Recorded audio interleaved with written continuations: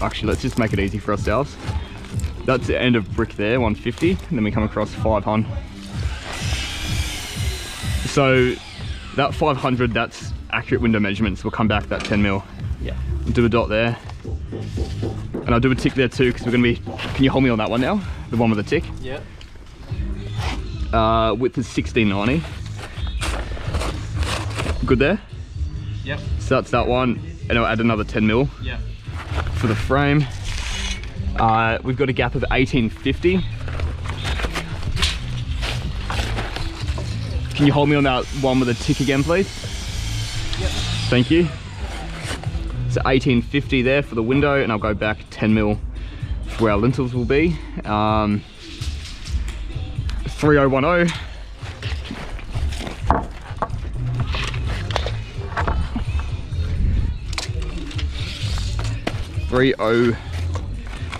You good there? Yeah. 3010, and that will be where our studs go. And we should have 710. That is to brick. So that's 710 gets us. Oh, I'm sorry, bro. Gets us there. For load studs, for that window where you're at there. It's TS1. So do one W and then a double X. And you're not marking them on with a tick this time, yeah? No. Yeah, cool.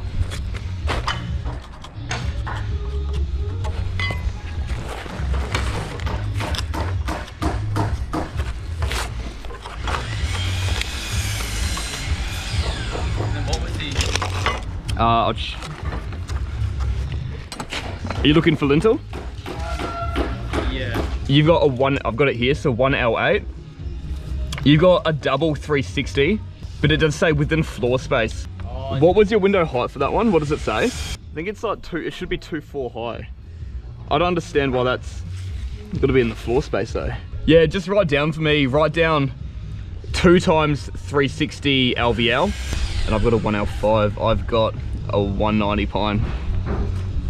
Yeah. And then can you write in floor space next to it? And when we get to framing that, we'll have a look into it. The window height might be so high that we've got to check out the top plate and have it, yeah, sitting up into the floor.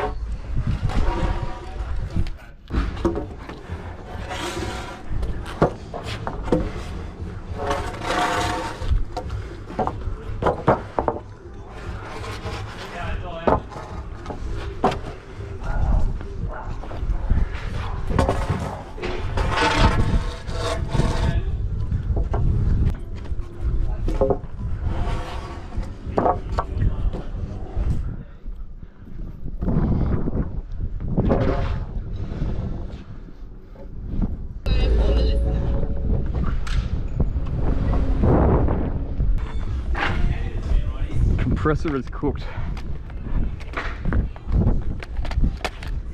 I'm gonna do this old school, or new school I should say.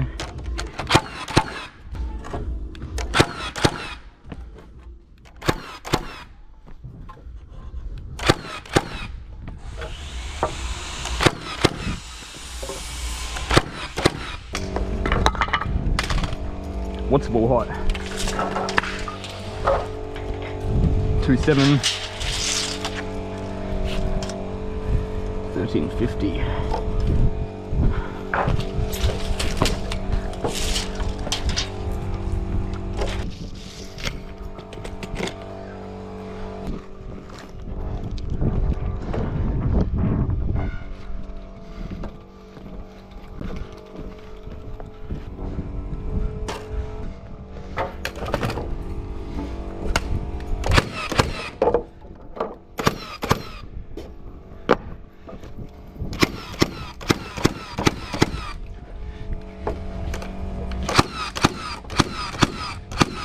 Oh.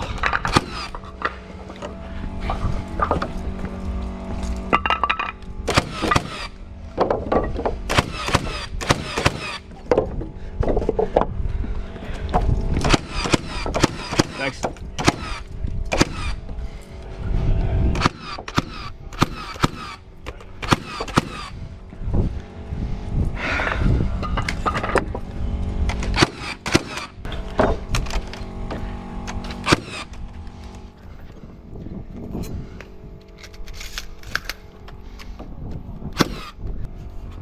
Have you marked crossies or anything on anything? I have not, no.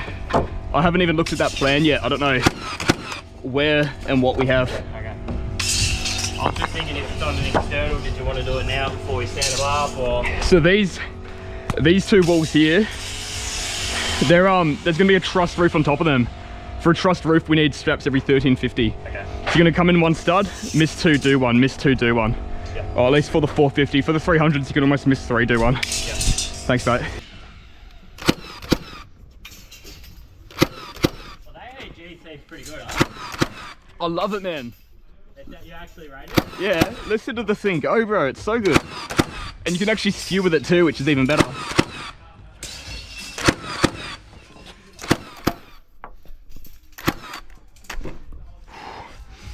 I tell you what though, using a battery gun for doing this, it gets hard because you're trying to twist it and hold it on its edge. Yeah. It burns the forearm. Yeah. You shoot one nail there, please. Yep, thanks. When I get these right as well, I'll get them right and then I'll loosen it off. But those bottoms can get completely shot off. 4 nails in the bottom and bend it over. Thanks. Shit.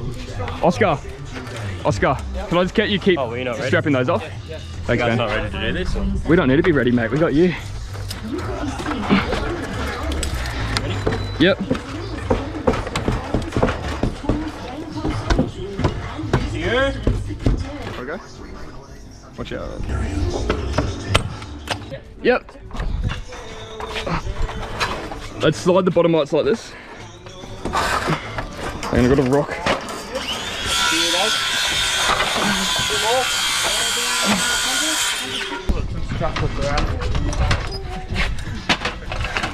Put a bit of liquid nails.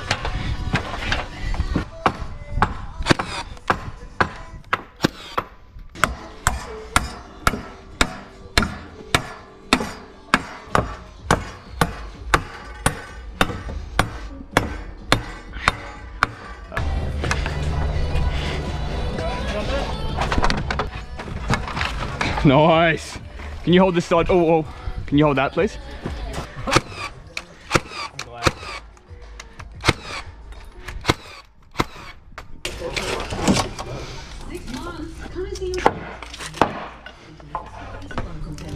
Pretty good.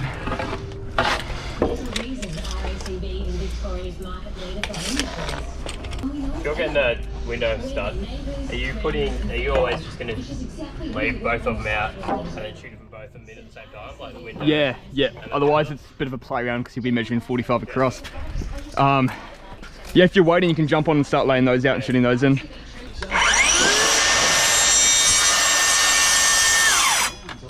Oh, you're joking.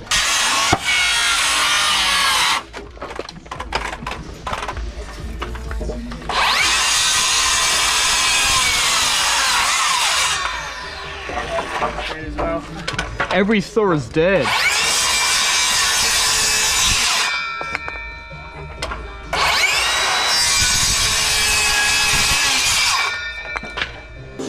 Ready? Up. Just gonna kick this out of the way. Make that work.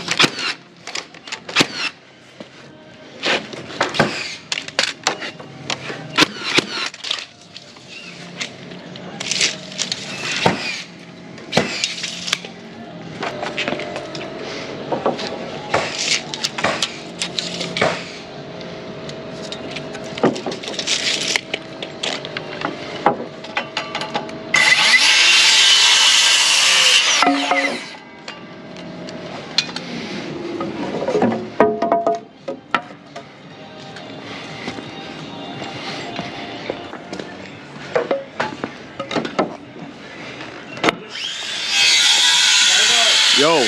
94 knots? Yeah, 90-45 nogs, unfortunately. Oh, what's wrong with that? There we go.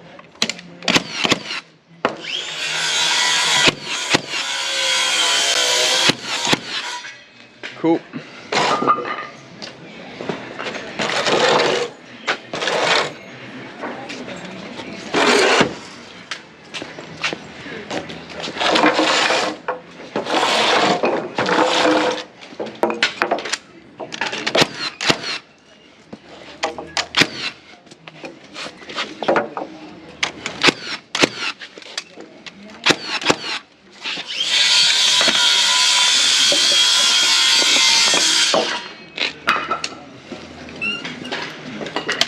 Ah.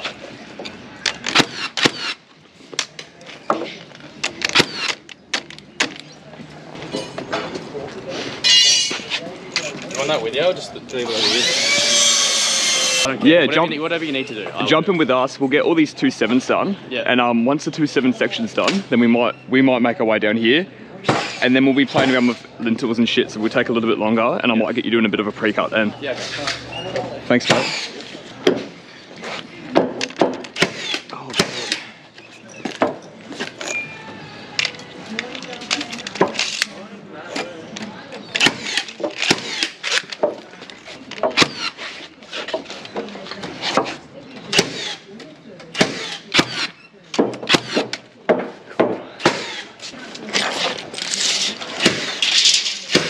Hey Mitch, can I get you cutting for me? Are you done there for a sec? It's just I'll show you what's going on here. It's a bit full on. We have a 1200 niche. So this wall's going right here. It's going next to the shower. We got a niche going from there the entire way across. So what we will have to do is take those out and put a load stud in there, which is going to hold a little lintel for the niche. Yep. The issue is though, the niche finishes right there. End of shower, but that's going to be a toilet in that room there, and we need at least 500 spacing between the studs for the toilet to sit in the wall.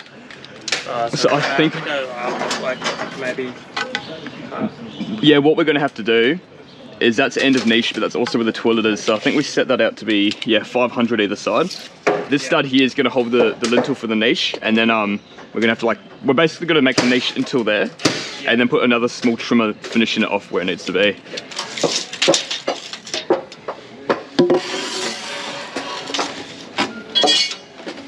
That's 1150 there, so that can be bottom of niche.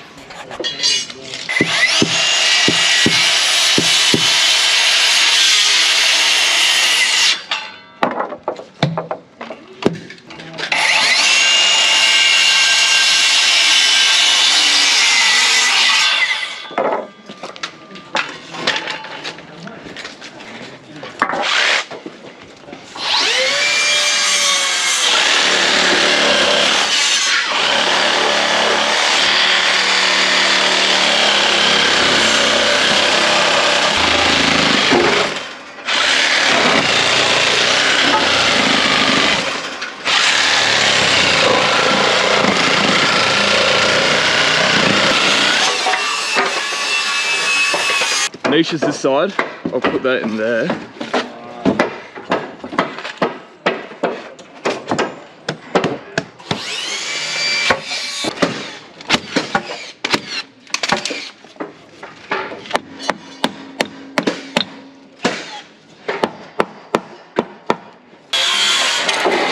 You feel like a baller driving your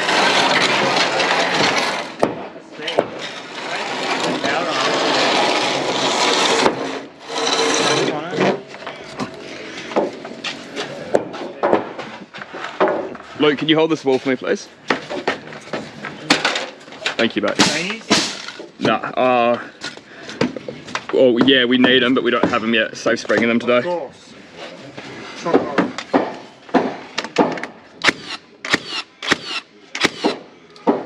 So I'll put this here, yeah? How's that? On that stud? No, not that way, because then it's not going to work with that. Is that the top? Yeah, that's the top. Yeah.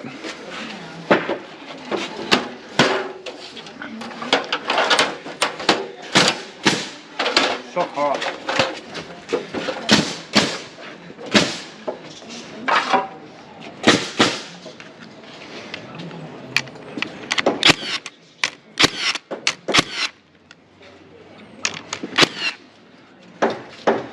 Cool. We're gonna hand nail those as we go. Okay. We're just going to hand nail these as we go. Hand nail them. Yeah. Where's the ramming? Broken. Jake's bringing it, getting another one. Should be upstairs.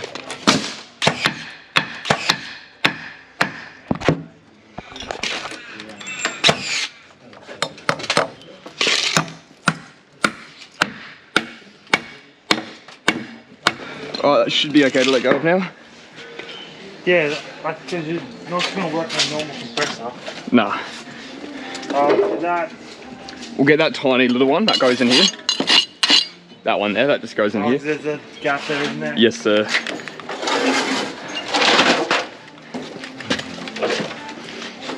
Remember, this is my first ever flick out, this one. This one? Yep.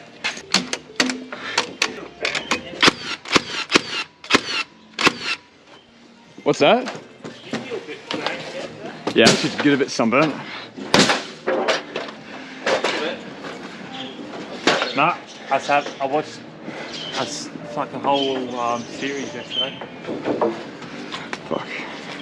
What did you watch? Called The Gentleman. The what? The Gentleman. Okay, yeah, haven't heard of that one. Netflix is really good. Yeah, okay. It's like about drug. I'm just gonna pick, yep.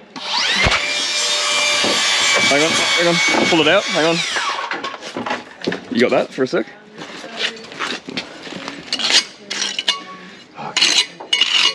This floor isn't great.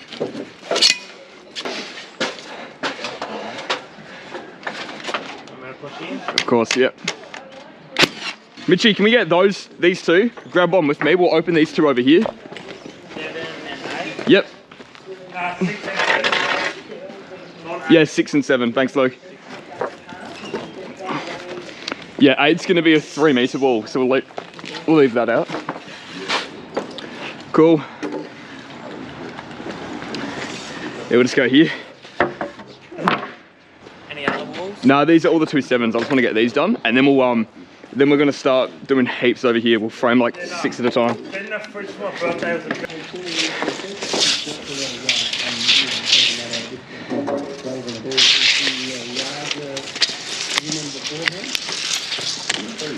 All right. I'll be on this job from Jason. I'll be on this for a while. I'll go back there for a bit, so I've got the milk in there.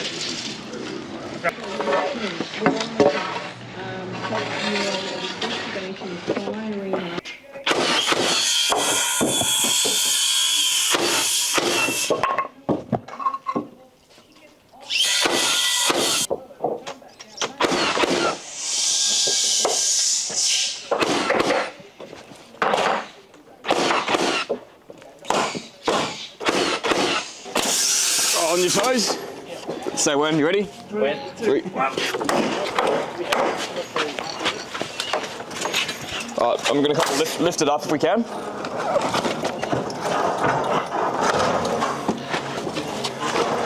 Mitch, can you please come here with a gun and a ladder? How's this? Oscar, can you just hold the balance in the middle? Slide it to me. What do you do?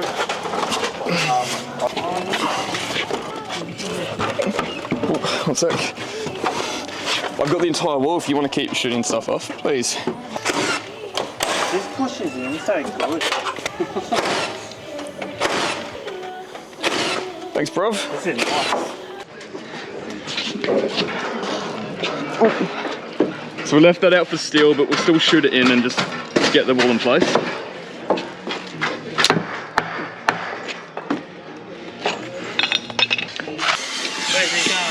Yep, I'm kind of going at a slight angle if that's all right. Yep, ready when you are. Beautiful. The way we're going right now, it's just on that chalk line we're walking towards. Keep going, all the way, intersecting, yep.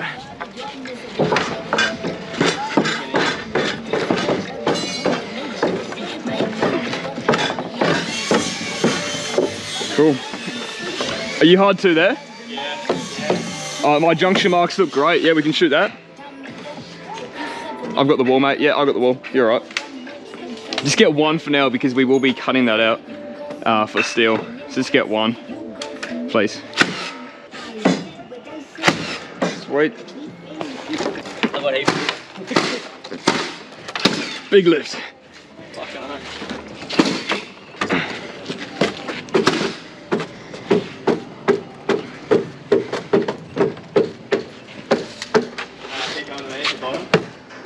More? Yeah. Cool. Mitchie. No. That little wall there, that goes here. I've done it so we shouldn't need any temp braces. We just got walls that go in. Thank you. I love your initiative though. Thanks, mate.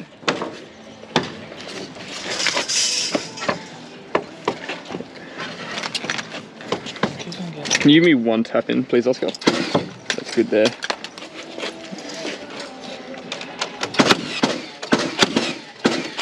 And then could I get you to get a few ram set pins down? That will really help us bracing it.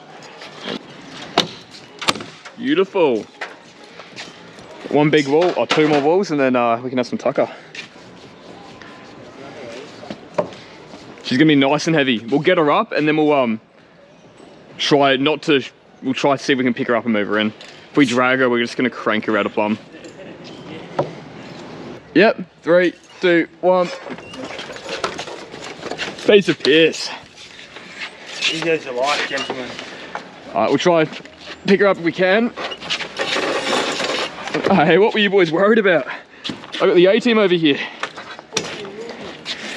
Alright, we'll try shuffle her to... Oh, watch that balance. Let's get her to a line if we can. That's a very bad skew on me, balance. Please don't look there. Which one? Oh no. Cool. Are you okay holding that? Yeah. Oscar can start shooting the bottom. Mitcho, you can start doing your magic. No crusty on this? No sir, it's plied the entire way. Yeah, it is actually. There's actually a lot. Like, I mean, look at that stack of ply at the front. There's got to be a day worth of ply here. Ready? That's a hell of a lot of ply, isn't it? Hey, my eye go and get that all in. Out. Yep. Sweet. Oh. Sorry, Mitch.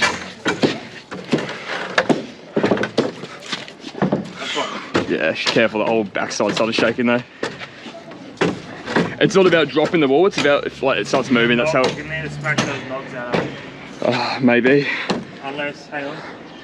No, we're good. Bottom to me. Yeah, about 10. Yeah. Yeah, stop there. Same thing, Mitch, I'll just keep you on the gun and I'll hold the ball. How's, check those, they're perfect. Sweet. I'm hungry. Smoker. Expensive. Yeah, exactly. It's an alright morning. Oh, we got one there to stand up, but I'm happy to just do that after lunch. We'll stand that one up with the next batch of walls. It's not in our way. I want to get everything done today. Mate, that's a lot of walls up and there's so many more to go. Yeah, it's a big house. It's massive. What's the beams like? As you can imagine, pretty insane. I haven't had a massive look over it, but a quick look through. But yeah, you can see upstairs is going from the front to there. That's a big upstairs area. It's a lot of beams you need for that. You're right though, there's a few big voids here, but I think that creates more work with the beams because we're boxing around the voids. So let's open that one up, queue up. We'll bring this one just so it's past that wall there, please. Yep, we're going to drill as many as we can. Yeah, we're just going to make sure they're all connected into each other. This one's going to be a bit interesting. So I want W as well, or M, whatever it is. We can frame this one here. We'll just clear the tools off the slab. Can we frame that? You want to carry that one like? Actually, yeah, let's do that. There. Save us some time. Oh, are you talking that front one? Yeah. No, that's all steel. So we've kicked that out of the way. I reckon we'll do that after this batch. I reckon. We'll do that little one.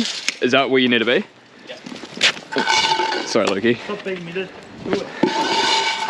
All right, so we got that. We got this one here. Are you happy to open this one up for us, please?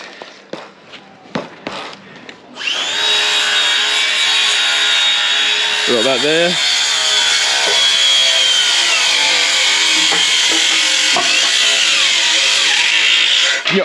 Can you open this one up for us?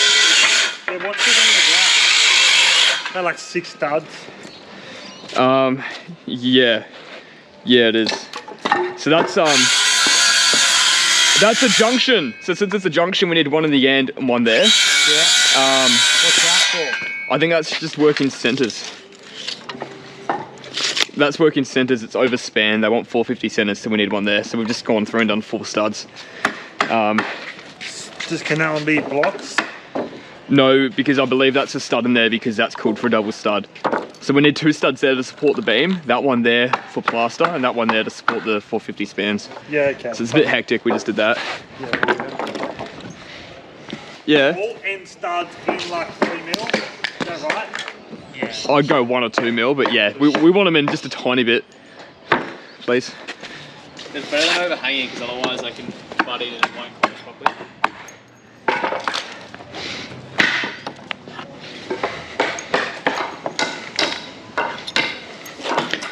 Once we lay out all these walls and get all these framed up, we're pretty much close to being done. Okay. We're gonna get most of the major walls done in this section now when we lay everything out. So once we get all these up, it's just a few internal ones and then we're done. We're looking pretty good. So tomorrow will just be Plumbing up, bracing. bracing, and then Jake said he just wanted that done by Thursday, so we should do that easy.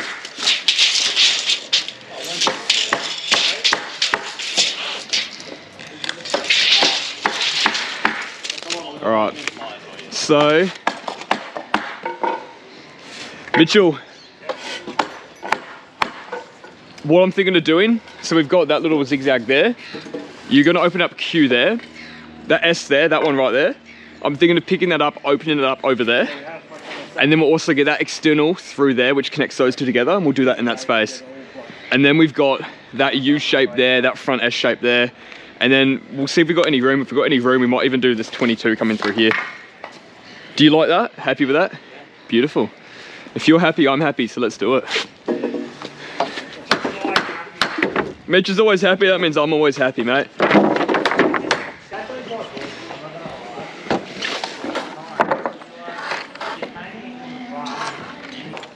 What was the go with this front door again? There was a lintel, wasn't there? I'll have a quick look. Yeah. Where's that? Do we mark lintel on it? Because I'm pretty sure. We just put... So from memory, it was a lintel and then we had a wind beam on top of it. This entire wall here too, it's going to be a lintel almost the entire way. So it's a 2 times 300 LVL starting from here. So all these studs are going to be 300 mil shorter, and it's going to have a double 300 which goes through the wall and sticks out massively.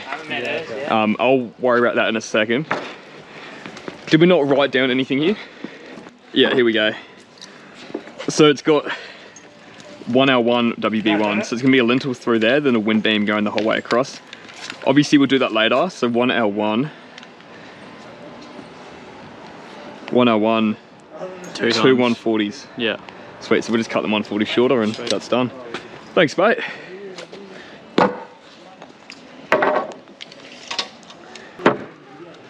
Alright, let's do this one. Before you start laying in studs, can you just help me and we'll just open these up, make sure they're all good? I'm just gonna mark this one out, it was left. What was this one? Why did we leave it out? Ah. Right. So this is a lintel the entire way through. 1L7. 1L7 is a single 300 LVL. So when I get paid enough to work in the rain, give me a heads up. 1L7. Let's open this one here. Let's open it up. Hang on. That was for there. No, it's fine. Open that up. That's good to go. Yep.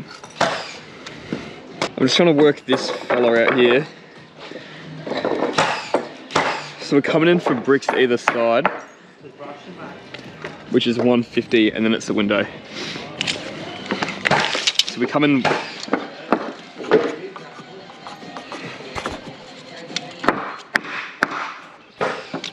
that's 135. That should be perfect. Closer, and a window.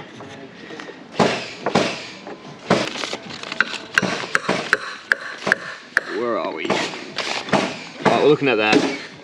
2,500 wide. 2,500. We're at 2,890.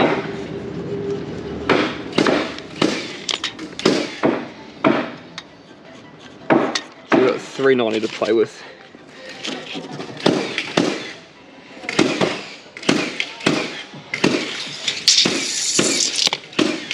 So 2,890 minus 2,520 divided by 2 means we've got 185mm either side. 185, that means we got enough for our window stud. And then we're going to do quadruple studs to get the opening working. Because that calls for triple stud, we need one there. Alright, that works. Yes sir, go for that. Oh. Yeah, that was that rear wall. Correct, go for it, man, that's good. Thank you, Mitch. 300 LVL, sweet. So we're gonna come in at 180 again. I'm gonna make that a window and the X's. That's good to go. All right. You can open this one up here too, please. I'm just gonna sort this one out. Actually, can you slide it away if you can? I'm gonna slide this across too. That one needs more room. I'll show you why in a minute. There? Yeah, just gonna square that there. Gonna go there for that. Go there. And pull this across.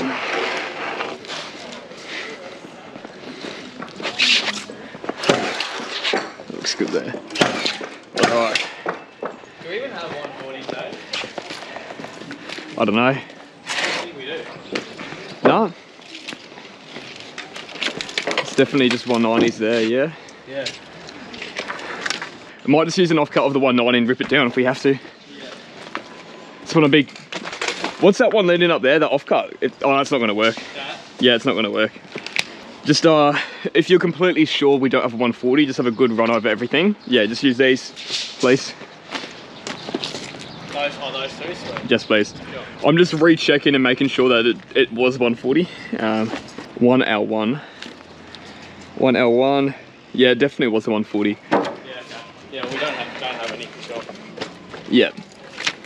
That's all 190s. Yeah, cool. There's nothing in there. Yeah, just rip one of those down, please. Oh.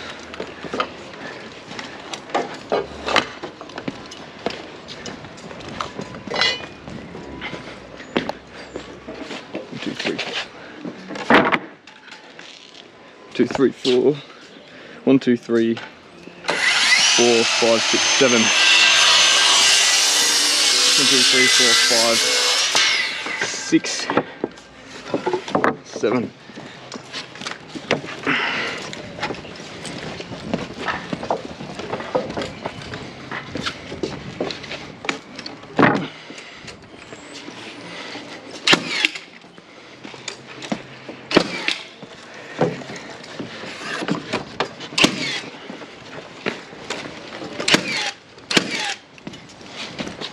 Oh, oh.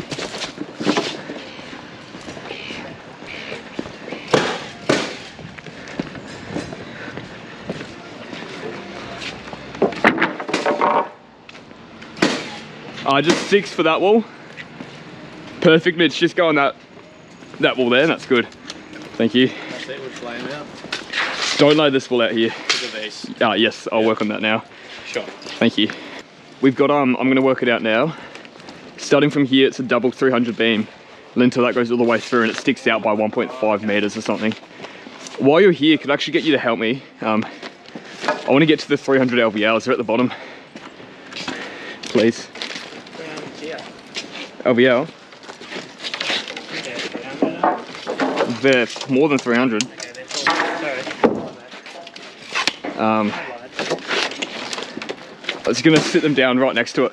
Do one at a time?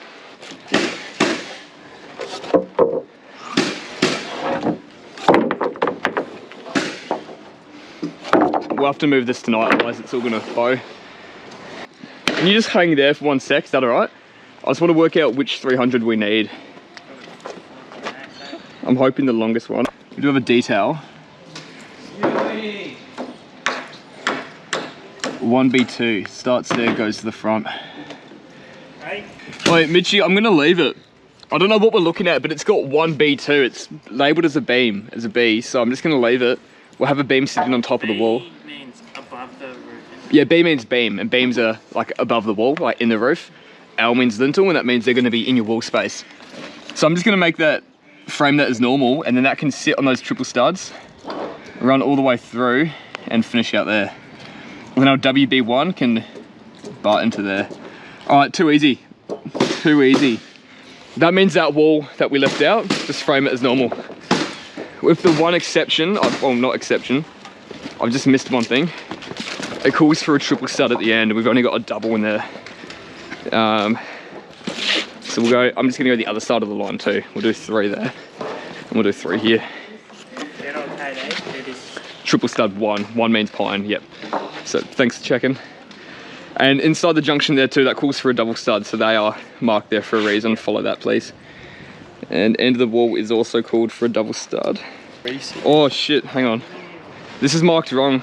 Oscar, this has been marked out wrong here, mate. Can I get you to help me with this, please? Yeah. Don't know how it's missed, but these are all DS2s, so these are all F17. Oh, okay. So those two are F17, yep. Those two are F17. Yep. Mitcho, where's that junction? These are F17s in here. Yeah. Yep. Please. 1, 2, 3, 4, 5, 6, F17. That also means this wall that was just framed also missed as well, but those last 2 studs are F17. And on this wall, it also calls for a TS1 at the end, so we'll do triple stud there, please. Cool. TS1 there, DS2, DS2, DS2, DS2. That's cool. The ones, yep. I'll start cutting the F17 studs. Yep. What was stud measure? 2, 8, 4. So I've got it written down. I'm gonna. 2863. Yeah, thank you. What does that mean? What's up? Big floor space. For which wall? It means we're gonna have a beam sitting in floor space. 2 times 295. Just frame everything else. I'll have a look into it. I'm not completely sure what it means. It's what the plan says. It's obviously referring to its lintel sitting above the wall in floor space. Don't know why it wouldn't just be a beam though, but yeah, just do what you did on those ones. Leave those studs out. We might put them in later. I haven't shot that just yet because I want to make sure that they're in the right spot. You actually can shoot those ones. In future, I love what you do. Don't shoot them. For this one though, I've just worked out mark to be flush there coming back in 180. So these ones just shoot those flush at the edge of the wall. Yeah, rightio. Thanks, man. Is that 2863? Thanks, mate. Oh.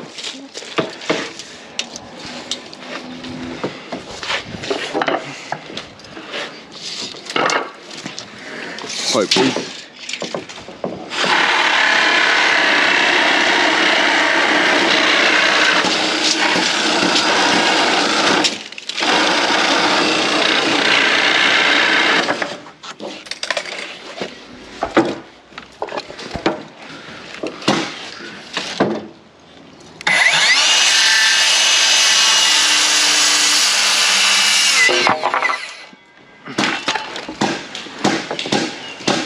What's that smaller checkout stud? I've got your 2 full ones here. Oh, thanks, man. Got 2720. 2720? Yeah. No, 2723. That works at 140.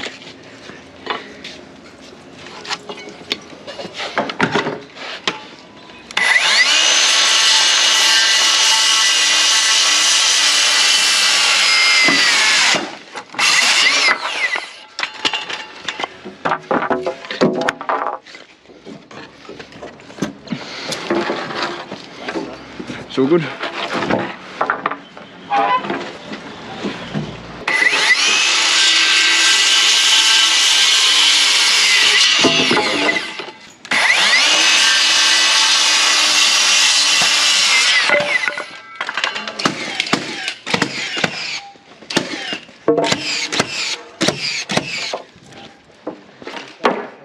Mitchy, can I get you to help me for a second? We gotta cut this top plate here, but it's all been shot together. I'm gonna need you to hold it up, if that's all right.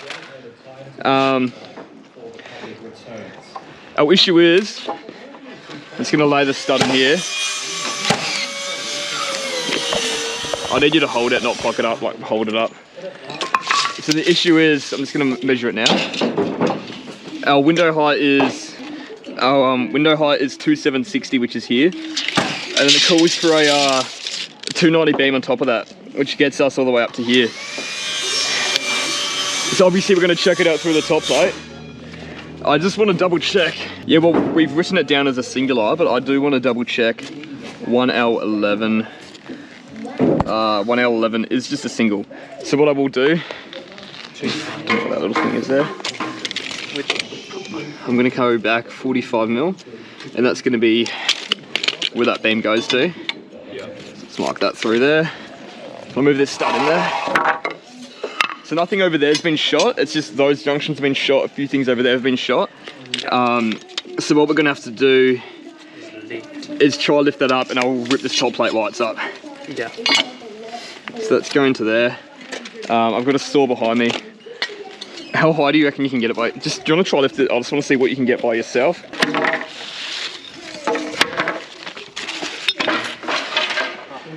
You might have to go more to your left, yeah. Like in the middle of that window, almost right there. Is that okay, holding that there? Legend. All right, so I'm just gonna gauge 45 across. Before we lose that R, let's redo R. All right. Thanks, mate.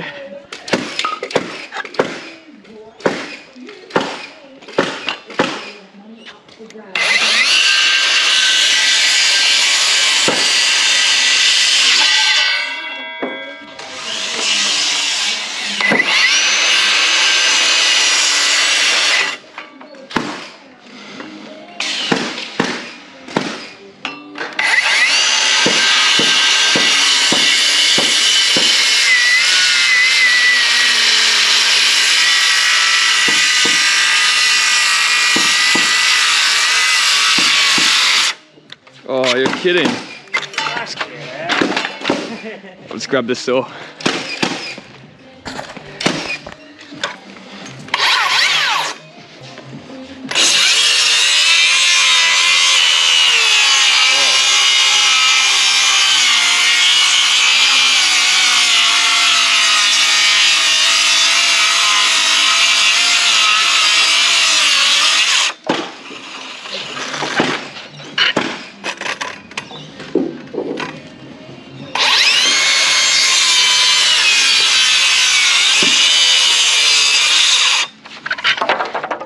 Unreal, Mitchie. Thank you, mate. Little sort of shower for me. Alright, sweet as, man. Thanks, I'll keep going with this.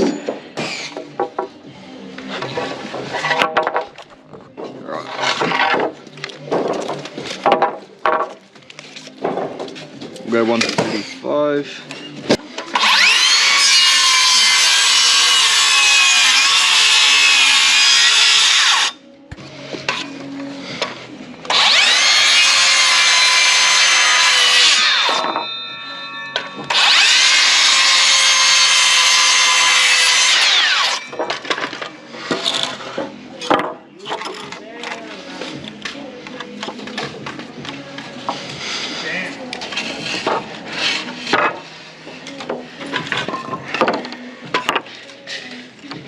Sweet. That's good, and that beam will stick up. And the stick up to there.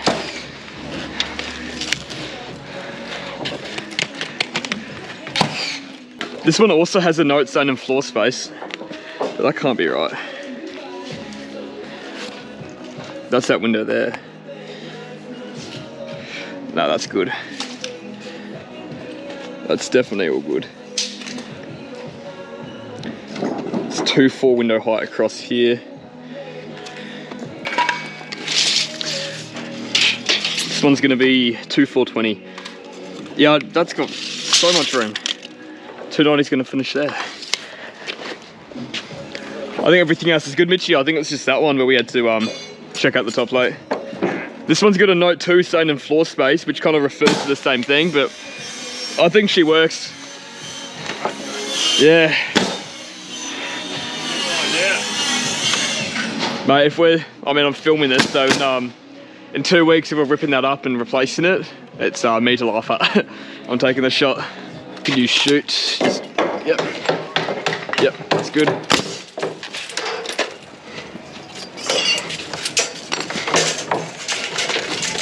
Mitchie, can I have my tinnies, please?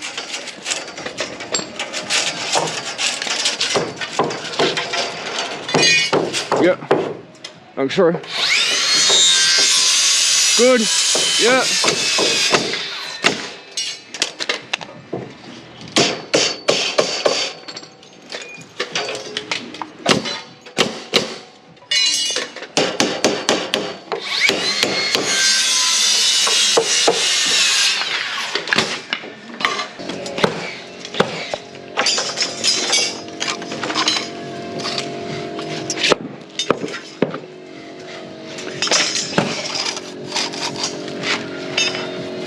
Oh, it's a window sill.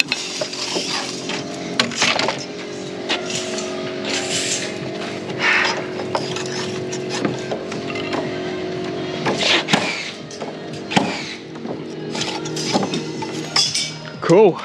Oscar, you happy to be on the round set? Mitchell, you happy to be on the framer? Cool. We'll just keep doing the same thing so we know who to yell at if something's wrong. No, I'm kidding. I want it. Huh? Alright, how you doing? Let's go, who's here? Let's pick up some balls.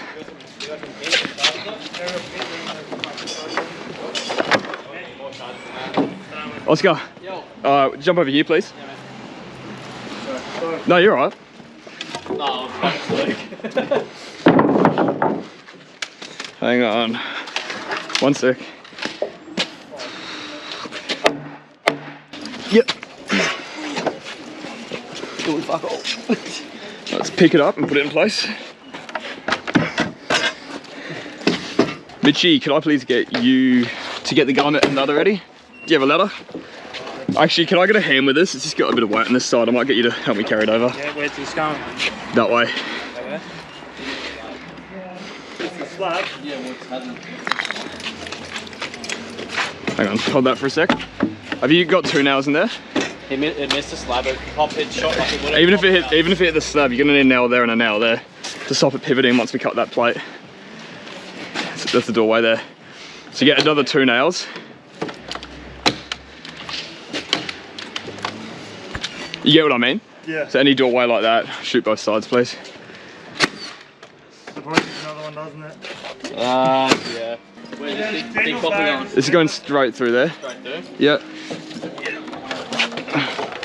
jump on, we'll just make it easy while we're standing around.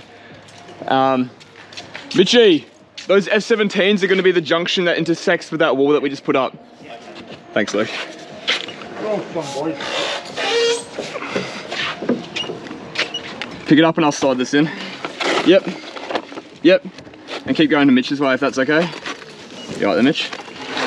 Nice. That's good. Nice. Whoa, whoa, whoa. Let's just get that right on its line. You ready? I'm going to pivot it.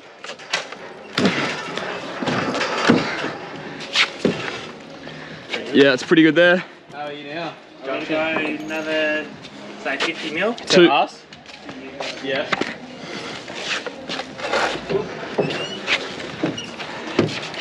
25 mil to match. It's pretty good. I'm lazy, but I'm not that lazy. We might get all 4 of us on it just so we can like pick it up, place it over the pipe. So that pipe will be in that cavity there. Yeah. And then we kind of have to pick it up and slide it back in as we go. Yeah,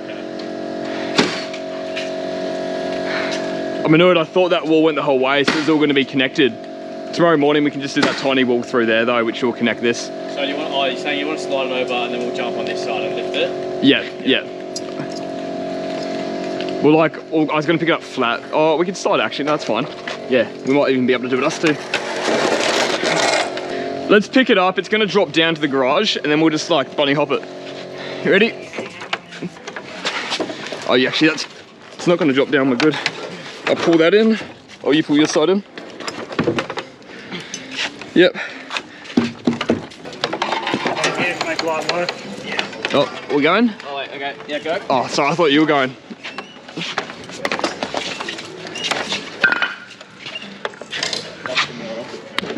We ready?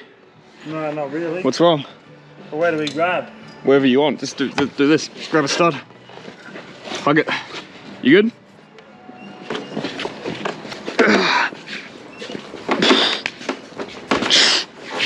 Start spinning, boys. Mitch, spin around. Hang on. I'll give Mitch a hand. We good?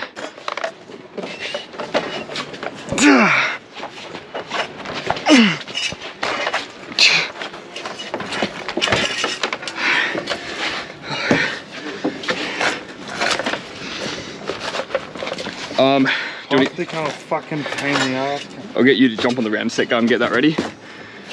Boys got that?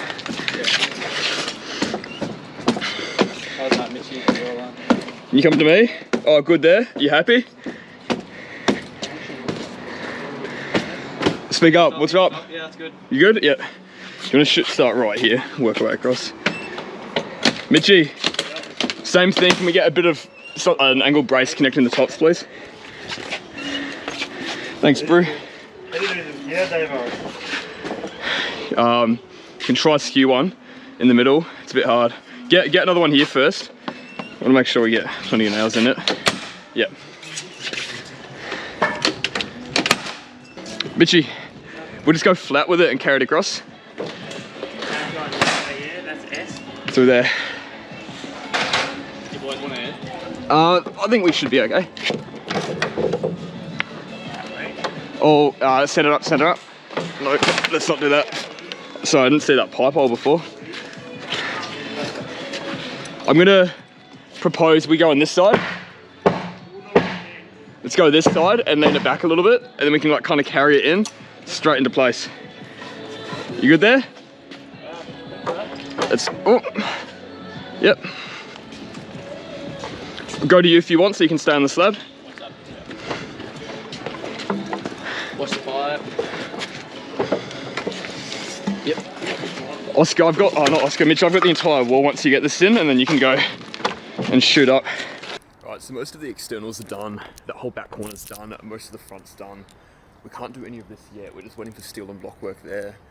So for today, we're gonna be just framing those internals, and then we're just gonna start plumbing everything up, bracing everything off, and just tidying up the frame. All right, we're on. Another day. What do we have? 22, 21, 19, 20.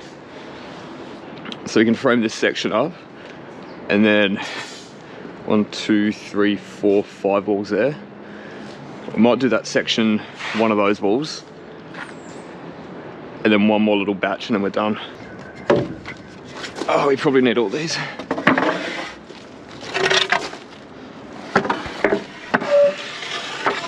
Can build that one there. Oh, there's a niche in there, right.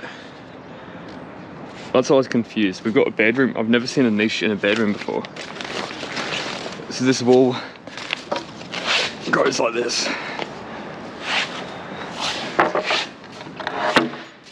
I thought we screwed up, Mitchie. I was looking at this here. This wall goes across there, and it's got a niche right here. A niche in a bedroom. But it actually, yeah, it actually calls for it. We've got a niche just in the bedroom. That's a first.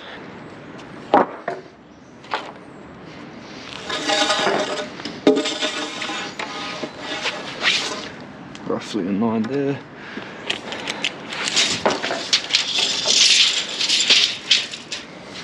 Perfect. Alright, so this wall we're going to do a cross brace over here. One thing I talked about when we're framing those walls over there is every time we lay our studs, we've got the bows going down. And that also means when we do our cross braces, they're going to be on the hollow side. So when we come to straighten it, this hoop line is going to be in the hollow part of the wall frame. This wall here, we've got a cavity in there for a toilet system to go in. And the toilet system is going to be accessed from the other side of the wall. So we flip this one over so that the plumbers can still put the toilet system on. We're going to do the cross brace on the other side of the wall. But now since this wall's going to have the hollow point, or now since this wall's got the bows pointing up, it's going to be a nightmare if our strap's there. We're going to have to take it off and lock up and plane through it. So what we'll do now is just flick 2 lines, go through with the planer straight away, plane it, and then that means on lock up, we've got no worries at all. Thanks, man.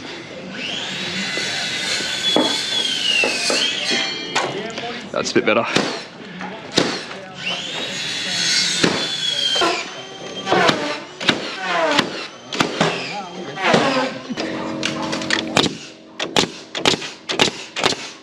I used to frame for a builder and they paid more for us to go through and plan for every single strap, every single cross brace. I love doing it, but you just can't do it on a job like this when you're not getting paid for it. It takes way too long. Yeah, surely it was on a smaller size job. Pardon? I said surely it was on a smaller size job. Nah, we did massive frame. Oh, the houses are smaller, but it was like doubles next to each other. So in total it would be like, yeah, it'd be probably the same size as this. I'm just gonna shoot that on. Yep. Thanks, Brew.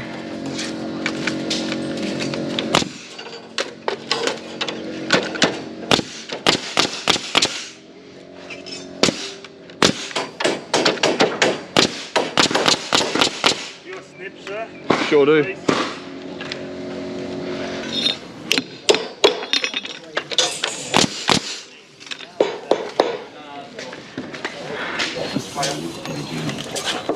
It's all right, I'll skid it.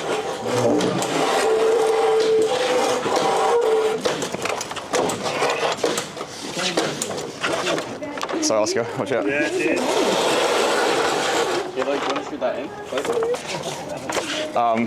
I got that wall, man, thank you. I think on that for a second. I've got the whole thing, yeah. Luke, can you go on the other wall and push it to us, please? You got it? Oh, cool. Mitchie, do you mind jumping on this with us? We'll do 17 afterwards. We'll give it to you. Let's see what the sound is. 13:60. Guess, isn't it? Thanks. Don't get you. Yeah, you're good. Beautiful sound. Ready? Straight up? Yep, there we go. What we'll do then, oh, we should be able to swing. You lead, yeah, you lead in, and we'll swing it around once we're in.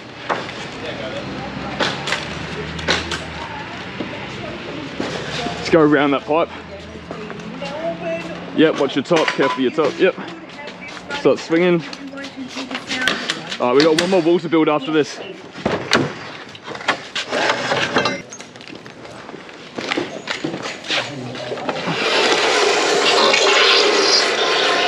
I love that too.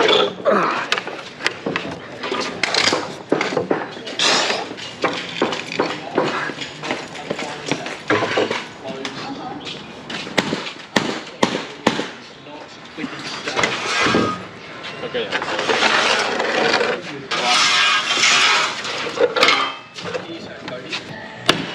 till mate cut them. Oscar, Luke, do you guys know what you're doing with temp bracing? Like where to put them?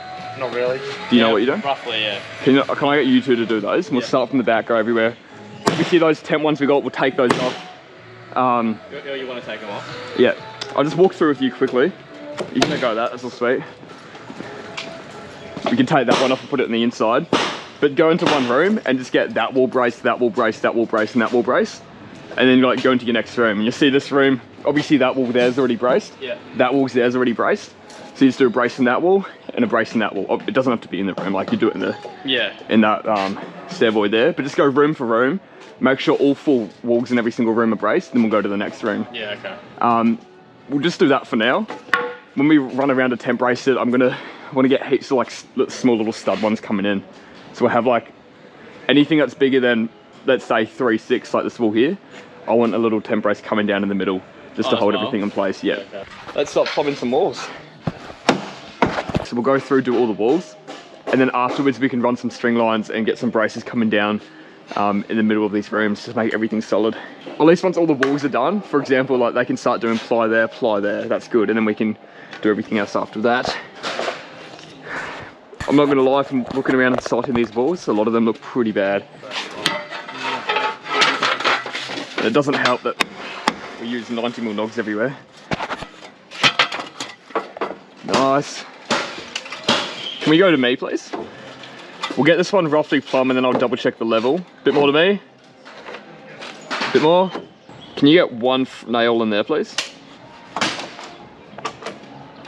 Sweet, I'll check your side. Oh, these nogs are gonna kill me.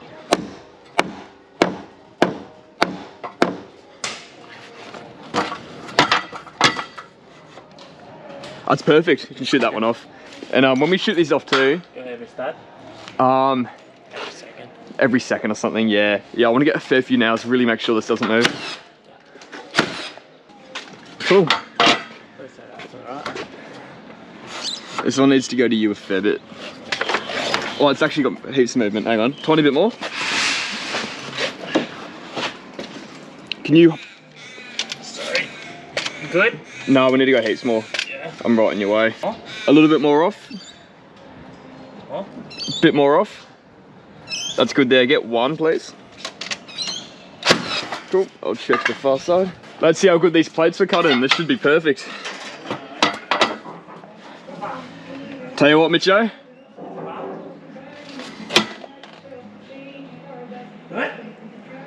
It's good there. I'm out by about 1/2 millimeter, mate. Over 3 meters. I think Jackson cut these in, I'm pretty sure, and it was his first time cutting plates, so I think he needs a pay rise. Let's check these on my way across. That's good. They should be perfect. There shouldn't be a reason why they're not. But this is why I decided not to game plate it, because we can easily nudge them 1 or 2 mil. Especially these wet areas where it's really crucial. Oh, someone's missed a memo about not using bow junction studs. They can straighten that. That's good. Alright, we're good that way too. Let's give that a pull. Let's see if we can pull that to the outside of the house. Outside? Shit, that's barely moving. I can give it a more crack. No, I don't reckon we'll get it. It needs to go a fair bit, so... You wanna grab that bit of timber there, please? We'll just shoot it on the lever, and then we can pull it. Trick to the non-framers on how to get a wall plumb. Even lean it back to you a bit. Yeah, and that makes it easier. Yep. Sweet. Sweet. Give that a pull, let's see how that goes. Yeah, easy as. Oh, that's probably too much now. Yeah, mate, it needs to go back the other way. Mate, that's how good those things work. Alright, back on. To the back of the house. That's it there, man. I believe I am done.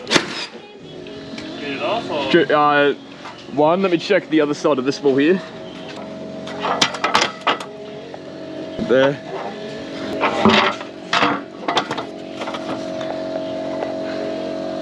Mate, that's perfect. Yep, shoot that off. Oh, we've got the first bit of rain on this job. We're going into winter, so we might actually get a fair bit of this.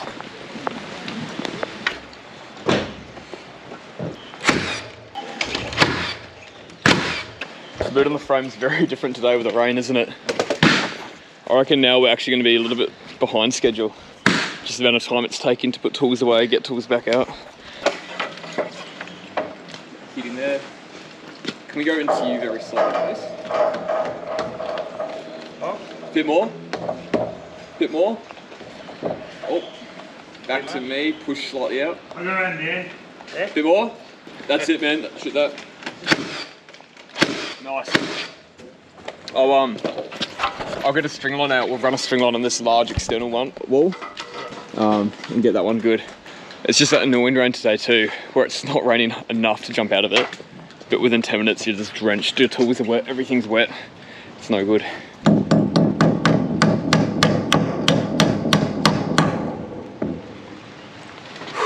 I'm just starting here too, and not at the end of the wall, because this hasn't been plumbed up. Well, this wall here hasn't really been plumbed up, it's barely connected there.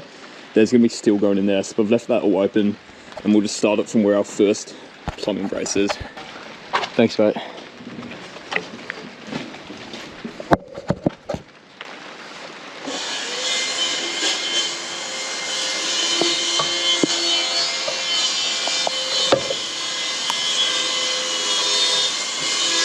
Could I get a temp brace? Like in the middle there? Nah, not in the middle, because we're gonna cut that off with steel. Just with that double studders there on the inside going down. Yeah. Also one with that little nibble is right there. Yeah. And we'll see what that does for starters. Please. Can we go into you, please? 2 mil. Whoa. Into you, a mil.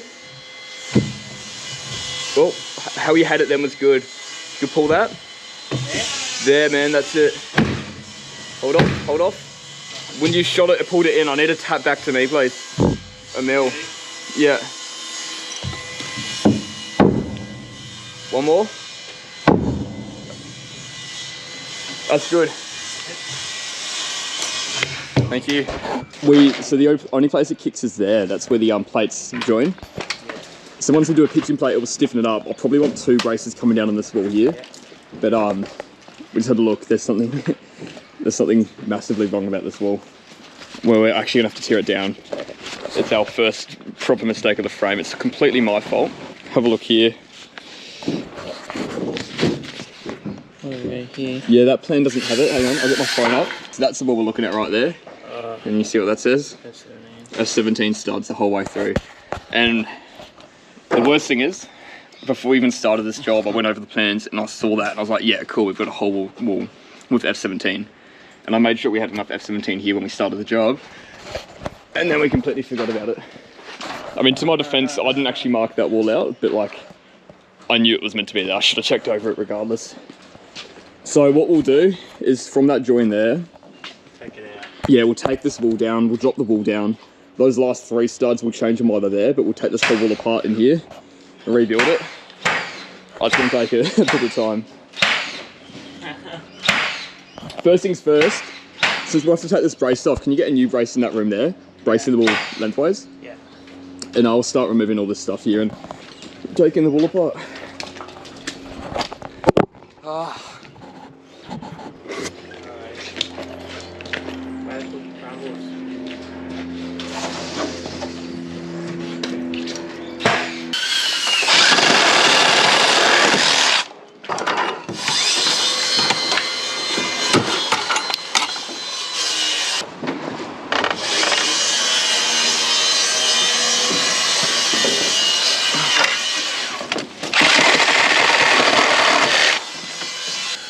I got rid of that because originally I was going to pull that entire wall down, but then I thought it might be best to do it this way. I'll take out 1 stud, I'll put the new one in, shoot it to the dogs, and then cut the next stud out. Having to pull up all those rims, those pins there, pull up the pins, you're still going to take it down, de-nail everything. Either way is time consuming. I think this one's just a bit more tidier, neater. It's not good regardless. That fucking sucks, John. Whose fault is it? No. I'd say mine. I'll take the blame here, yeah. I didn't mark out the wall, but I did see the plan and I knew it was meant to be F17 and I just completely forgot about it. And then by the time we started wall framing, you kind of stop thinking about the plans, you just keep looking at what's in front of you, what you marked out. Yeah. So yeah, I'll definitely take the blame for this one.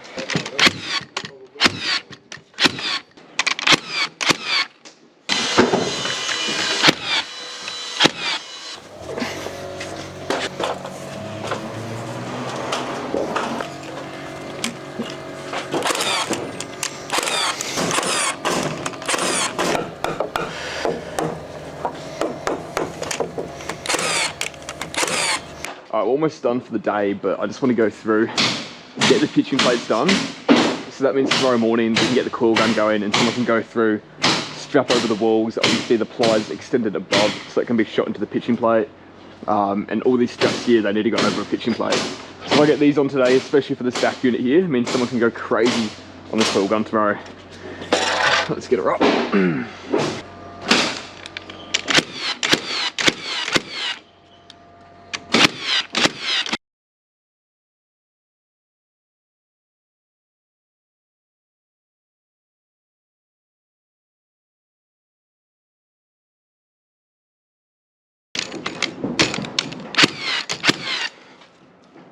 I think that's almost, yeah, it's dead. Obviously you can see we haven't actually plumbed up everything yet. So much movements in that. We've just gone through and made sure all of our walls are actually plumbed up in terms of the direction they're running. So first thing tomorrow, what I want to do is go through and plumb all of these long walls, making sure we've got no movement in the middle. A little tip for doing your top plates, don't really know if it's a tip or if it's just something most people do. I'm just going to talk about it because I've been working with a few people that haven't done it this way, and it just saves a lot of time. Right now I'm going to need to do a top plate, which is going to obviously intersect over that wall to tie that wall in, and it's going to run across here, and we're going to finish flush at the end there where that wall steps down. So what a lot of people do would jump up on the ladder, hook the tape over, measure what the top plate is, but since we've already built our walls, obviously our bottom plate and our top plates are going to be exactly the same. So one thing I normally do, and if I've got two people doing top plates at the same time, I'll get them doing this in a team of two. Run through, hook over, measurement there's 5'1", I'd get one person running through, cut that 5'1", lean it up, and then someone else could be running around on the ladder behind them. Top plates are there, millimeter perfect size, let's throw her up and shoot her off. Obviously when we get longer lengths like that, you're going to have to start with a full length and then just measure the remaining piece. But apart from those long stretches of wall, all your small little zigzaggy small bits of wall like this, you can measure and cut all of them on the ground, and it saves just that bit of time. So what was that? It was 5'1",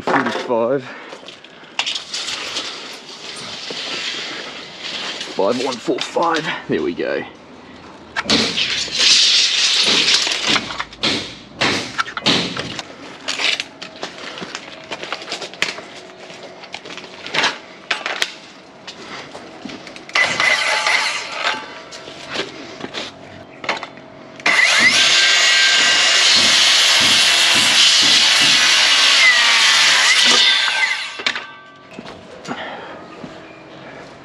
Stick that there.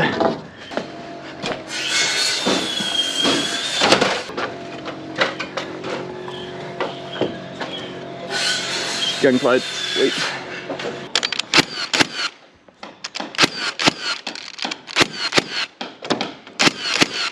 Obviously shooting top plates, we're going to shoot directly over the stud. You're going to have your plumbers and sparkies drilling through your plates to run all their stuff. So the last thing you want to do is shoot a nail in the middle and for them to hit a nail with a spade bit, which will probably kill the teeth, eat the spade bit up. So yeah, just always shoot 2 nails, snake bites, directly above the stud, and that solves that issue there. Let's work our way down and see how this measurement worked out.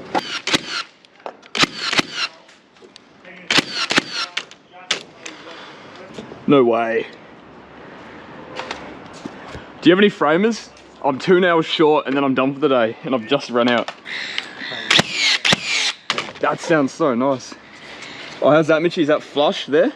Oh, I can feel it, it's hit the tent face. Yeah, beautiful. Oh, I just want to keep shooting now. I forgot how nice this thing sounds. Even though the nails don't really dig all the way in.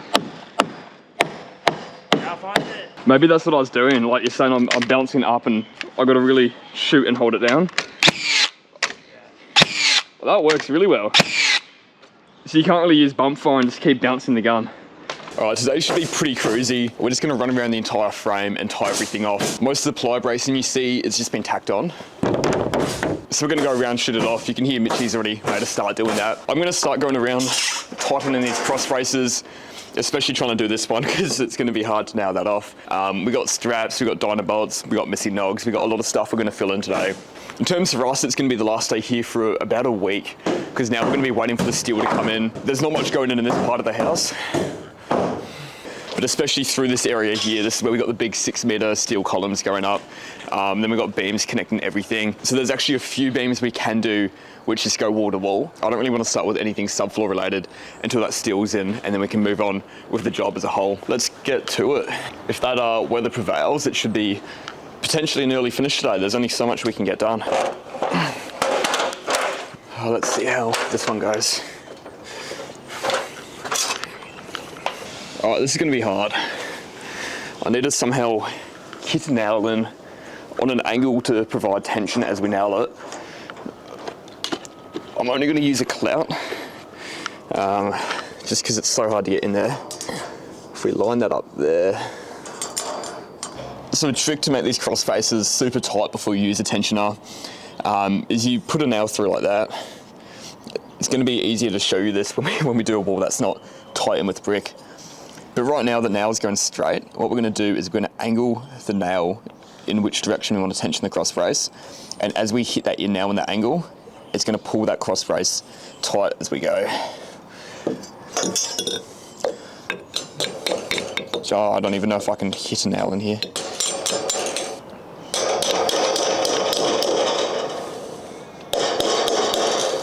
I can't even hit that nail. And it's starting to rain already. Today's gonna be a struggle just with the rain, because I think it's not gonna be a heavy downpour. It's just gonna be like this, which is fine, but then all of a sudden you're drenched, your tools are wet, stuff stops working. On that note, I should probably get this camera undercover. I'm actually tempted to go buy a palm nailer, but I've always been so against them, saying like, they're just a tool you don't really need, it's a bit of a waste of money. You should be able to do everything that you can with a palm nailer with a hammer. No, let's go get a palm nailer. Luckily, we do have a Sydney Tools right around the corner. For the longest time, always had arguments with people on site saying, I get the use of a palm nailer, but if you work properly, you don't need one. It's kind of there if you don't think ahead and get yourself in a bad situation, which we have done. I should have done that cross brace in the inside of the wall. Ultimately, it's going to be easy when we straighten if it's on the external. But when you got a place like that, just put the cross brace in the inside and you don't need a palm nailer. So we'll go get one. I've never looked into them. I've never really cared for one before. The other thing is I don't know a lot about palm nailers, so I don't know how big they really are. We've got a very small cavity between the brick and the frame, probably around 150 to 200 mil. So I'm hoping we can actually fit it in there and it works.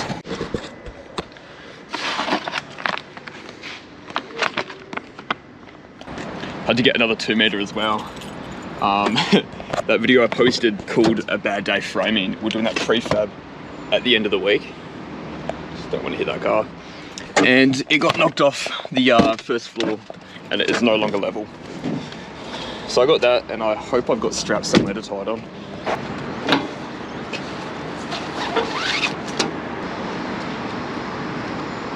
Oh, that thing's tiny. That's easily going to fit in the space we need.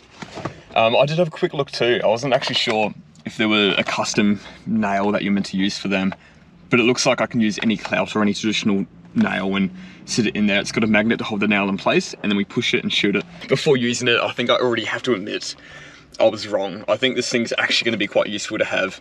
I stand by what I say. You can easily get away with not having it, but having it in the toolbox, it is going to be a bit useful. In terms of price, I actually didn't even check how much it cost. I'm just gonna have a quick look now. All right, so we got the invoice here. Only $75, that's not too bad. Level cost 200, which is frustrating because it wasn't me that knocked it over the edge. But I'm never gonna make an apprentice pay for a tool, especially on the pay wicket apprentices are on. $75, that's pretty great. I feel like this is the first instance of me being a bit old school, stuck in the ways. A lot of the young guys kept saying that we should get these, we should use them, and I was adamant that we don't need them, we don't need to use them. But I've turned to the dark side, I've admitted I'm wrong. Let's give it a shot.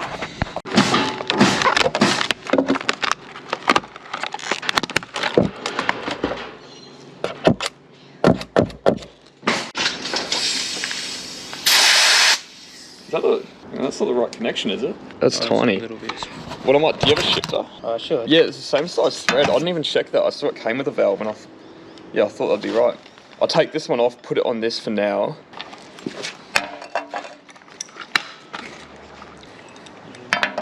Hang on, that's not gonna work, is it? Oh no, that's right. Duh. I'm gonna put the speed dealers on. I don't trust this thing. Shit.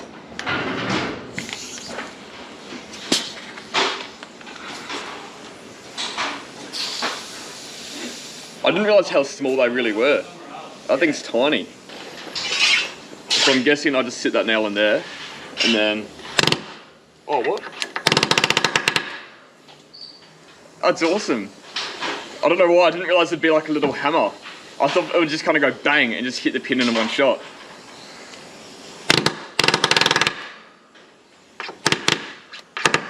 So I'll skew that now, I don't know if I'll get it.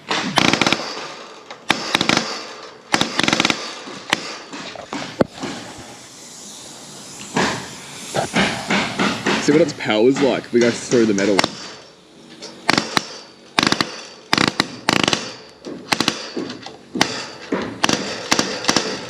So I think I need to find a hole.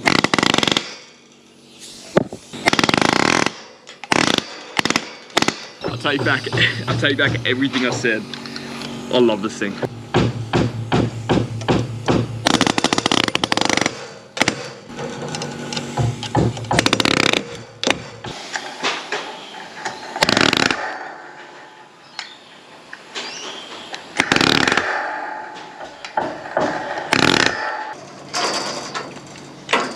Oh, that just fits.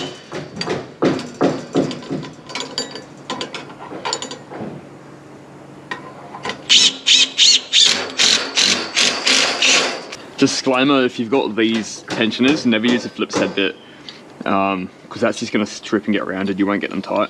I'm just going to do these two with a Phillips head, just because I don't have the other bit with me.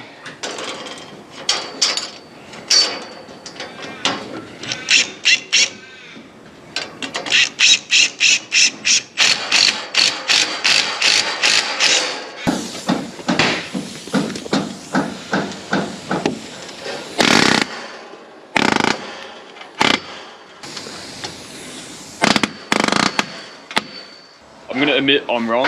I like this thing. They're better than what I thought they'd be. There's been so many times I've been stubborn and I would just be using a hammer to do this. If you got it on you and you've already got a hose out, this is worth it. Oh, it's pretty lucky we're a day ahead because we're actually finding heaps of problems we've got to fix up. Yeah, so we have a lintel. There's gonna be a beam over there. So we didn't mark out any of the internals, so I didn't check over anything when we stood the walls up. I knew there was gonna be a stair void here. I just assumed, which is a bad idea, that we'd have a beam spanning the whole way. Yeah, but we've got a lintel running from one side of the niche. On the plan it stops and starts, but I'm just going to run a lintel from one side of the niche through that doorway, and that's going to hold all the weight through there. So I'm happy we're actually waiting for the steel. If the steel was in, we'd be wanting to start moving up the subfloor, so at least it gives us some time to fix shit up, but yeah, that's pretty annoying though.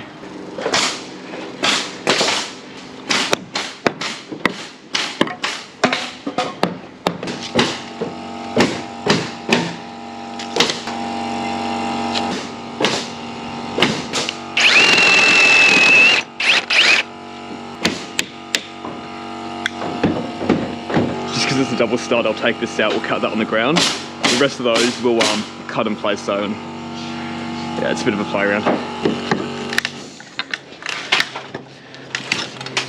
I'm a bit embarrassed about how many mistakes we've had already, like having to change that wall, now doing this. This is the first time I've run a frame, and I haven't gone through and marked out every single wall. Yeah. So normally I'd go through, for example, with you and do every wall. Just because we had so many people, a few other people marked out walls, but I think it's just a learning curve for myself. Next time, when we open up walls, just take that second to have a look at the engineering plans. Because yeah, it saves so much time if we frame that right and then also frame this right. Yeah. At least we can learn and double check stuff upstairs. Yeah.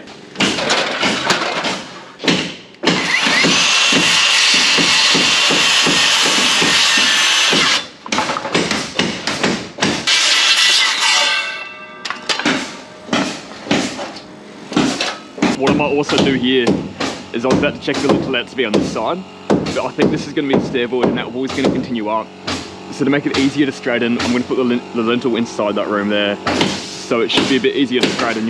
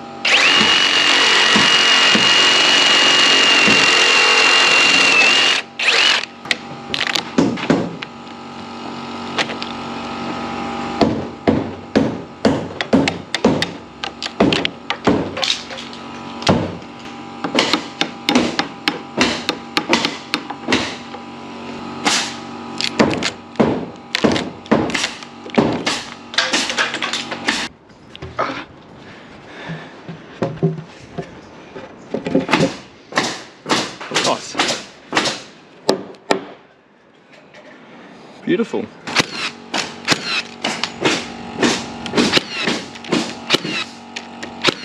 Cool.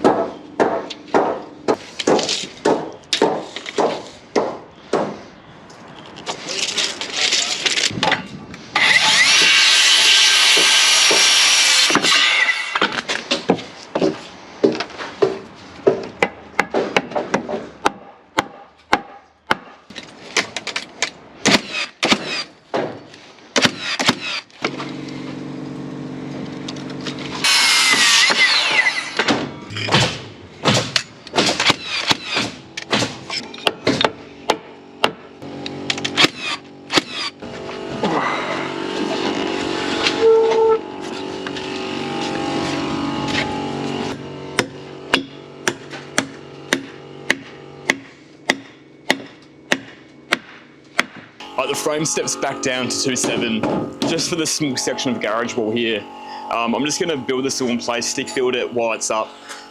We don't have enough room to build it on the ground. Garage is filled with timber. The only open space we have is at the back of the house, and I think it's going to be easier just to build it here in place rather than building it all the way at the back of the house and somehow try to walk around the entire house to get it in place.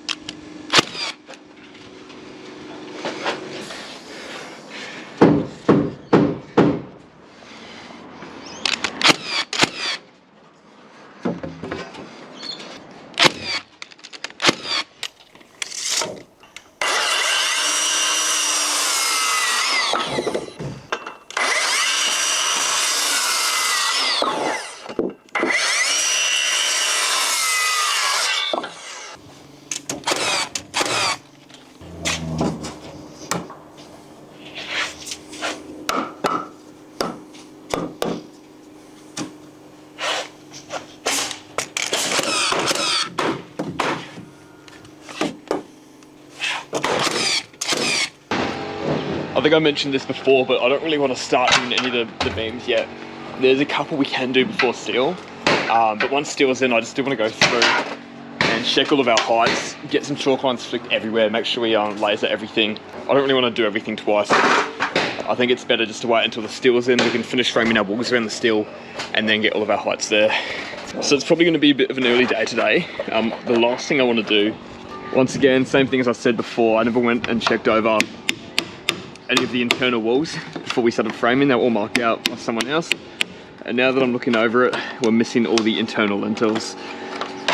Which makes sense now in hindsight that there should have been some lintels in these walls.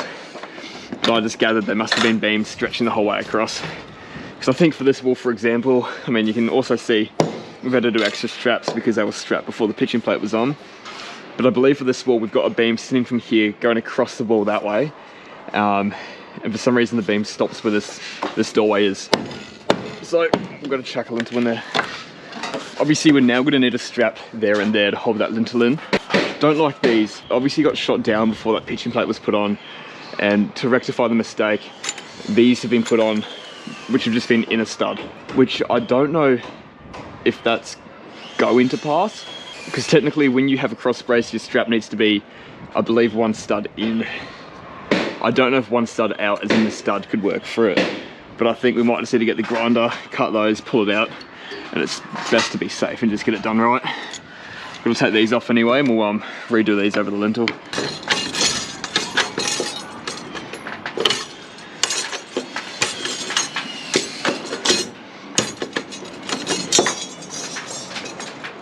Mitch did this back section, so he's gone through, he's done everything really well over here. He's got all our straps over the pitching plate, all the bottoms are shot, all the plies done. In terms of this job now, we're done here for a little bit. Probably said it quite a few times, but today was a bit more of a relaxing day. It's gonna be the last relaxing day we have for a while. And that's just because we're waiting for the steel to go in. Once the steel's in, we're just gonna be pounding, there's so much stuff to do.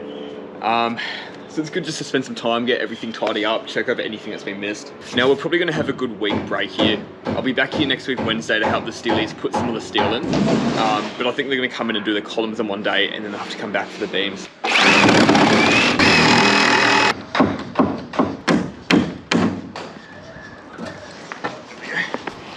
I was hoping we wouldn't have to take those studs out. The column actually, the column sits here, so we would have had to take one stud out. I was hoping that junction could stay. I wasn't sure which way that base plate was going to go, but the plate's going through there, so we're going to cut that back. I think that's loose now.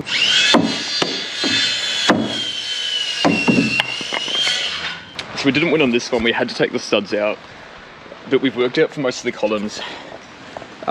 We've worked out the studs so that we don't have to take any studs out and can just cut the bottom plate.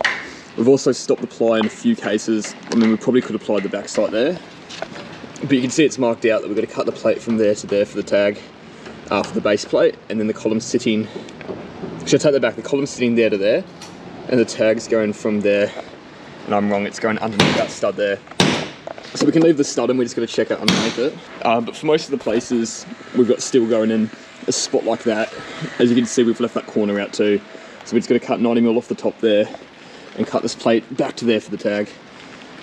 I think most cases too, like this end here, there's no studs in there.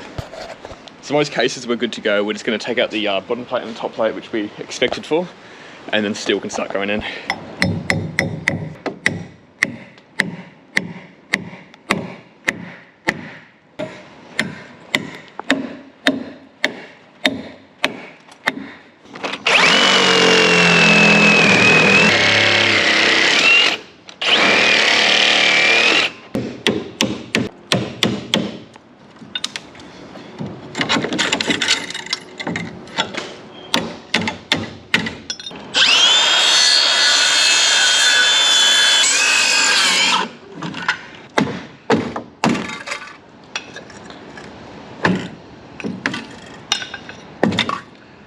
There we go. That's where the column's finishing. We're going to plumb up either one of those marks. We can plumb it up because we know that wall's braced. We'll mark the top plate and we'll cut off that 180mm. Before we do that though, obviously we're going to get rid of these nogs and cut a little slot in the plate. So firstly, this stud's going to be disattached, and then secondly, that ply bracing isn't going to be holding that wall anymore. So I'm going to get a couple bits of timber, get one of that height there. We're going to shoot it onto the stud, shoot it onto that stud. That's going to lock the stud into place. And we'll run one on this side of that top plate there too to hold the top plate in place. We'll do it on one side, and then we'll get rid of that temp brace as well. So when the steel gets installed, they can pull the steel up, sit it in the wall, and that way it's also going to lean against our blocks we put in, so it's not going to fall out, and we know our walls are secured and tightened together.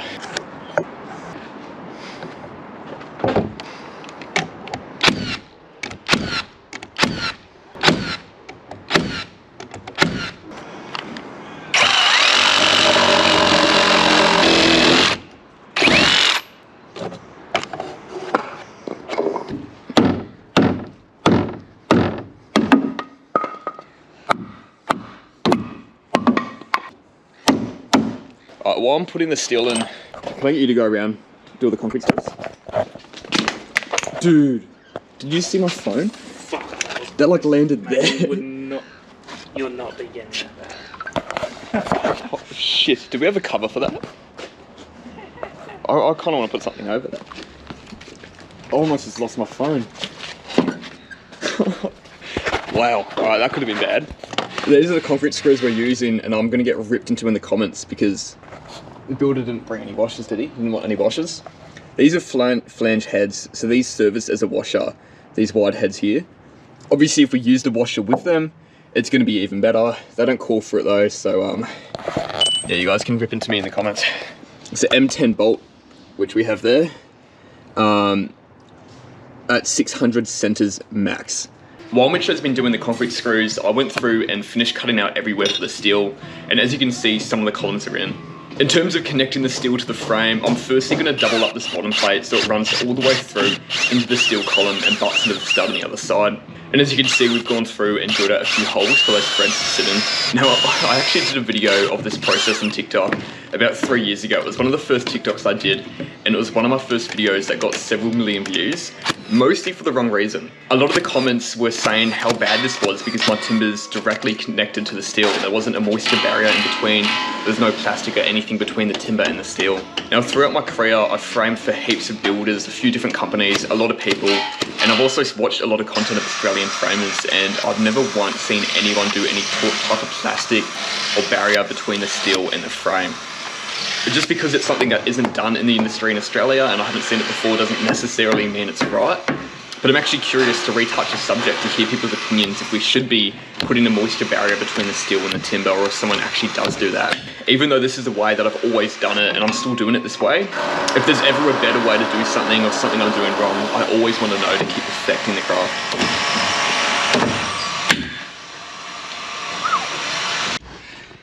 Oh, it's turned out to be a horrible day. It keeps raining, but the worst part is it's one of those days where it rains, then it stops for a second, sun comes out, it's so hot, you get down in your t-shirt, and then it just comes out of nowhere and starts raining again. So we've worked through most of it, but now we're gonna stop, have smoko, go get something to eat. I've been eating pretty good recently, but today it's cold, it's wet. I think we just need a hot, greasy feed. Which, I mean, it's not the worst idea. I'll get a bit more body fat on me, meaning I'll stay warmer in winter, I won't get sick. So in other words, we're eating healthy today. Alright, fun fact, that vacant block of land, that was where I probably spent my most dodgiest day as a carpenter. Oh. So it's about 3 years ago, it was actually a boarded up, well, at the time it wasn't a boarded up, there was just an old abandoned house there, and we had to go and board it up before it got demoed to look like it is now. I think there's a few plans getting put in place to build a big apartment block there, but what we had to do is go there and board up all the windows, all the doors. The issue is, when we rocked up, there were 3 or 4 people inside, homeless people inside, and I think they were smoking up, didn't know what they were on, but we had to kick these guys out of the house. And then all day while we're boarding up, they keep coming back, yelling at us, abusing us. Obviously they had their shit inside. Like, I mean, it's a rough situation for them. But yeah, we had to go through, board up the entire house. Super sketchy walking through this dark house before we boarded up the final door. And we had to check every room. House was trash, there was rubbish everywhere. And yeah, I think I went past a week later and they obviously went back in. The drugs were probably in the house, so they ripped off all the boards and went back in. So yeah, we did the most dodgiest day of my career so far. And it was all for nothing. All right, since that steel's in there now, I can put a double stud here and we can frame the door opening. A quick tip while I'm doing this is I've got a 90mm plate here, and that's all we need, just a 90mm there, and then our studs on top of it. One thing I want to do is still get a concrete nail through the plate, holding it in place. What's gonna happen though is if I shoot that timber's gonna split 9 times out of 10. So a little trick we can do, get something a bit bigger. I'll mark 90. That's 90 there. And I'll shoot it just that side of the line. And if I shoot it there, the plate's not gonna split. So we shoot that in, it holds it in place, I'll put my studs in, and then we can just cut the rest of the plate out later like you would do with any other doorway. Alright, posies are here, we still can't really start them yet. Obviously there's no steel in there though. This is where the steel is gonna go up 6 meters. And that's because there was no crane today to lift all the big steel up. So they've gone through, they put all the 3-meter columns in, this small one for the kitchen window there, and we've got a few small columns around everywhere. We're just going to pack the steel in now, and I think we're waiting for another week for the steelies to come back in and put up those big beams and those big columns. One thing I've noticed straight away on this posi plan though is there's a bit of an issue. We knew it was a bit of a grey area when we started. And if you watched one of the earlier videos, you'd remember this beam that went through here. It had some weird marking on it. I don't know if I wrote it down, it was in roof space, I believe the marking was. Which makes no sense because that window frame is framed up, or that door frame's framed up at the right height right now. Now what we thought may have happened is they thought that that wall line would have continued through, and then if that was the case, that lintel would be sticking up into the roof space or subfloor space. But that's worked, that's at the right height there. Now our posie's gonna run over that wall. But I've noticed straight away on the plan, they've got that beam marked there, being in the floor space, and our posies are stopping and starting either side of it. And they're gonna be attached with the joist hanger too, which just doesn't make sense. That should not be the case. So we obviously need to put either another beam up there, build a little nibble up there, do something up there to catch these posies. We're not gonna worry about that today though. We're just gonna go back in and keep filling in all around the steel.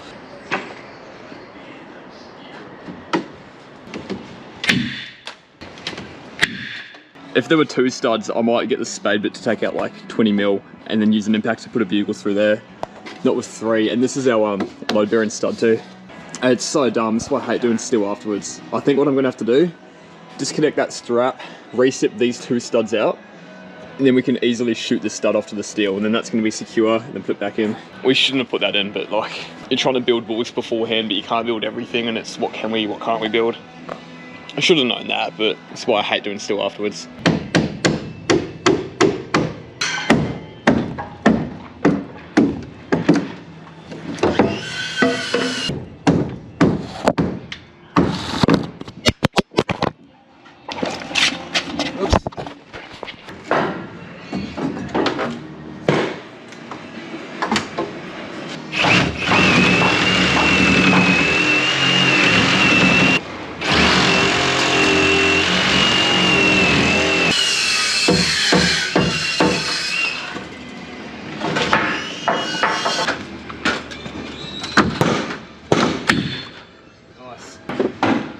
Someone's made a small mistake when laying in studs.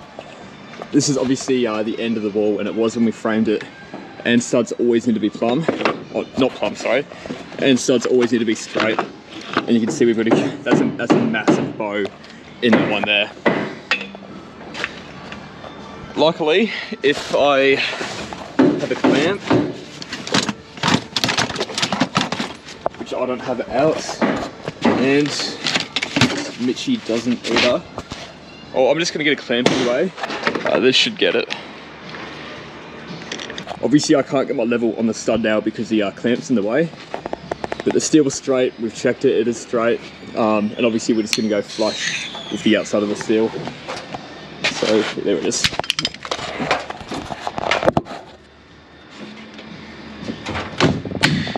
Beautiful. And that is perfect now.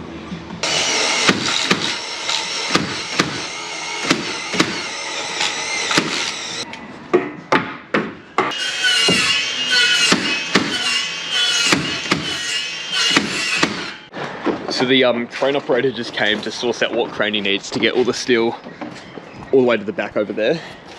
And crane's gonna work, but what we have to do is now move all these beams here and all those posies.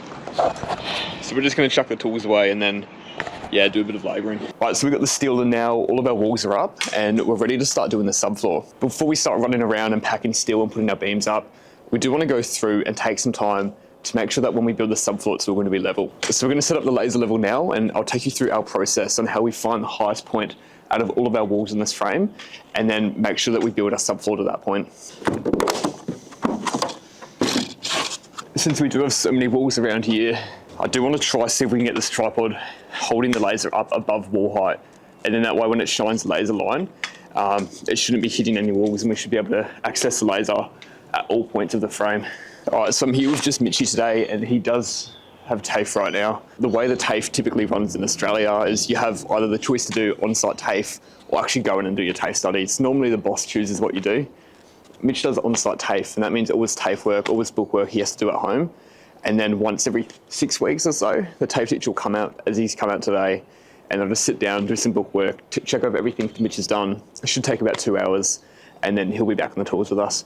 And since I'm on crutches right now, I'm not going to be running around with a ladder, getting all these laser points. So I might wait for Mitch to get back before we do that. And I'll just play around with some other stuff while we wait. We've got about 15 minutes while Mitch's teacher looks over his work. So we will make a start on this.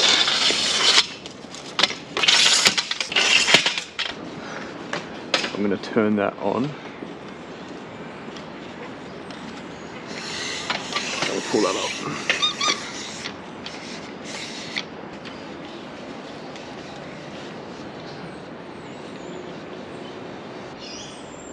There we go. I can see that green dot on that steel there. That's almost at max height, and that steel is just over pitching plate height. We'll start here, and we'll just go around anti-clockwise. Oh, we'll go around clockwise, sorry, and we'll find the highest point. Once we find the highest point, we'll work off there. I don't think that's going to work. The laser needs to come down too far. Like if the laser was probably 30mm higher or lower, it will work, but it's almost just spot on. Since it is a bit overcast today, when you look around the frame or the other steel, can you see the laser hitting those steel columns at the front?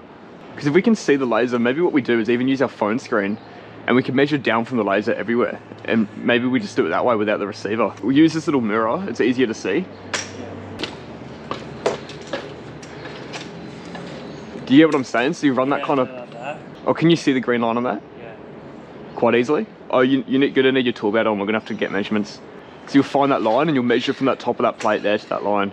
Yeah, freestyle in this one. I've never done it this way before, but I feel like it's actually got the potential to be a lot quicker and easier. When you're measuring to, Mitchie, what are you measuring to? Are you measuring to the middle of the laser line, the bottom, or the top? Just measure again, because the laser line's like a mil or two thick. I want you to pay attention to what point of the laser you're going to. It can be anything, but I just want you to like make a point of what you're doing and then do the same thing for every single one. And just so I know too, just in case I take over, are you measuring to the middle of the line, bottom of the line? Bottom. Bottom of the line, sweet. Nice, cool. Do you want to make your way around, and we'll do it at every kind of corner of interest. So we'll do that corner there, we'll do that external corner there. These two internal walls, since we're got beams on them as well and positives landing on them, we'll do either end of these internal walls. So yeah, if you want to make your way through and start doing that. And just for clarification, that's 17mm. That's got no meaning at all, but just the datum line. So once we get our measurements everywhere, the only thing we're going to care about is the difference between the 17mm.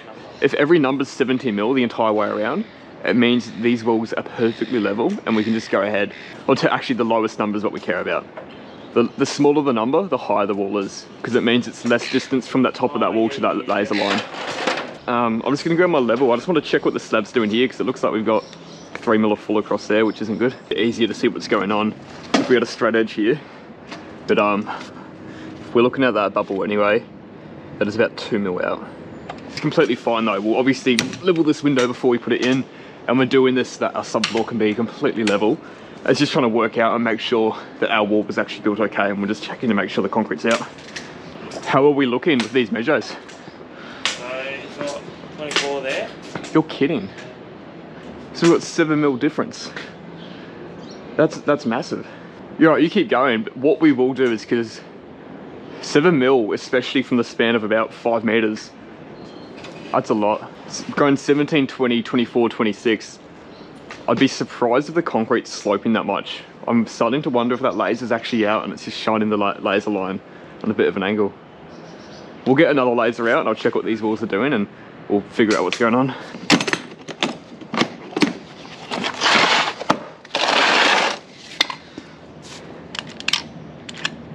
If we shine this along our wall plate, if I measure from the slab to the green line there and there, we'll be able to find out if the slab is out of level or if my laser level's out of level.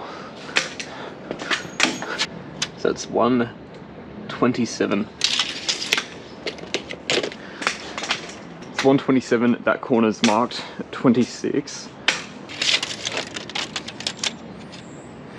Yeah, that's 119 there. Right, so there you have it, our slab's basically 10mm out of level from this point here to where those positives start. I'm hoping this is a high point right on this corner here. If that's a high point, what we could do is potentially plane just that little corner there, bring that down a small bit, and then that way we're not worrying about packing the front of the house up massively, because right now packing that whole thing up 10mm is going to take a lot of time, use a lot of packers.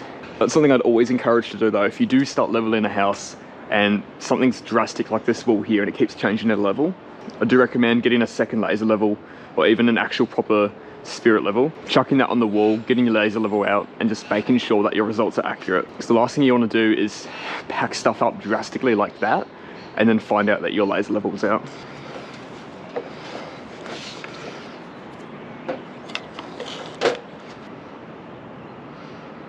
That's 32mm.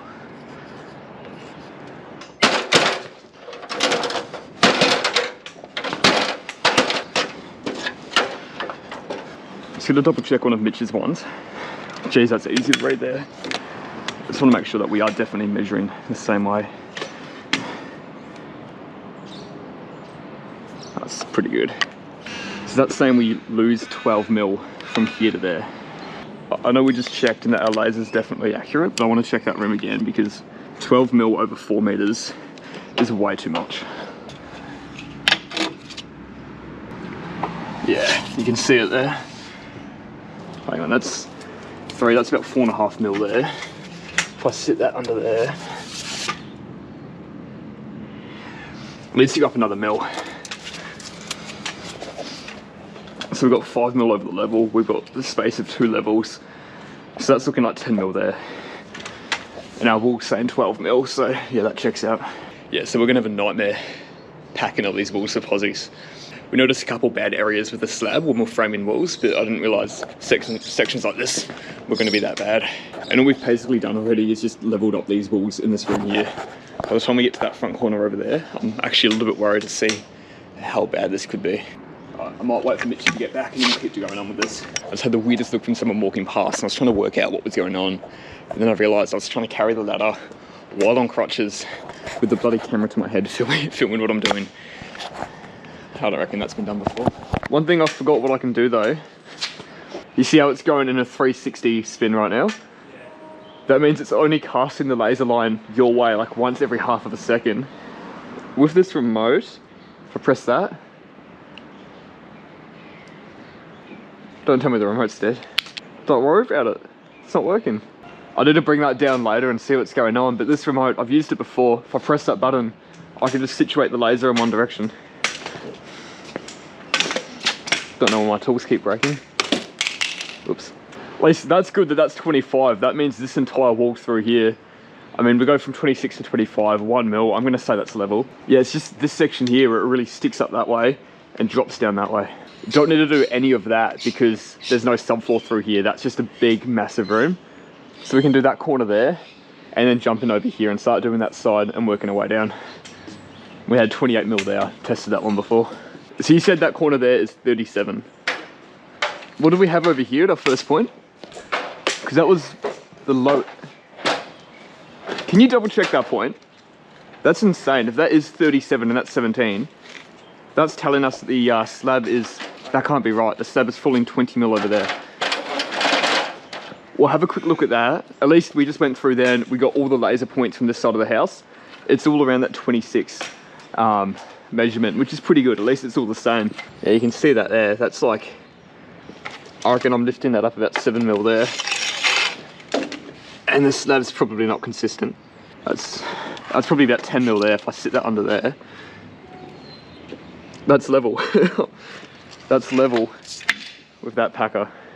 At least the good thing is that in this room here as well, this is 6 meter ceilings. So all we're gonna do is, I believe, have a beam running from that tag coming through that way. I'm actually not too sure how it's gonna finish now looking at it. Maybe it just sits in the wall. I don't know what that tag there's for. It's a little bit confusing the way those tags are, but at least we've probably only got one posi in here though, which we're gonna have to pack up by 20 or so mil. That's all good, we'll leave that, we can worry about that later. No, yeah, that's the issue now. We obviously can't mark anything over here because of the steel. What we might be able to do is, do you wanna mark that corner there? Yep. Where that pitching plate is? Once you mark that corner there, we can pick up the laser, put it in that room there, and then with the laser in that room there, we can set it on your point, and I'll move it up and down to make sure it's the same, so we can get all the same measurements. And then we can go and mark this wall out here and that small little back room. Yeah, so this is gonna be the issue. We're gonna get it close, and then every time I move it, it's gonna stop spinning for a second, and it's gonna be a bit of a patient game. Do you want to, so you see where that green line is now? Where it's just trying to get itself ready? Yeah. Can you just put a ruler on that? The 28. Yeah, I'm just gonna get that to 28 and hope that once it calibrates, it's pretty close. Up a mil. All right, go in your corner, and we'll wait for it to calibrate now, and we'll see how close we were. It's got to go up another 6 mil actually. 6 mil. All right. I've actually got my markings on here, so 1, 2, 3, 4, 5. That's 6 mil. That's what it does. Beautiful. Cool. So yeah, same process. We'll get you to do all the points. Obviously upstairs finishes where the tall wall is. So we'll get 1 point in there, in that corner, 1 point in this corner there where that cleat is, and then I'll just get you to do a point there and just work your way down on that main wall there. Get 3 or 4 points, and then we've got our level points everywhere, and from there we can start leveling and putting our beams in. And so we might actually start right where you are. In terms of the level points, we got 20 mil there, and it goes to 17 there. So 17, that's our highest point. I think what we're gonna do is make 20 mil our highest point. And that technically means in most places we're gonna be packing up around 4 to 6 mil. If we make 20 mil our highest point, it just means over there we're gonna have to plane that down a little bit. And since we do have a beam going most of the way through there, it's gonna be just one corner, possibly one posi that we plane down. So that's our highest point there. Obviously we don't wanna flick a line from there because you're not gonna really see it. So we'll come down from a datum point. So we're gonna come down 15 mil everywhere. Actually go 20 mil, so we've got a bit of play. We'll come down 20 mil everywhere. Since we've only got one ladder here, can you put a clout on that line, and we'll hook a chalk line over that. Sweet. So you get what we're doing. Once you flick this line, wherever we are around the house, we'll flick the line the same way. So you measure up 20 mil from the line, and that's where that level line is.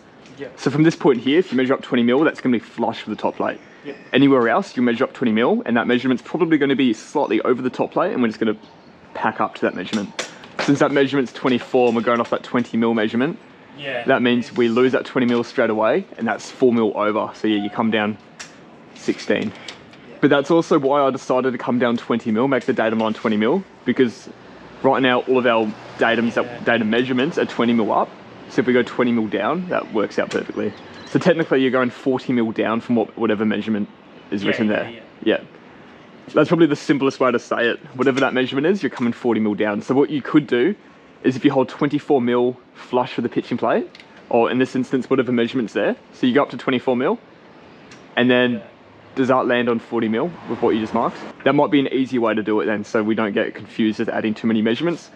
Whatever you see on that plate, hold your tape on that measurement and mark 40. I'm just making sure you are all over that. That makes sense how we work that out. So for example, that corner there where it's really bad, we got 32 mil. We're gonna be coming down 8 mil and marking 8 mil. And then once we go through to put our posies in, we're gonna be going 20 mil up from that 8 mil. Nice. As our first datum line. Normally what we'll do is go through and flick these lines on all of the external walls.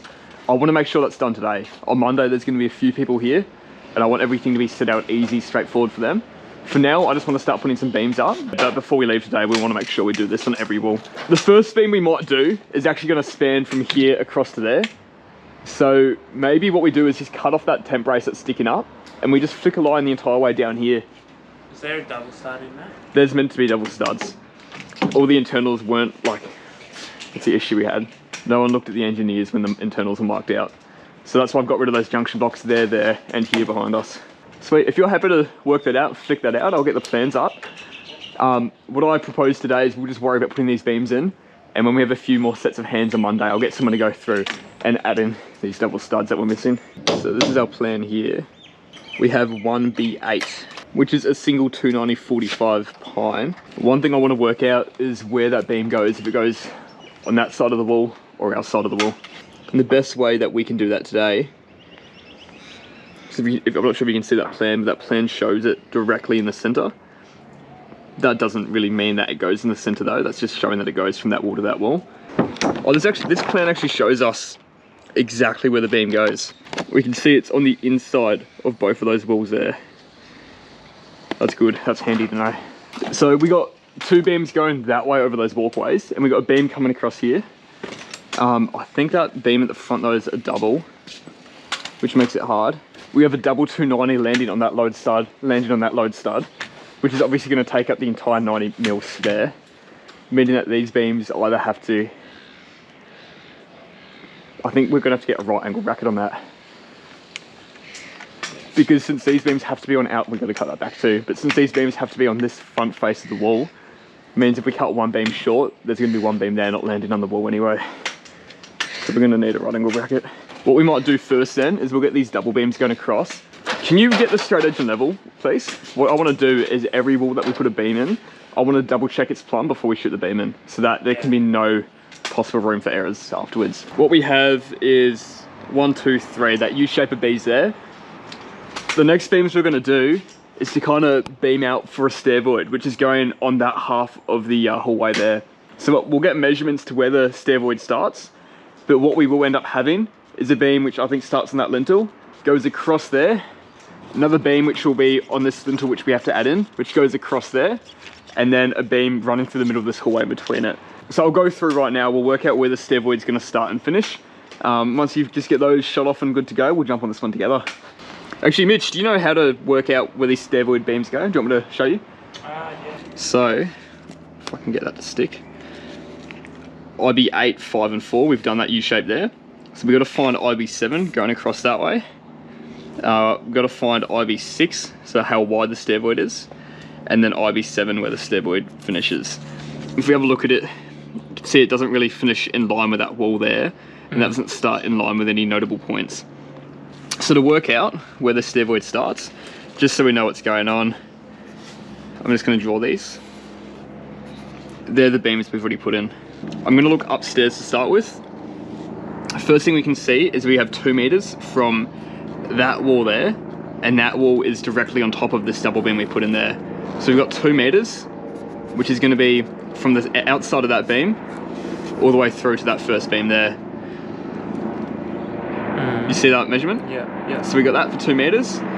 In terms, I was actually having a look at this at lunch, in terms of the size of the stair void, we actually don't have a measurement on how wide the stair void is. So we're gonna have to use other things to work out where that stair finishes. As you can see, we'll do our beams. So I swear we get one cop helicopter here a day.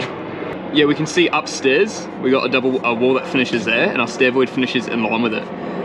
So I'll probably do my beam on the outside of that wall running through there.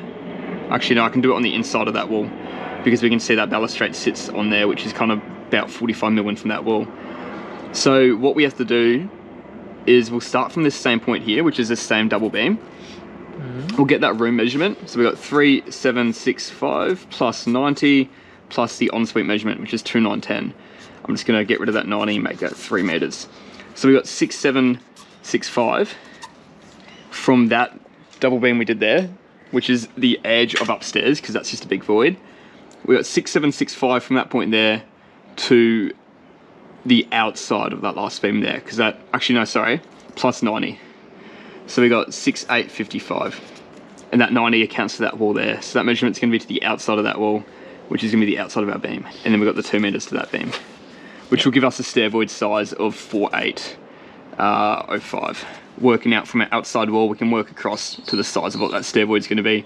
It actually makes it easy for us. Our stair void's going to be 1200, and then we have an opening next to it of 550. So in terms of this beam here, it's going to be 1750 from this lower wall we have running through there. I've jotted a lot of numbers down, they're a bit rough, but yeah, that's how we find where our beams go for our stair void. Use your upstairs architectural drawings, and yeah, you just got to find a solid point for upstairs, which aligns with downstairs too, so we can measure those. We'll mark it out on the slab down here, and then we can just level across because that wall's plumb. If you want to pull that timber out a tiny bit, so you hook over that corner wall there first, and you're measuring 2 meters. That 2 meter measurement is 2 meters hooking over and back, and that's where the beam's going to go. That's hooking over there. Yeah, that's right. If you hook over that same place, I'm going to give you the overall measurement to the outside of the stair void, and then we'll double check the internal measurement to make sure our stair void's the right size. So if you mark 6855, so we'll remeasure that, but that's basically what it is. Actually, we'll just go with 4810. If we've got an extra 5 mil that we can play with and pack out later, it's even better.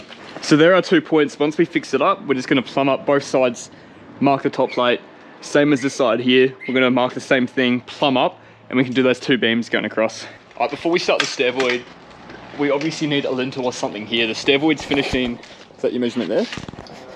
So our stair void beam is going to land on that timber there. I think I left this in one of my first framing videos for the series, but originally the architectural showed this to be a full height window, starting from the bottom and finishing above where that timber is right now. Obviously that wouldn't have worked without putting a beam across there.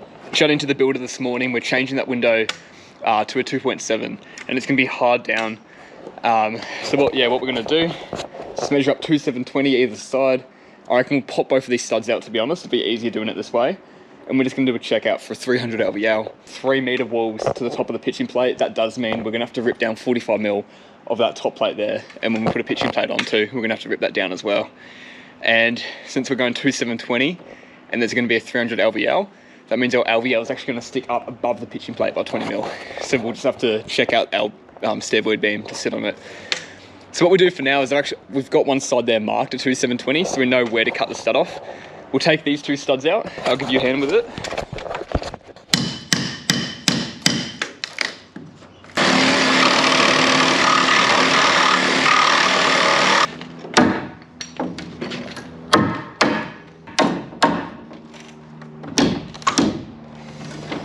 I'm having a look at the plan now, so that's the beam we're putting in right now, which has almost got that done. That beam is there. Now, I don't know how well you can see it on the camera, but we have these posies here, which go through and they sit on that wall. I say beam, that's a lintel, it's in the wall space, it's called for as a lintel. And you can see that's true with the posi plan, because these posies here sit entirely over that wall. But that sits completely on the wall, and then for some reason these posies finish on the outside of that wall, and then there's little red markings for a joist hanger to be there. So I don't know how you can have one posi sitting on a wall, and then another posi butt into it, calling for a joist hanger. There's like, I have no idea what the interpretations of that is. Actually, I say wall, but I'm looking closer at it, and you can see they've marked all the walls with those white lines. There's only a blue line through there, which kind of shows that they know that's just a single beam. It's only 45 mil wide, and all these posies are sitting on top of it. So I don't know how they can sit on top of that and they butt into it. There's a huge error there. We're just gonna keep going with what we got for now, but there's already been a few things we gotta fix around with this subfloor. All right, looks really good. Thanks, mate. So we got a marking. Is that? No, that's Oh. the wall plate. Yeah. Yeah, cool. So it's that line there, and you can tick towards me. It's gonna be a double beam. this one? No, the other one closest to me. This one? That's the beam size. The beam goes the other side of that line. And that's the stair void. Yes, and you tick that and just write stair void, just so we know. In terms of beams, I believe both of those running across are double 190s. If you want to jump up on your ladder and get a measurement for the beam regardless. So they're both double 290 pines. Double two. So what do you have? I'm just going to write it down. 2875. And can you check on this side behind me too, please? They should be exactly the same. And I also want to double check what our hallway measurement was to make sure everything's looking good there. Pardon? 2860. Why 2860? Oh, I had on a little angle. Oh, so it's definitely 2860? Yeah. 2860. Passage is 1200 for the stairs, 1480 for passage, and 90 mil wall either side, which is 180, 1860. Oh, what am I doing? 2860. Exactly what you just got, Mitchie. 2860. Yeah. Is that what you got again there? Yeah. Well, that shows that all our walls are plumb, or they're all out of plumb but leaning the same way. That's good. Yeah, so if I can get 4 at 2860, we'll bring these in.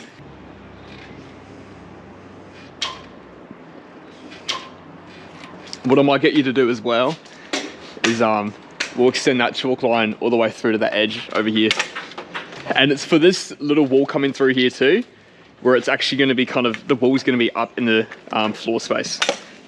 So remember that was actually our highest point. We had 17 mil to our laser line there, but we decided to go 20 just so we don't have to pack everything else too far.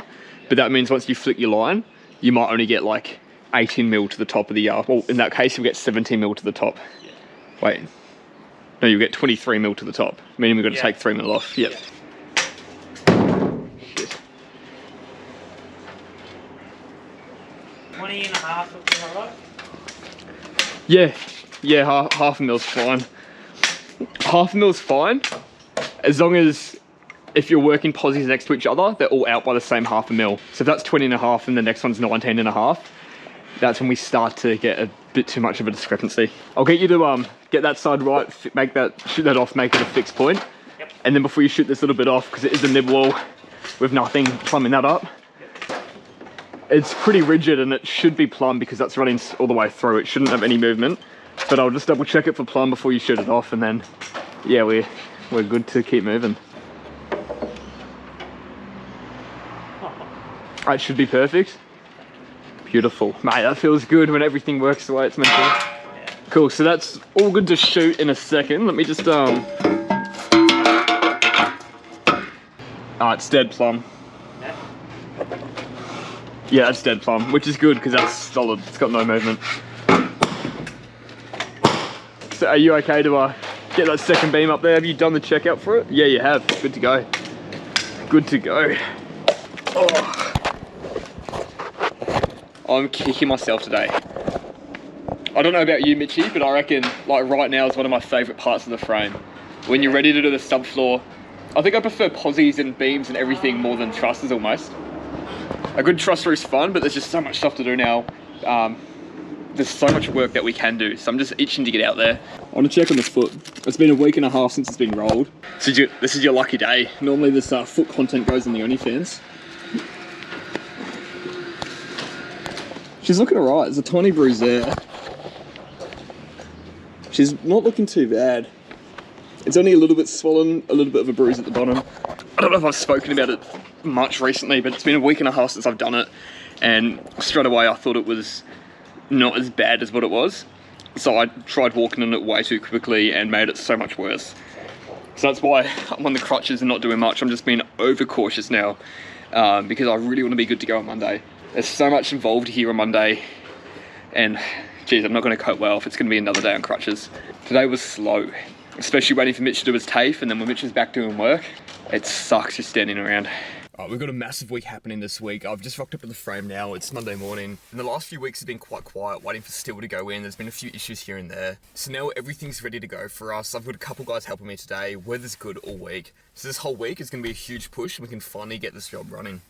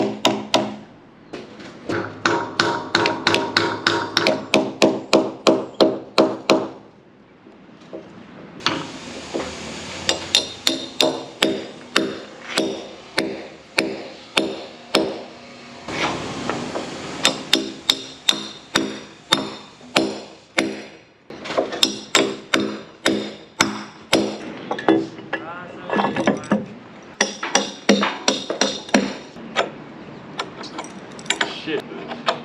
Watch him get dropped next week.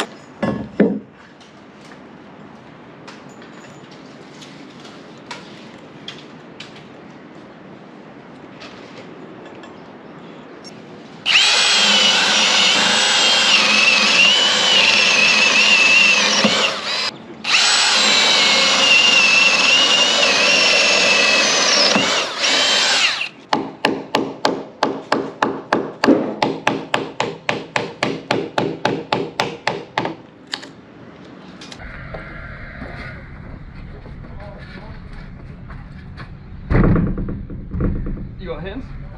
Here we go. Yep. Nice. These bolts here and for every single tag in this big room here, we're gonna have to do the same thing we do on stair voids and countersink the head in through there. Because this whole room here from that steel upwards, this is just a 6 meter straight wall going up. So your plaster's gonna be continuous. If that bolt head's sticking through, it's just gonna be a nightmare when we plaster it.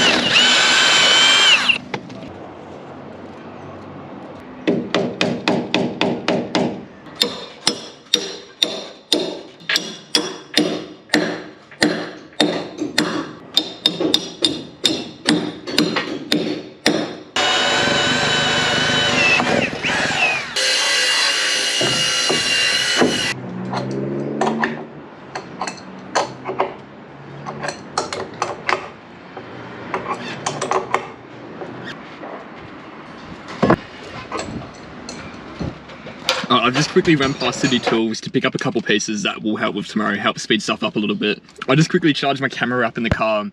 I didn't charge all the batteries up over the weekend, so it did die before we got to the end of the day.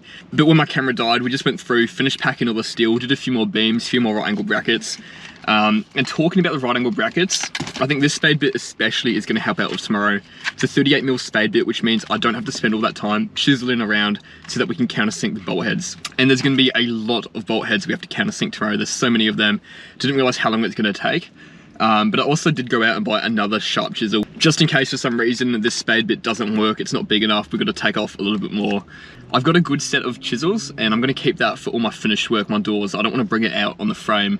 So this will be my good framing chisel. I'm starting to get too many chisels, too many tools at the moment. But if I am using a chisel on the frame, it's only a matter of time before it starts to get dented, and it won't be as sharp as it is right now. So I want to keep my framing chisels and my finished chisels separate, so that's why I went out and bought another chisel.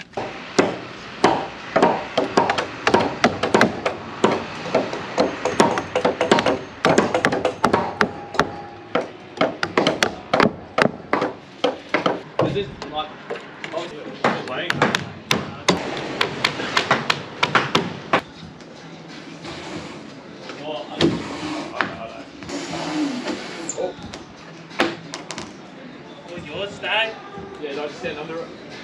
And come into me. Ready? Thanks. Alright, so what we'll do, if you could square that around, that's going to be where we cut off those beams. Yep. I think what we do is we get our double beam up and we'll cut them off later. Yep. So once you mark that, can I get you to move your ladder here in a position where we can get a measurement for what these beams need to be? I'm just going to try level this out for you.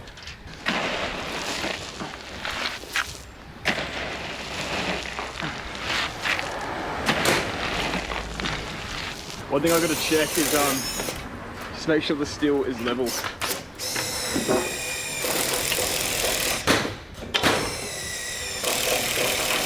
Yeah, that's bang on. What I've done, Mitch, this lintel's level, is I've measured from the lintel to the underside of that beam, and I've also measured to the underside of that steel to the lintel. And to put our beam in level, we'll go flush with your beam, and I'm going to check it out so it sits 10 mil. Yeah. I'm going to check that out so it sits 10 mil down below the steel. So we'll get our length, and then we'll work out the checkouts together. Put me in, please. Yep, just hold me there. So I am 4,280. That's nice and tight in there. 4,280. Can you cut me two 290 beams at 4,280? It's going to sit underneath the top.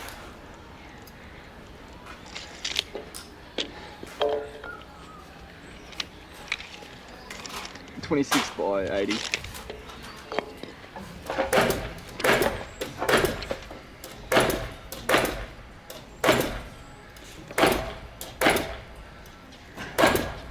It's pretty simple. We're just coming in at 80. It's a bit of a rough one. But we would need 26 there. And that's going to be a perfect cut because that's going to determine our level height. And then the steel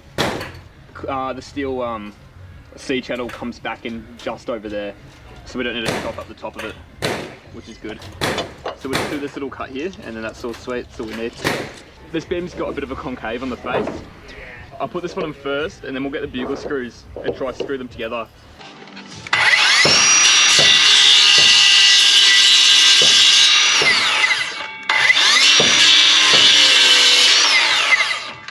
Mitch, do you want to quickly get a block and shoot a block to the bottom, and you can sit your beam on that block?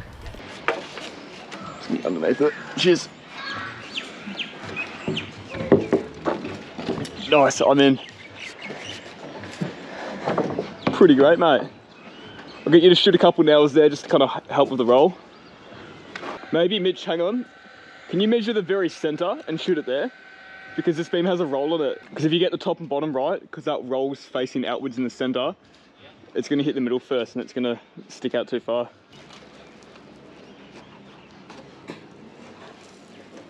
Oh, I can't see with that sun. Can we go to you, Mitchie? Too long. Too long? Yeah. Can you go wide a tiny bit? Like towards the road, just a tiny bit, and I should be able to go in. Beautiful. Cool. I might jump up and cut those off. And then there's a few things I need to look through in the engineering to support that cantilever and beam. I'll get that done. Yeah, strap in. There's a few triple studs in there, and it calls for triple grips, attaching the triple stud to the bottom plate. A few different fixings like that. What I'd love is for you and me to start getting some posies up through this section here. I think that'd be pretty great. Might go right here to start with. Could I get a saw, please? Actually, I'm just gonna do this.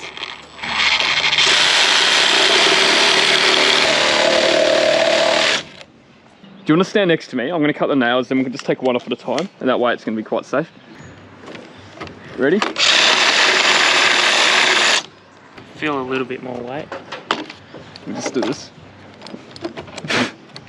I can't reach the trigger.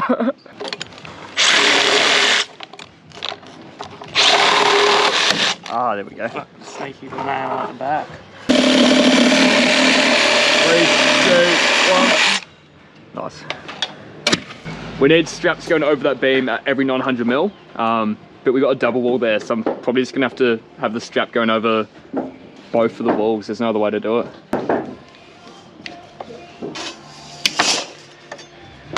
One.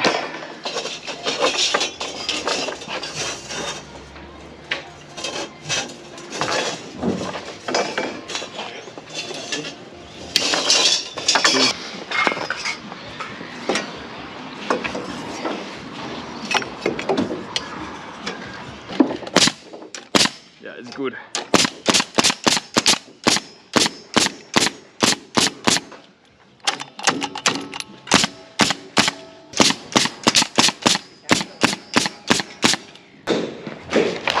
Alright, we're going to start marking out some of these posies. I do want to start with this section here, which is a garage section. It's probably hard to see with the camera. That last posie is measured to the inside there, and there's a tiny gap between the two. They've actually started these measurements with that 90mm wall and coming back that way. So we'll start from this point and work our way across that way. And same as when we measure this side for all those posies, they start from the back and work forward. So we'll start from here, we'll mark out all these and start doing those posies. Our first one is hard to this beam, meaning it wants to butt into the steel here. And it asks for a joist hanger on that side. That can't work. Our first posie goes into that C channel of the steel, and it's asked for a joist hanger to connect it. It's not made so it sits over that steel. Firstly, your bolt heads are in the way, but then secondly, that you can't pack out in there for a joist hanger. We're gonna skip that one for now. We'll have to come back at the end and do some annoying play arounds to make that work. So our first measure, it's gonna be 270 and on. So our first one is an FT8. I don't know why they want a posie in there. That doesn't need one. We've got a span of 270. That's so weird. What we'll do, Mitchie, is we'll do all of our measurements, and at every single wall, we'll work out how far off we are from the wall, and we should be perfect the whole way through. So we're gonna go centers for all of them. The next one's 430. 430? Yep, and that's FT8. And then we've got 450s from there. 450, 450. So it's 4 lots of the 450s. So that's 430, that's the first 450, second 450, third 450, and then 900 that'll be the fourth one. These are all FT8. Yes, sir. FT8 and FT8. All these ones are here for a shower set down. Next to that 451. That last one? Yep. Yeah. Which is, are we in line? We are. Go 90mm. Okay, 90mm. Yes, and we've got we have two posies hard next to each other. When we come to install them, this one here's top cord supported, that one's not. So we'll do that one first with the joist hanger, shoot that off, and then do top cord supported afterwards. We've got to make sure we get all those right. And then we've got a 315 and another FT3. From that 315, what do you have to the inside of the wall? And outside? Inside? This side, our outside.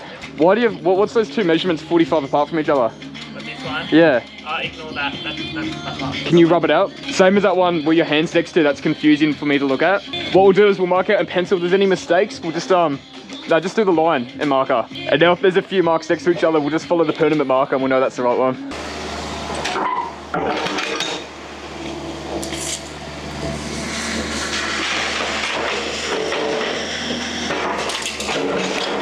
So what posies do we need?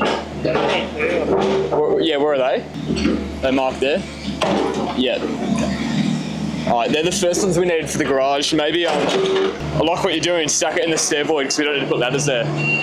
Smart. Alright, I'll give you a hand moving on the stuff and then we'll chuck the posies up.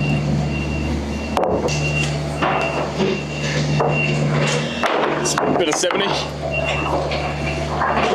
want to work out where all these posies go. I'm going to open them.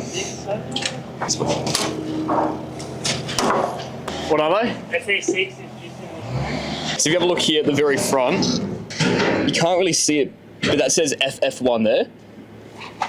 That very first one, you see how there's a double?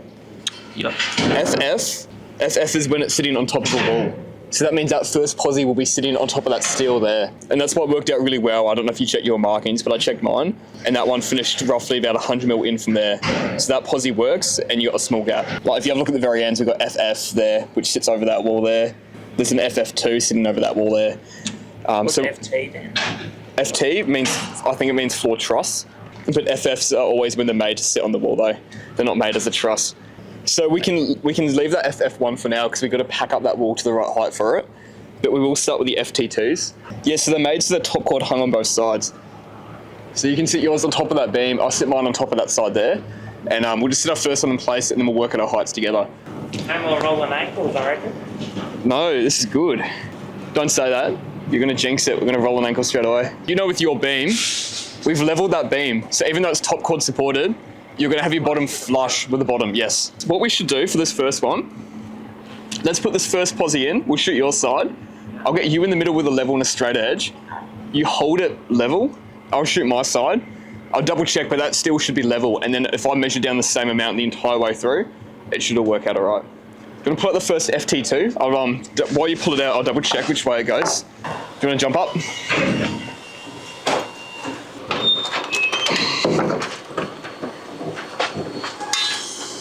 Can you go on your beam? We're going to have to go over your beam.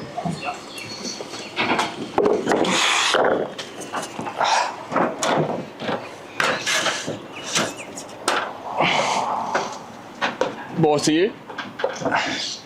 To me. Nice. Are you in? Cool. I'm just going to move mine to my mark.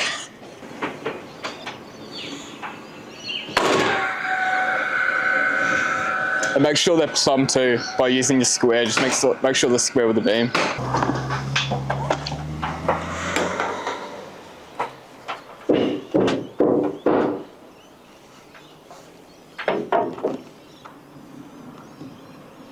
It's got to go up. There you have it now. That's good? Right there. Nice. I'll pull this out. So actually, can I get that level? I want to confirm that this steel is level.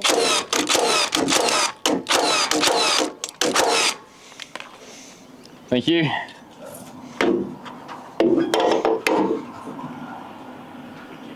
It's beautiful. So that means, do you have a little bit of ply somewhere? Just snap a bit off that's behind you if that's alright. I think that's the perfect size for ply. That means I'll just put a bit of ply under every posi. So Mitch, I'm going to shoot mine first this time because I've got the fixed point, and then I'll jump down, I'll plumb that wall off, and then when it's plumb you can shoot yours. Right to me?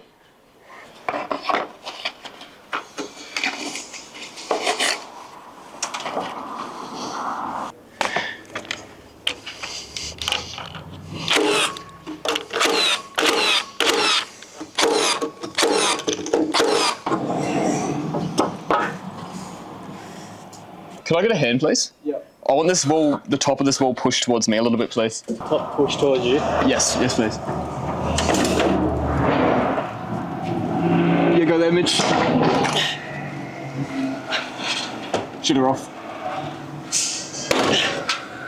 So now what we'll do is we'll go back from the start. We'll fill in this section, and then when we get that part done, we can slide in a few strong backs in there, and then we'll just keep making our way across. So let's move back to the front now, and we'll just start working our way down. It doesn't hurt to keep checking over our work. Bloody hell. I'm just gonna double check that this is level. Mate, you couldn't get better than that. That's perfect. So that's cool. I'll keep packing that up by a bit of ply on my side. You shoot yours to the bottom, and we'll pack the tops at the end.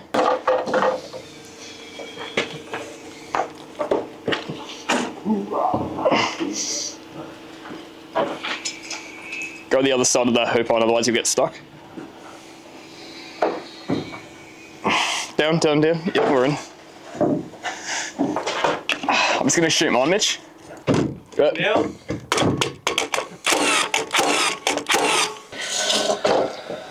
Mitch, you stay there.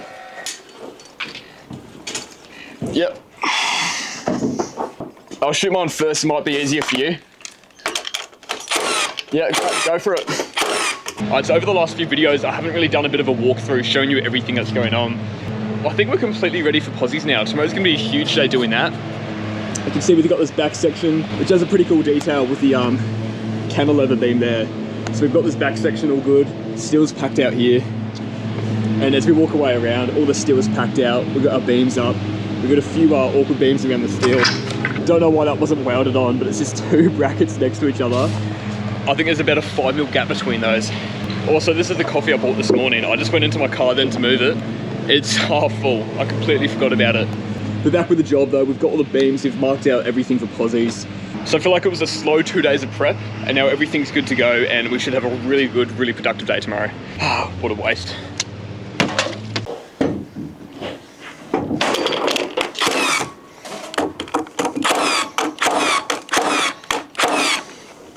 Legend, mate, thank you.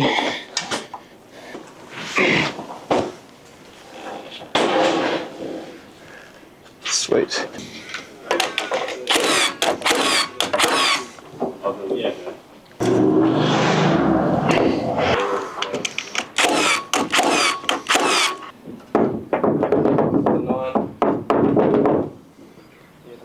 Yeah, cool, thank you. Can I get that level, please? Yeah. How do you reckon we are?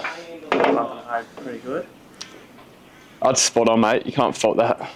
Yeah? Doesn't get any better than that, Mitchie. Oh, That's bloody beautiful. That's good.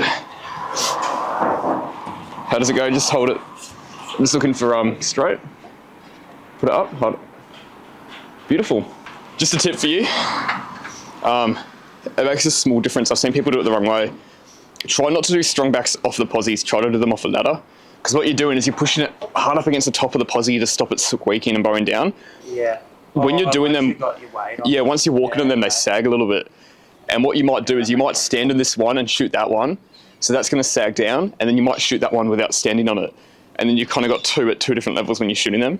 So I think the best way to do your strong backs is just do it off a ladder and push your strong back hard up to it, shoot it in. And then, yeah, then that way they should all be at the same level.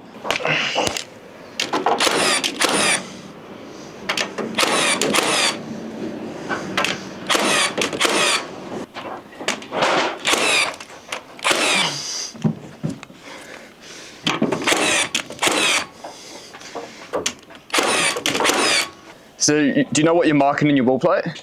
I'm just going to talk you through it again, in case you forgot what's going on. So I've got my 30mm mark here. And what we've worked out is we're just going to take off 20mm from every measurement. So that'll be 10. And that's how much we're going up above the plate. So that's how we get that point there. Since we don't have any points in the middle, we want to flick a datum line from that finish point. So we're coming down 20mm from our finish point. So since that's 30, that means we're going above the plate 10mm. I'm going to mark 20mm from hooking onto that 10mm. So I'm coming down 10mm, if that makes sense.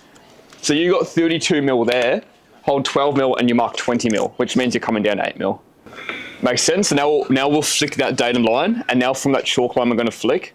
We're going to go 20 from there. Beautiful. You good? Yep. Beautiful. So that line there that we flicked, that's spot on level, that line. Nice, cool. All right, we're good to go. I don't care how long it takes, I just want to make sure you understand what we're doing.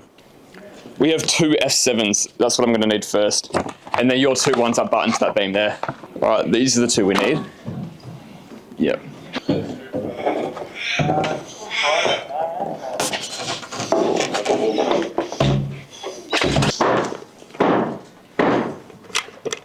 Should be 10.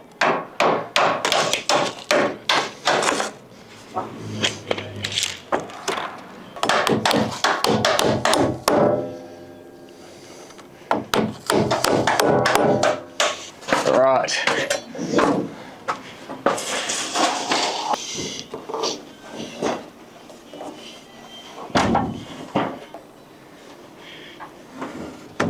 Oh. What? No. That's on the wrong side. Is it like 45 off? It is 45 off. We should have measured it first because it would have, it would have worked and it would have finished there. But this is an external wall, and our external wall would have been sitting 45 mil over, so the posi does need to go that way. I'm looking at the beam plan too, and those beams are marked on your side to be a single on that side of the wall. I think we just double up that beam. Quickly undo those bolts on your side, and we'll double up the beam. I'm going to jump on with Oscar for a sec, right?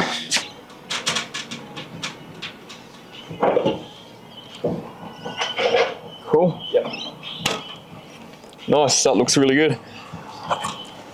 Yeah, it probably would have been a bit too hard to do these by yourself. If that was a wall, it's easy enough because you can lean that side up because you have to go over the steel and then drop it down.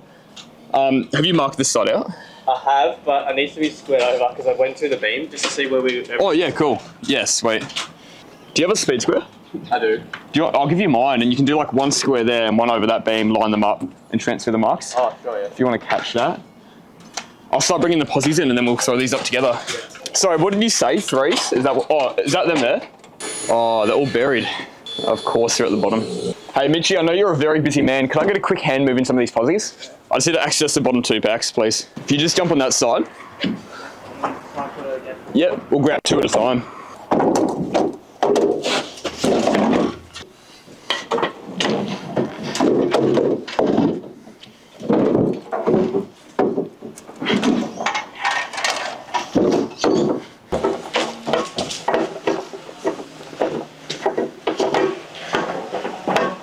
Stack them here. Oh, there's so many.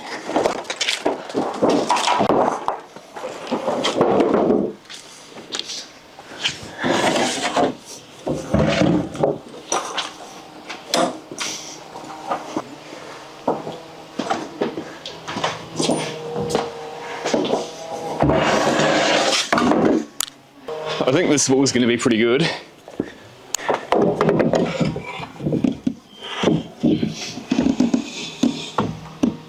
Yeah, we're looking good. I've just gone through, double checked. Both of our fixed points are pretty good. Yeah. And that beam, double 400, isn't going to bow in the middle. So I think we can start from one side, work our way down. Yeah. If you're happy to be on that side there, just want to get some packers and stuff on you.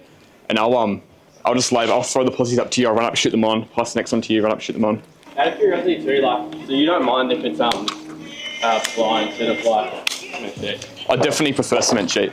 I spoke about it in a video I did the other day. I don't think I've posted it yet. Yeah. But I said I do prefer cement sheet. A lot of builders just prefer to use ply. So yeah, if you got cement sheet and you can get access to cement sheet, I think that's definitely better. You got that for a sec? I'm gonna let go. Yeah. All right, so you're gonna have to go completely over the steel. Yep.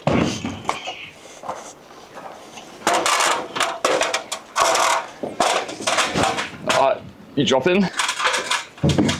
So if you just push hard to me, I'll shoot mine and then you'll be good to go.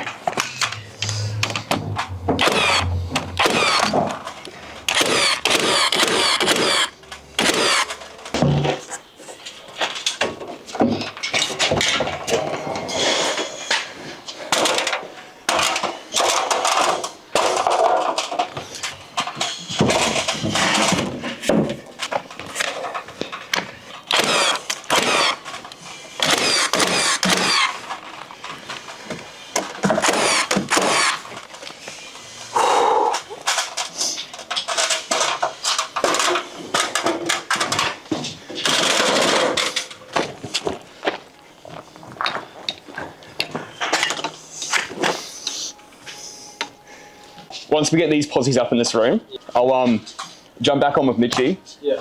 And I'll get you guys to just make sure you slide in a strong back straight away for this one.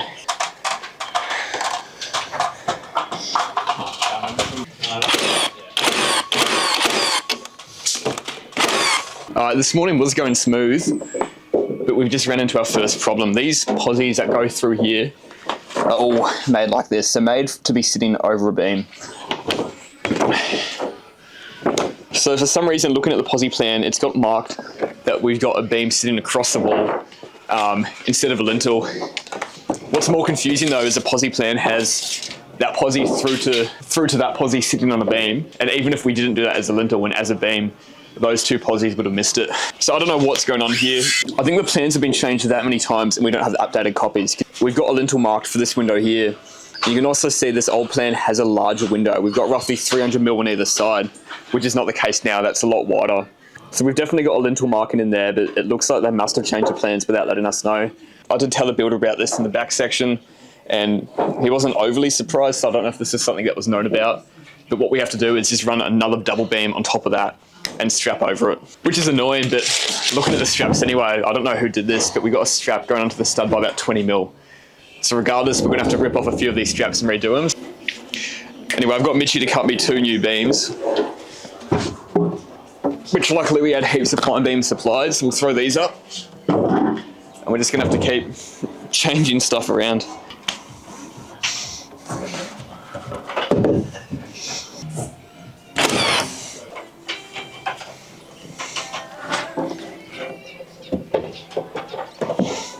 Slide to me, please. Yep, that's good. Shoot that together. And I don't care if it sticks out a little bit on the other side. Let's make it flush in here. And what we'll do is I'll shoot my side and then I'll get you to get the strategy level on your wall. And we'll make sure it's perfectly plumb.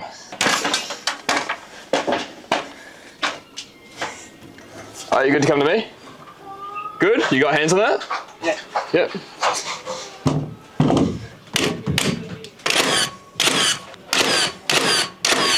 Just for this first one too, Mitch, that strong back has gone in as far as it can.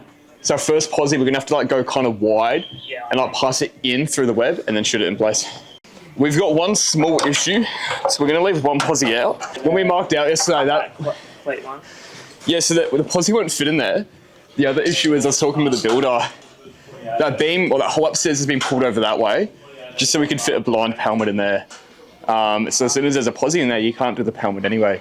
I don't know if the pelmet will work because that bracket kind of digs into the space, but we'll leave that last posi out. We'll touch base with the builder and just see what's going to go on with that one, and we'll figure that out afterwards. We'll sit it on our ladders.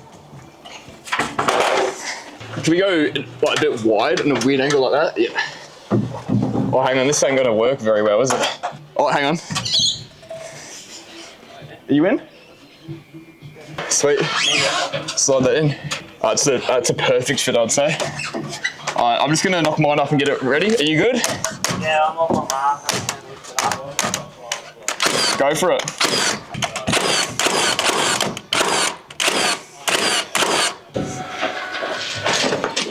Make sure that doesn't slide off, please. Don't pull. Yeah, oh, you got heaps, so man.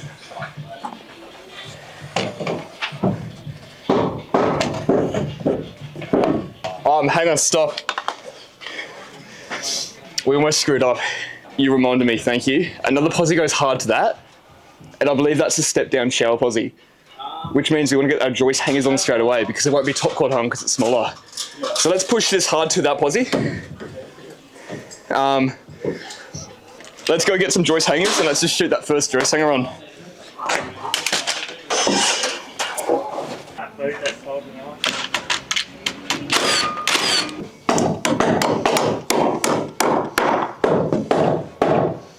Oh, you ready? I'm just gonna get a shot of mine. Nice.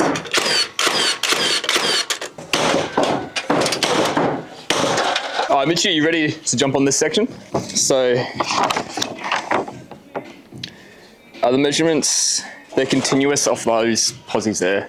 I'll get you to get a ladder here, because your gun's dead. I'll be on that side so I can shoot mine as I go. It's gonna be a bit of a play around because obviously the steel, it's kind of to the height and the width of the posi. So we've got self tappers, tapping screws we've got to use. So Mitch, these beams here are our level point. They're sitting down below the steel, 7 mil. So I want all of your posies to sit below the steel at 7 mil as long as this is level. Can you stand right underneath that? A little bit out, to be honest. Okay, what way? I'm in my ladder. The high side. She's pretty good. It's honestly about 1/4 of a mil. What we'll do anyway is we'll aim to have all yours hanging down by 7 mil. We'll put that first posi in and we'll level it across that way too from that fixed point and we'll see what it's doing. Do you want to jump here, Mitch? We'll get this first measurement together. So the first one's, actually it looks like we're 450s the entire way. 450. It's a 450 off this posi though, so I'll get you the measurement in 1 sec.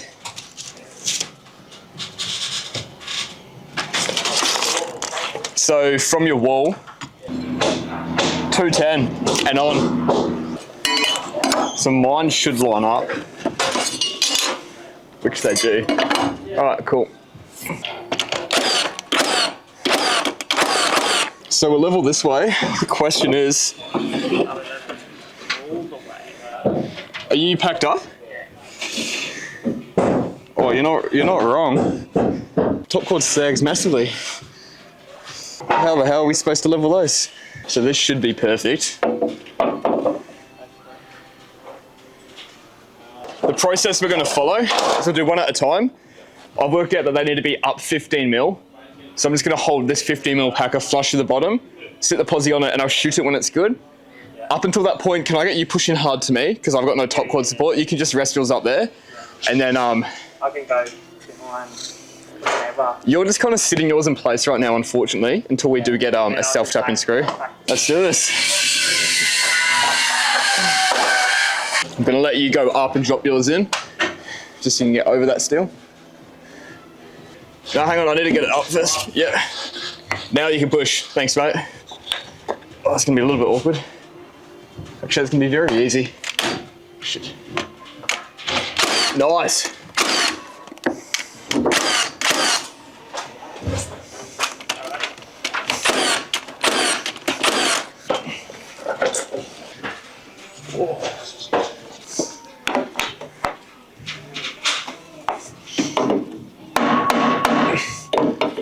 Stay, you dog.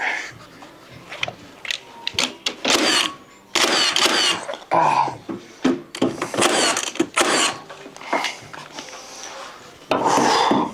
So is this the one where the bolt lands in the middle? Yeah, you've taken that out. What we'll do is we'll get the posi up first. Yeah. Then what we're going to do is take that bolt out. Yeah, take the bolt out the entire way, drill it all the way through, and then instead of having to check out the middle of the posi, that bolt's actually going to help hold that posi in place. It's a win-win.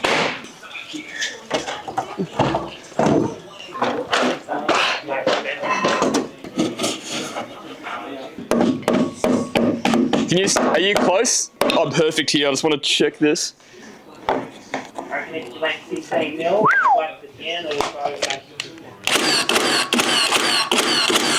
Alright, that's another day done and she's looking pretty good at the moment. It's quite a large second story, so it's good that we got most of those posis up. Just with the exception of a few down there for the stairboard. We'll just smash those up the first thing in the morning tomorrow. I think this stage is the slowest part of the job, just going through the subfloor, getting the beams right, going through all the engineering details of the tie downs, the hold downs. We still got to build a few little walls at the front on top of the steel and get everything right for flooring tomorrow. Now, truthfully, I reckon there'll be a lot of framers out there that will be quicker than us smashing a job like this out. I personally do want to be going a little bit quicker in this job. Now, since I am working with a group of apprentices, my main priority is making sure that they are learning and doing things right from the get-go. Now, from the start of this frame, there were quite a few mistakes. And today, I don't know if I included it in the video, but I got sent an updated plan today. So a lot of the beams and lintels we had were done wrong because we were using an older version of the plan. From here on out, I do want to spend that extra time checking over other people's work, making sure stuff's done right, and more especially checking those little things like making sure all of our posis, our subfloor is perfectly level. I've checked over walls so many times as we've gone around building the subfloor. I'm just continuously checking that the walls have stayed plumb, nothing's been knocked out of plumb. And if we just keep focusing on making sure that things are done right, it's just going to be natural that over time we're just going to get quicker and quicker at doing these jobs too. And hopefully over this job too, a lot of the blokes can become a bit quicker at doing the framing process, and we can start smashing this out. The flooring should go down pretty quick today.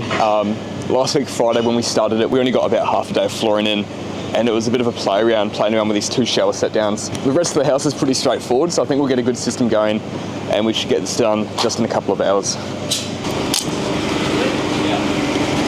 Alright, you ready? Yep. Beautiful.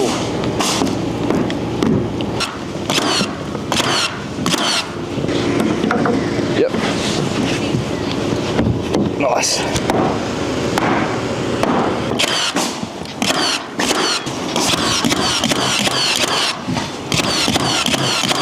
Is that a full sheet? Yeah. I might steal that then.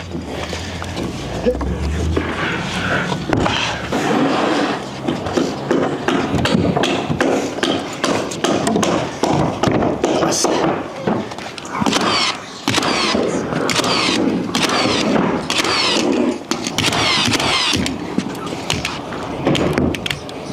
Oh, she's dead. I might just quickly switch. I'll run down in a sec and change batteries. I've noticed that this bump fire is nowhere as quick as the AEG. Yeah. And I think when you try to keep up with the AEG, that's when the nail heads start to stick out.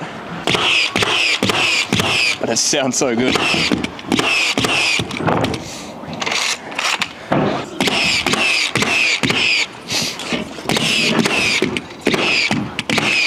Oh.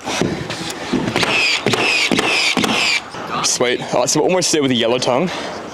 I think we can do one more run of yellow tongue here, and from this point onwards we've got one major bathroom. This is the ensuite bathroom here. We've already done 2 small ones there, 2 small ensuites. As you can see, this is a big shower set down here. It's about 1800 from 2.5 from memory. What we have is a huge stone bathtub on that side and a double shower in here. So we'll floor that with the wet area sheets, and then the bathroom continues through all the way to here. And this is where we have the toilet, the vanity, and all the other bits and pieces.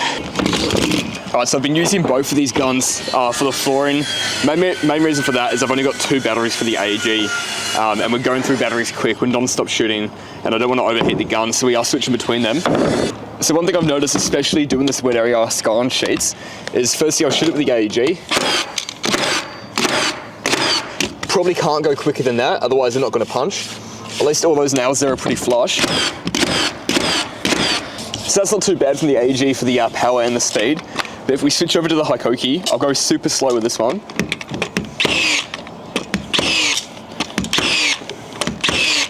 All 4 of those heads are sticking up. And whenever I do a comparison like this, someone's going to tell me the gun isn't wound back, it's not set right. As you can see there, that's on max depth right now. And they're sticking out massively.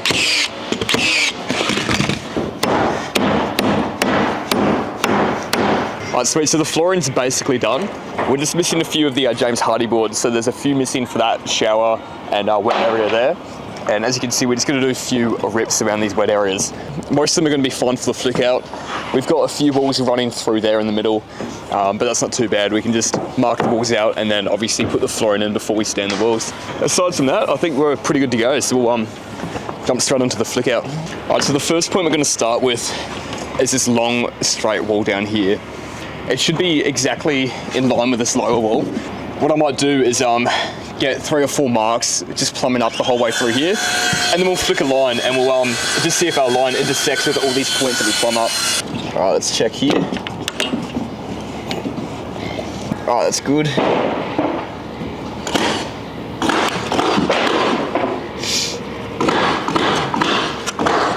Yeah, all I'm doing is plumbing up the pitching plate downstairs. Yeah, okay. So. I'm doing a few points.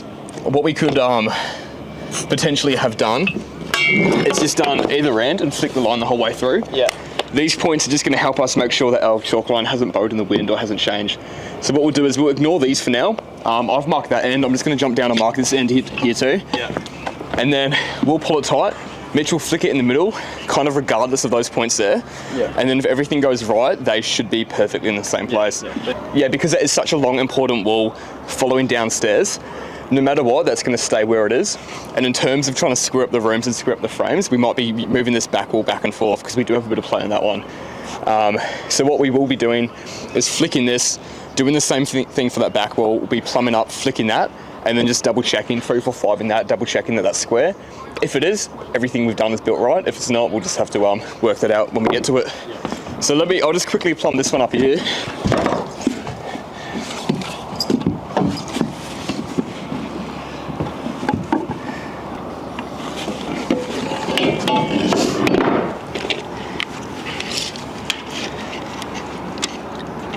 The one thing I'm a little bit worried about is up until that shower there, that entire wall downstairs, we've strung that, made sure that's straight. This beam got put in afterwards, so I'm not 100% sure how straight this will be with everything else. Maybe what we'll do is we'll run that long. And Mitch, can you stand there on that last one I just marked up, and just let us know how close we are to that. So you went the whole way down? Go the whole way, yeah. I'm wrapping it around my fingers. I'm going to pull it really tight. So wrap it around your hand a few times. I'm going to pull it a bit. How's that looking, Mitch? So it's got to go legit a mil in that. You're talking a mil. How's that? Right there. That's all right. I need you to do that. Just pick it up to make sure it's not dragging anywhere. Is that good? Can you just put your finger on that and flick that there?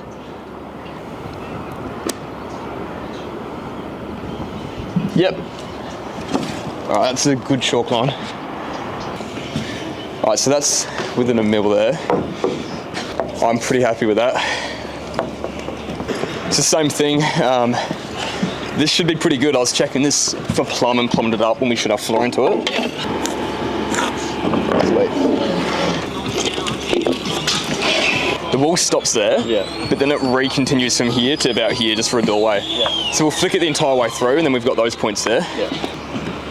Thanks. I might go to about here then. You get yours on your mark, and then I'll come down to mine. Nice, that's good. All right, cool. We might just 3, 4, 5 this one. That's 3 meters.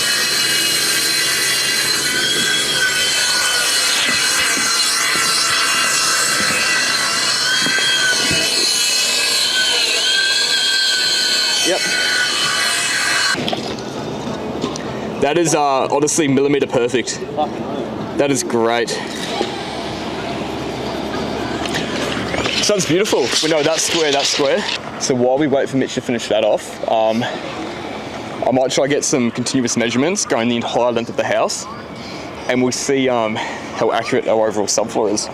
So it'll be 11,240 will be our overall. 11,240. I've only got a 8 meter tape on me, so what I might do is we'll do 100 mil, and I might mark 7 meters for a datum, and we'll get a green chalk or blue chalk, we'll flick a 7 meter datum line, and we'll remeasure off that. Man. So if you hold me 100 mil on that chalk line, I'll go 7. That's good, 7 just makes it over here too. Can you go out about 300 mil? Beautiful. Are you doing 100 mil? Yeah, I am, yeah. Yeah, sweet.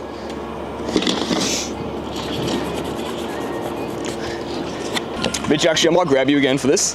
If you want to hold it all the way back there. Can you just talk to me? I want to be on that point there. Please, I'll move it in and out to get that to work. Nice. Can you flick that for us, please? Nice. 4160. If anything, I'd love to go that way another 10 mil. It looks like that flooring could potentially overhang, but we'll start from that. We'll get that mark a few places along here, and we'll flick it and see what we're working with. So we'll go right here, 4160. That's straight, that's good. All right, 4160 is pretty much perfect at this point. You happy there? I'm happy, yes. I'll get you to hold my tape, and I'm just gonna go through and mark all the walls we have along here, and just make sure everything lines up. So it'll be 4680. Oh no, that's gonna be right here. That's where our wall goes, right where we're missing that flooring sheet. 4590, that will make it 4680. So that's good, our flooring sheets are in the right place. Inside of wall, and that wall will finish there. Can I get you to hold me on this pencil line here that I've ticked? So that's a walk-in robe, that is 4 meters, a 90 mil wall. Yeah, looking at the plan, we're gonna have a wall that runs through that line there, and this is gonna be a big grey and hallway through here. And that's gonna be our bathroom, ensuite, the master bedroom. So I'll do those same measurements, 4,590. Alright, the flick out's been put on a hold. We had WorkSafe come last week. The guy's at the front right now. He's very fair enough, but issue is we do have this stair void, full protection not completed. I've definitely done multiple videos talking about this. It definitely should have been done. We did go through and do a lot of handrail, but the reason that wasn't done there is because the scaffolders were here this morning finishing it off. So we couldn't put the handrail up, it was in the way for the scaffold. It's a bit of a grey area because hypothetically I could say no, this is unsafe. I'm not working up here until a full protection gets put in. Not saying this builder would have reacted this way, but I know a lot of builders would turn around to that and just say no worries, we'll just get another chippy crew, someone that's going to be cheaper, get it done for us. We're back here this morning. Scaffold's already been done in the middle there, and the blokes are still here just finishing off the front of the job, making that nice and safe. Obviously they still need to build a bit of a handrail around their guardrail before we jump up, but we have a few more uprights for the full protection, so we're going to go through, add some more uprights in, so there's a upright every 1.5 metres, which includes all the way around there. And then with all that done, we're safe to jump upstairs, and it's all going to be secured, all going to be safe for us to work. I'm pretty sure WorkSafe's coming back out here around 10 AM, just to check over everything, make sure everything's done right, and give us the all clear to keep working.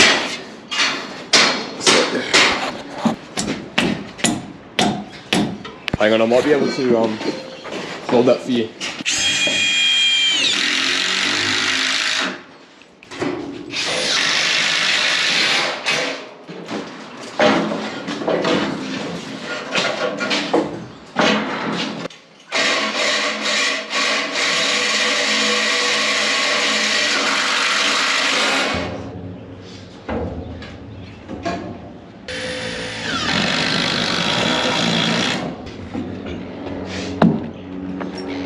Alright, so Mitch and I've spent the first bit of the morning just going through adding more uprights in.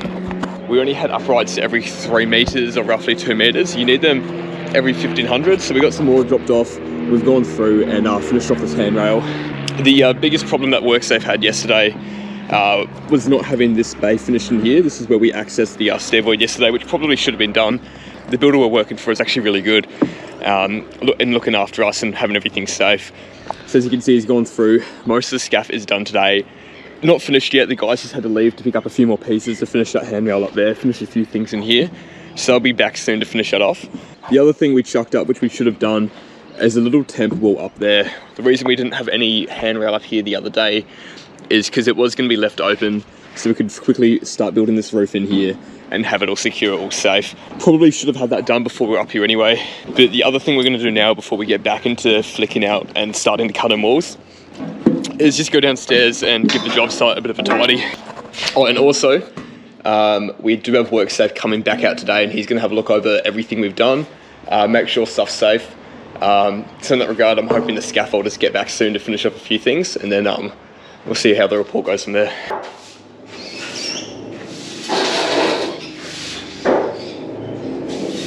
So you can see all the scaffolds done now. We've even got a nice safe ladder system. Actually, looking at that, that's not very safe. We might need something over there. Can you do me a favour while I get this set up? Yeah. I just had a quick look at this now. I don't see how this is safe. Like if you trip there, you're falling straight down the ladder. Maybe can we get a bit of 90/45 there and there coming up the beam? And we just have 2 bits of timber coming across and returning back into there. Yeah, just one piece there and one, honestly, yeah, one piece there and there. That's all you need. Yeah, we've got no more pine up here, so I think we're getting creative now.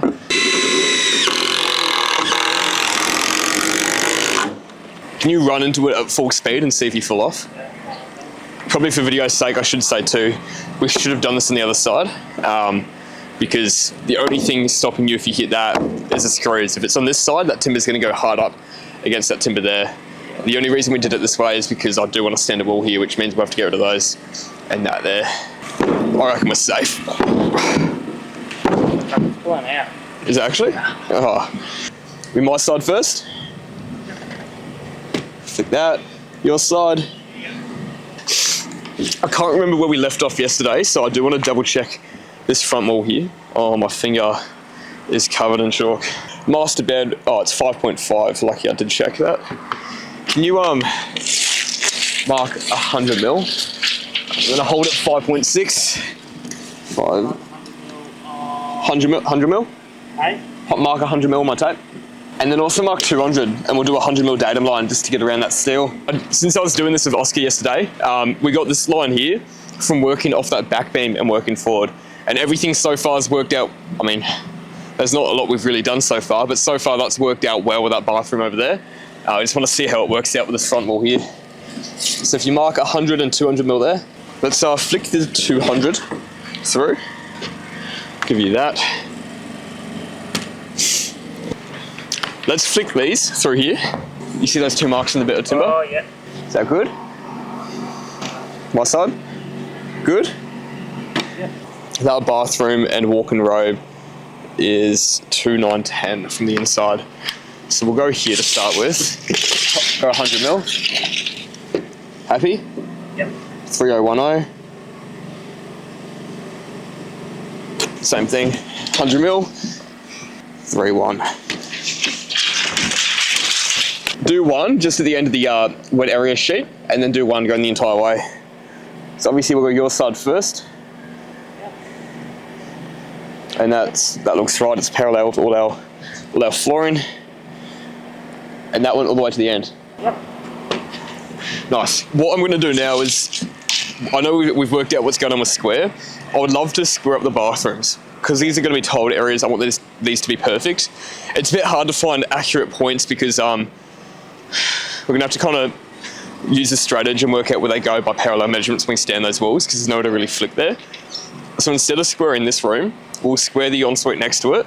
If this is square, that will be square. We're going off the same lines both ways, so it is good to know. Hold me, don't even do 100, just hold me on. It should be 2910, but I'm just going to double check. Yeah, 2910. A few mil too big. 4002. We're going to go 4949 because that was a little bit over. Just make sure you're holding my tape. We need to flick which line it is, which I believe is this one. Hold my tape just like that. Yeah. Just make sure we're working off the same side.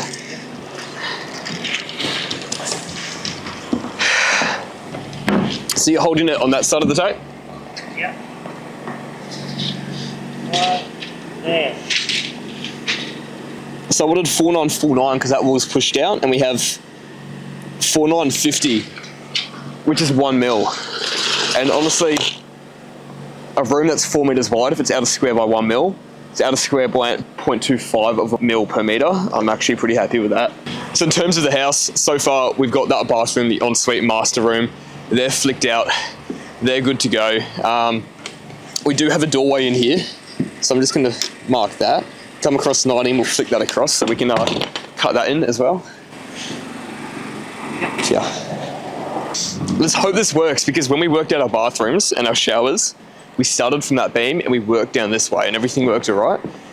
Everything worked with the posies too, so we had two things working out, so I was happy to go with it. Let's measure back the other way, and if everything's perfect, we should not have an issue. We did square this. I'm trying to remember what we did. We squared this and it was perfect. First room is 3765.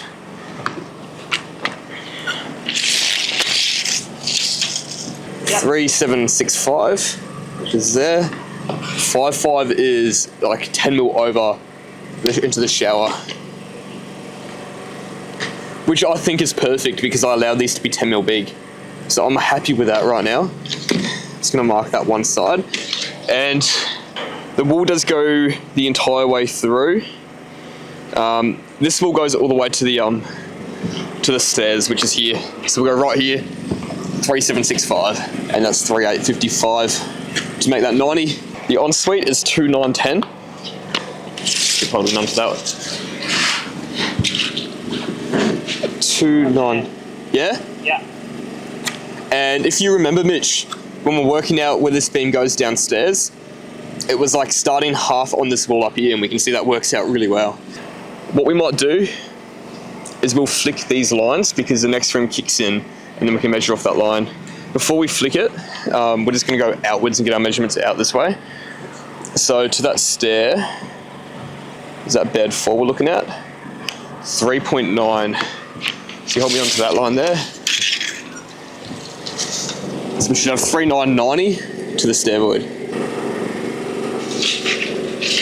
Alright, So that's grown by 10 mil, which isn't great. What we will do is plumb up either side of the stair void, flick that. Regardless, we want that whole stair void wall just to go the entire way up. Can you hold that, please? That's 90 there. I just want to double check that this opening is the...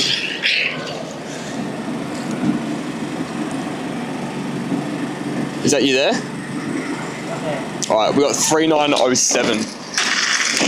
So something has opened up by 7 mil. What we will do for now is just keep that parallel, have these two rooms 7 mil bigger, and then once this is flicked out, as long as it's parallel and square, I don't mind if it's 7 mil bigger because our overalls are the same. And I'll have a look downstairs. I'm guessing that the flick out might have been a little bit off, and these lower rooms have became 7 mil bigger. The good news is, even though these two rooms are meant to add up to 3.9, it looks like on both sides we are exactly parallel and exactly in line with that stair void, so that's going to run up seamlessly. And for some reason we've just gained 7 mil somewhere. What I want to do is keep coming off these measurements here, and then we'll work out how close we are to being perfect. The study is 4615. My phone screen's getting dirty because my hands have got so much chalk over them, so much oxide. Nice, that works really well. Oh, I already have. Huh, when did we do that? I've already marked these walls out. Oh, that's good. So this room here, which is bed 5, is 4.2. So you hold me on that line there. We will once again square up and make sure it's in line. I think we're actually millimeter perfect. Oh, really? The flooring's about 4288 or 89, but I can see the beam underneath it which sticks out. That is honestly perfect, mate. That's good. That is good. Is it square though? Is it going to work out here? You happy? Yep. There we go. That is a relief. We'll play around with that in a second. It's just started raining, so I might quickly drop some stuff out of the rain. Oh no, it's got wet oxide all over my brand new tape. I picked that up yesterday, you're kidding. Alright, this is a bit annoying. Flick out's done and I want to start cutting in plates.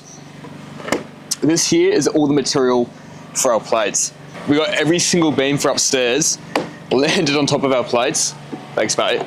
And what makes it even better is the scaff's been built over it too. So we're gonna have to kind of wiggle it out, stack it next to here, and then for every single one of our plates, we're gonna have to slide it out, away from the scaffold, and then land it up and try and get it upstairs.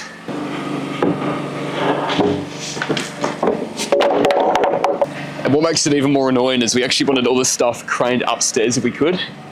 And when the truck driver came, the scaff wasn't up, but it was delivered all over the front driveway, so the crane couldn't pull into sight. So he had to reach over the scaff and put it here, which turned out to be in the way of the scaff once I built it, and now it's stuck under the scaff. Just for like maybe the first 10 or so, can I pass these to you and can you just stack them up there, please?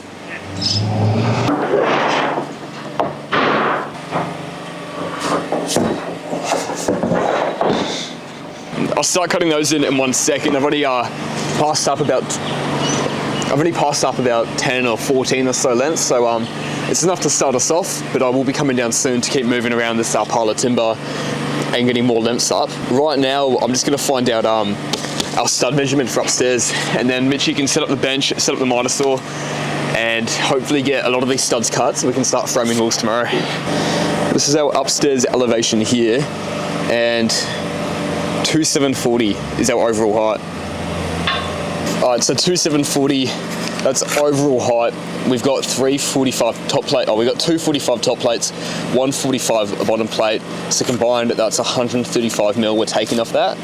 So from that we get 2605 for our studs. We're not going to cut the studs at that though. By the time you put a couple plates together, a couple studs together, they normally gain just a few mil in there. So to get our studs perfect, I'm going to take off 2 mil. I'm going to cut off studs at 2603. We'll measure the walls once we're done, and I reckon cutting them at 2603 will make a perfect 2740 wall. All right, we've got a few plates up, ready to go. The first thing I want to do is actually go through, let's do a clean cut on the ends of all these plates.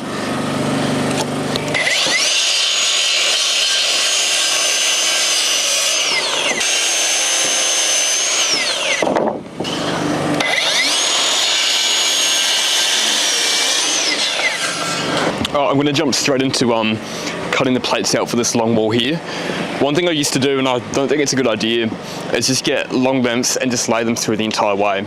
The reason I don't think that's a good idea is if case my lengths finish half on a window, that means I'm going to have to join 2 long lengths together because I want to frame that window up on the ground and stand it up, and all of a sudden we're looking at 12-metre walls that we're trying to lift up, which is a bit too excessive.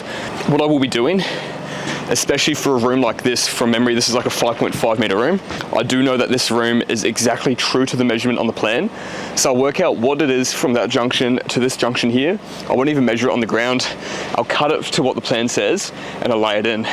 That's going to be true for almost every wall here. I'm not going to be running my tape in the ground to check the chalk lines. I know that I've flicked them out right. Obviously the small exception would be where that stair void is. We had to extend that by 7mm to make it work, so I'll be adding 7mm to those measurements, once again not measuring it on the ground. And then it's also a bit of a reassurance. If I'm following the plan, cutting everything to the plan, and if I lay something in place and it doesn't work, we can tell if we made a mistake. Hopefully we shouldn't. Everything should work out properly, and it just minimises making any errors by trying to hold your tape on the ground with the chalk lines. Another thing I want to do is just sight them. If one has a bow, that's fine. I'll put the bowed one on the ground on the bottom plate because it's easy to move that one on the bottom and shoot it into a solid point into the flooring. I want to make sure that our top plates aren't going to be bowed because it's going to be a lot harder to straighten them. So the bowed one goes into the bottom. If they're both bowed, I'll use one of them from a bottom plate on another wall, and I'll cut a straight one for the top plate.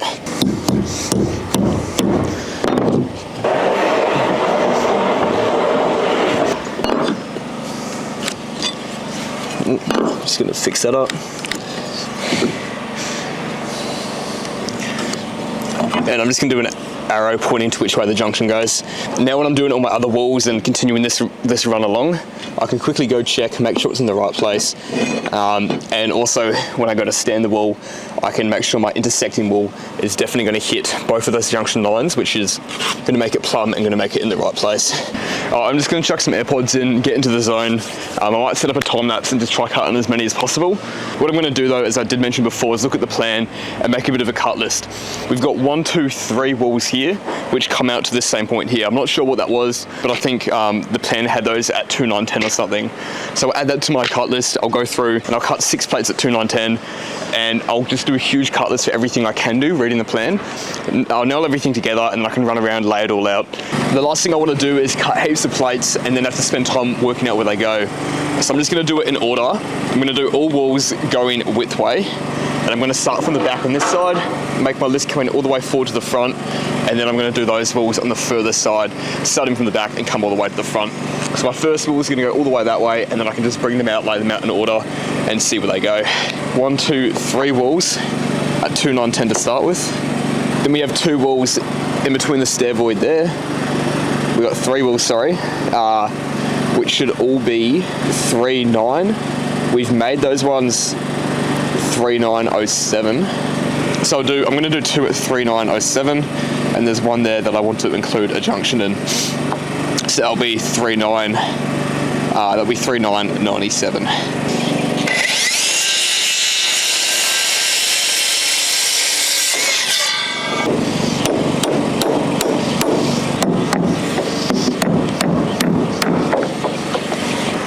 Alright, I've added a few more walls to the mix too. We started doing a few walls running lengthways with the house. So I've just gone through all the plates that we did pass up. We got 15 walls here, and as I said, I've got the system. I've cut them in order, so I know where they all go now, and I'm just going to start running around and laying these all out.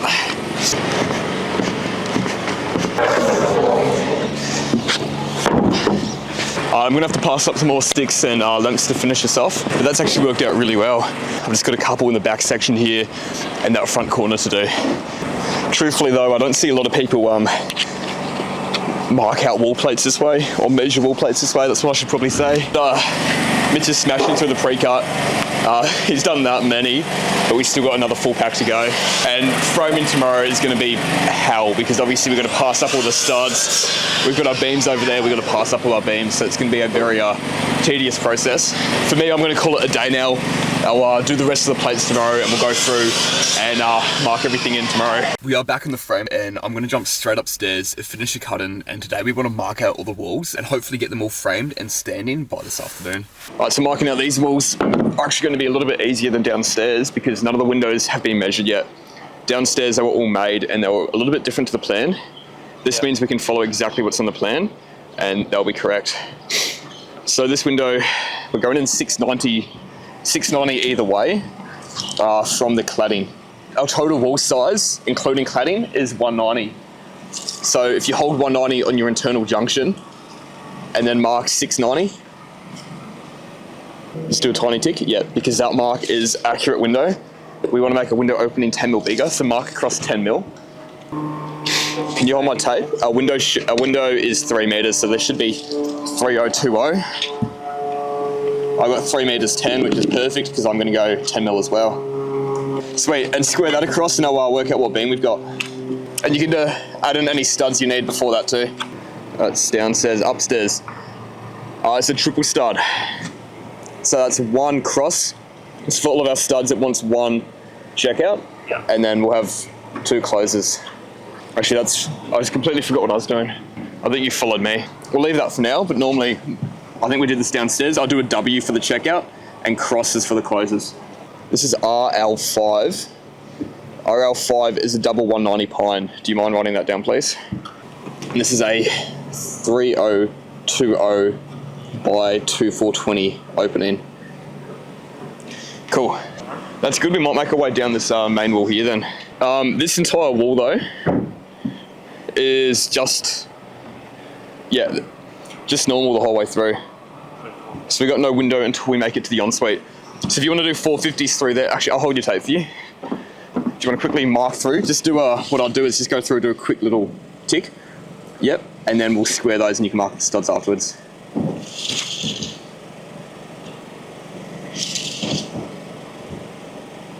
I'm just going to square them and meet you in the middle. Actually, I'll square these through. Do you want to start doing 450s in that next room that you're in?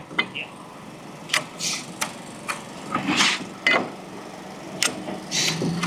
And then you've got a stud there and we've got a stud here. Right, so for the ensuite, we've got a 1210 by 400 window. So we'll go 1230 wide by 400 high, or 420 high. This window, Mitch, is just centered in the room. From the plan, I can see that's 1800. It's an 1800 room.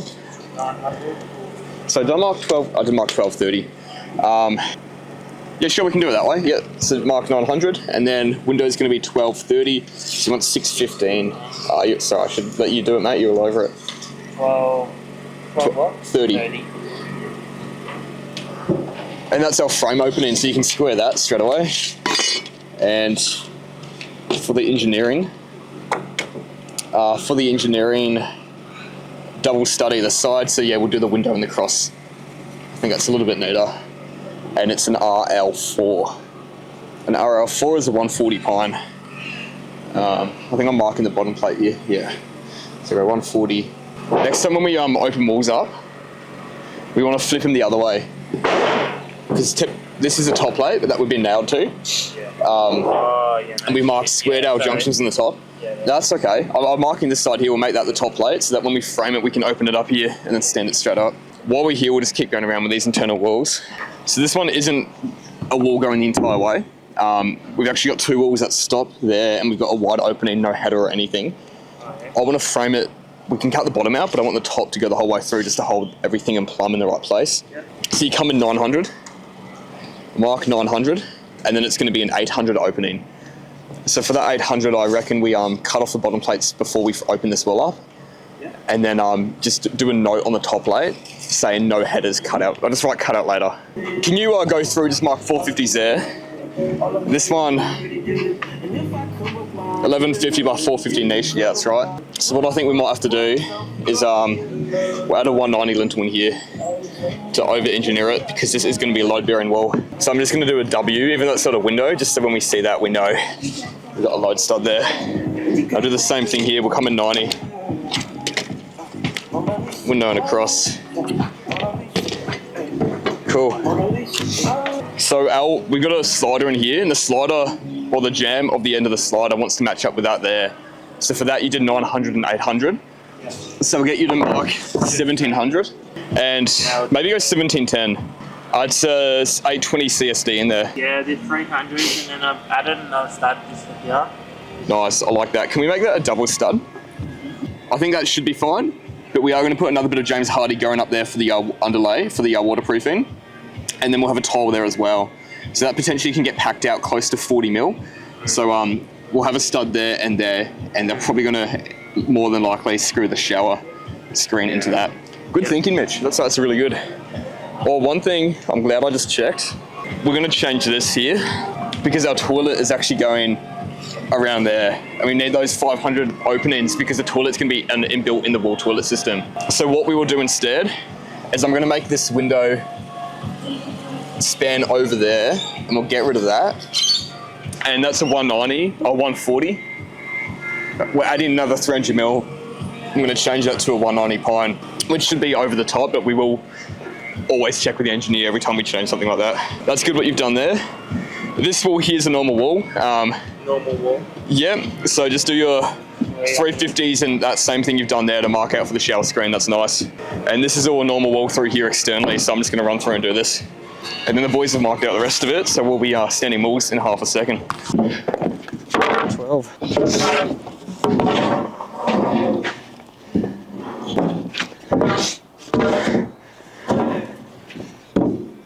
Studs look pretty good. This is looking good, Mitchy. I might jump on the gun. Do you want to mix it up? Normally, I've got you on the gun and I'm cutting for you. I might jump on the gun. Do you want to have a go trying to cut? Yeah. Do the checkouts, put the beams in. Yeah. Window height everywhere, 2420, okay? 2420, and then obviously you come down for 2420, whatever that window height is marked.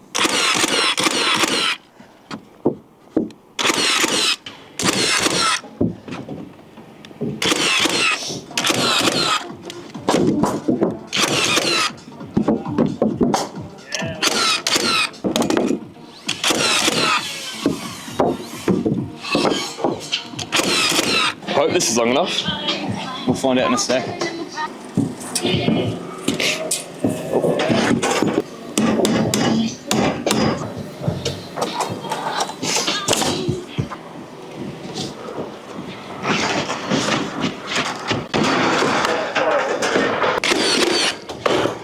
You get in the mill?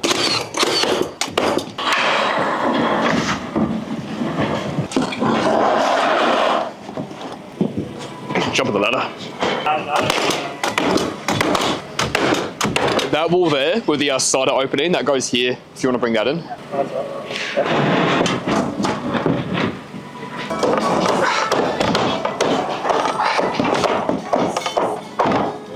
Are you over that way? Over that wall? Yeah.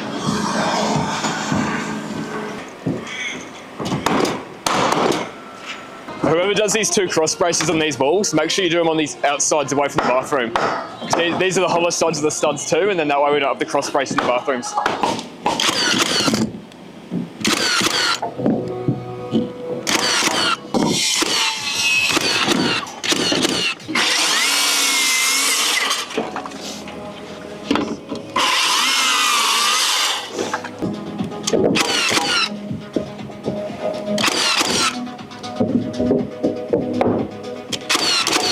We've got a wall there that we haven't laid out yet, and once we pull those walls over, that's going to get trapped in place. Let's get these two done, stand them up, and then once they're stood up, we can pull this wall open, frame that, and stand that up straight away.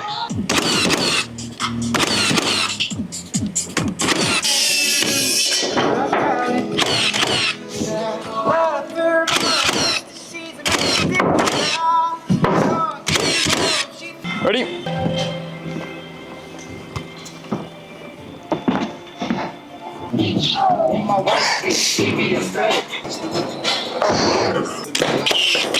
Do you want to get a ladder, Mitch? Are you happy to shoot the tops? I'm just going to plumb up that stair void. It's good there.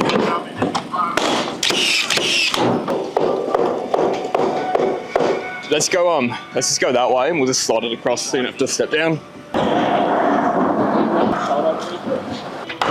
Sweet.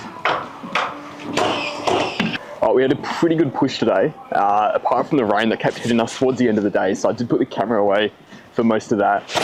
So we got most of this side of the frame done, or actually all of that side of the frame done. We're gonna have to come back later and frame a wall returning in that way. That's all open, glass balustrades there, glass balustrades around there, and a glass balustrade there. So that side of the house is done. The trusses are going to be spanning all the way over to a wall there though, so when we get here on Monday next week, we're going to have to go through with some S17 studs, put a few more beams in there, build that wall up and finish that up. And the same thing over here. I need to look into the detail. I don't know if we've got F17 studs going up here or not, but we do need to get all the beams up and kitchen plates up on top of that so that our trusses can span over and finish in that wall. All right, so the boys made a small start yesterday, and one thing we're going to have to fix, and we're going to have to do this everywhere for external walls, is we're actually going to pull that truss in. So we're going to have to cut that one off, pull it in, just so we have room for a blind pelmet to go up there between the truss. Once we build the parapet, we'll do a whaler to support the roof battens. We'll fix that later. What we might do, just so you know, we might go through, go to this point here, and then I reckon we just do one truss in the middle of these two rooms, plumb them both up, and then we can backfill after that. It might actually be worth, setting up a string line across that entire wall as well. You know what, we might do that straight away, because this wall needs to be pretty straight. I'll get a string line out of my car, and then when you go to do all your trusses too, you'll be able to gauge it anyway, and we can see how accurate we are to that string line.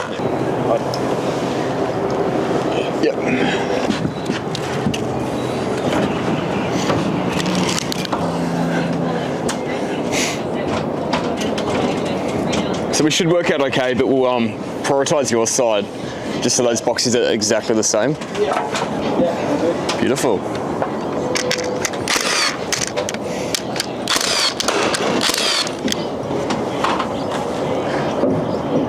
Sweet.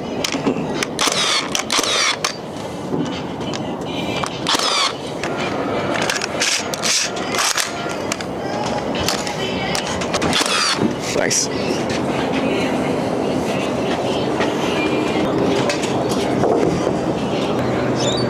Nice.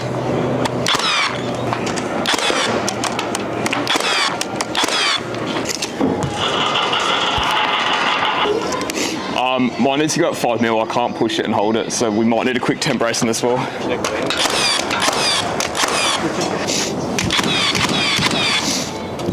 Don't worry about the spedage level. I'm going to go with the string on. We'll check it afterwards to make sure it's plumb. It should be. Can I get you to push that out slightly and then shoot it when I say so? There, oh. You had 46 for that block, did you, Oscar? Yep. Push 1 more mil. Yeah, go there, please. Yeah, now all you're doing, Mitch, is just gonna plumb up Oscar's. I've now got a fixed point so he can shoot his wherever.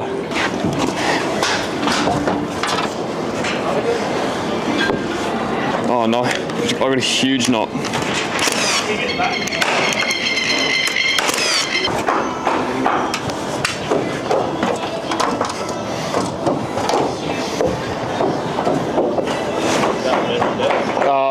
Yeah, that is perfect.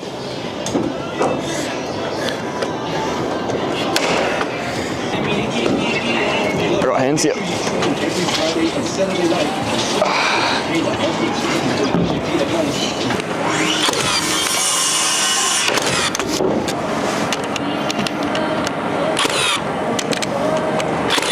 Nice.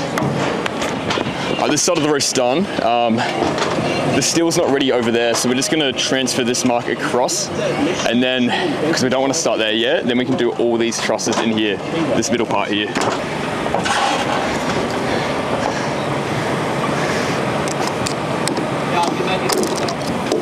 Like it's good. Oscar, there's your throw. Ah, beautiful. Cheers. No, you're good.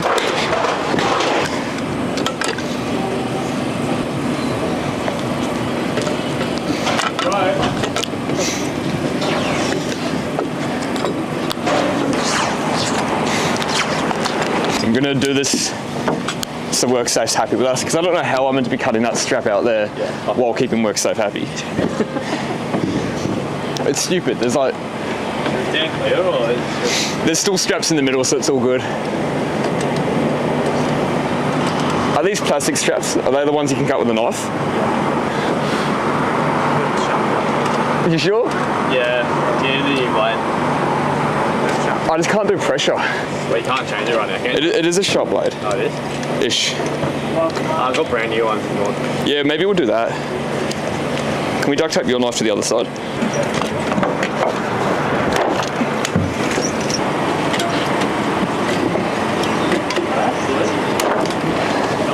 They're in order? That's rare. They all cut? No. One right there. Nice. We're gonna like lift it up, not pull it, lift it up. Will you try to push up with this stick on the side, or you think it's going to make it up? It's okay here, I just need to get Mitch to lift it. Yeah, you alright? Pull it to us.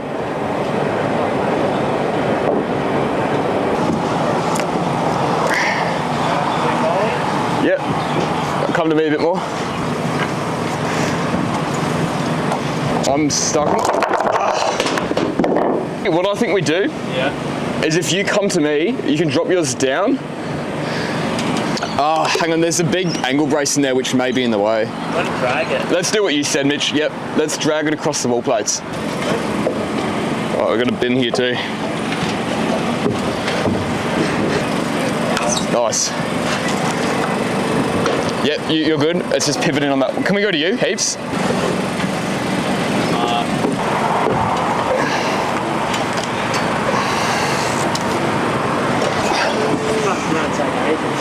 Yeah, I want to try to think of a quicker way. I don't like this.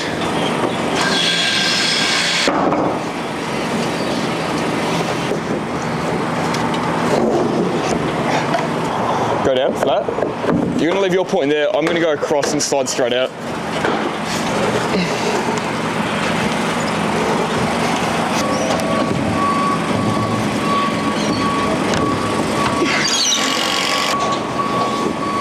Mitch, yep. No, you're good, you're good. Mitch, can you push to us now, please? That's coming down now. Yeah, Oscar, I'm just going to slide it into this corner so it can't move on us. Oh, that's locked in there now. Yep.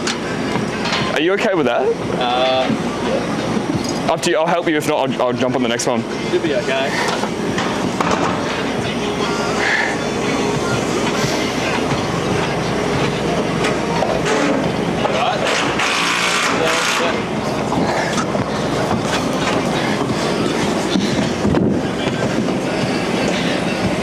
So just keep going, same thing. Let's get these out. I'm just going to turn the camera off because this might take half an hour.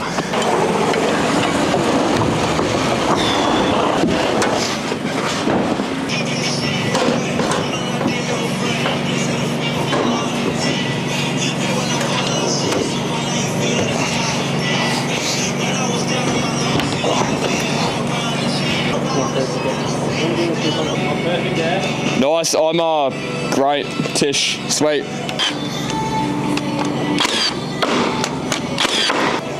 Hey. Thanks, Mitchie. Sorry, Mitch, it seems like you might have a bit of running around to do. Might have to get Jake to jump on too. On that note, when you're done, can I get that level, please?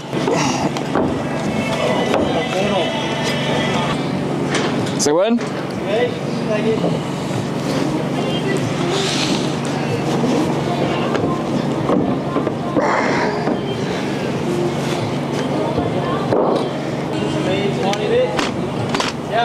Nice.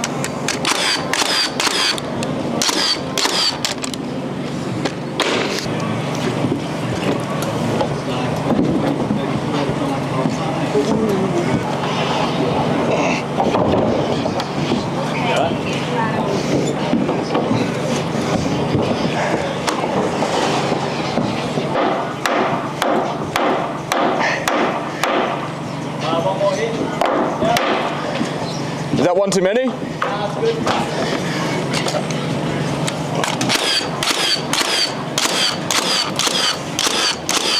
Nice.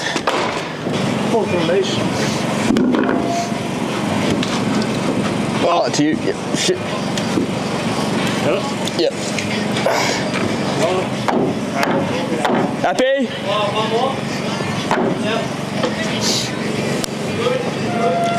Yep.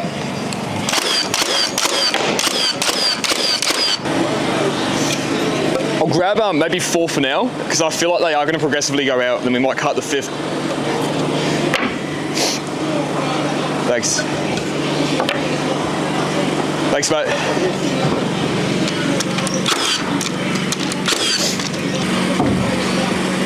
Yeah, that's all me, thank you.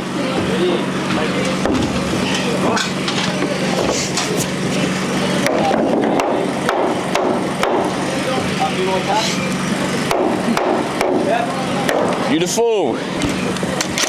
Hey, Oscar.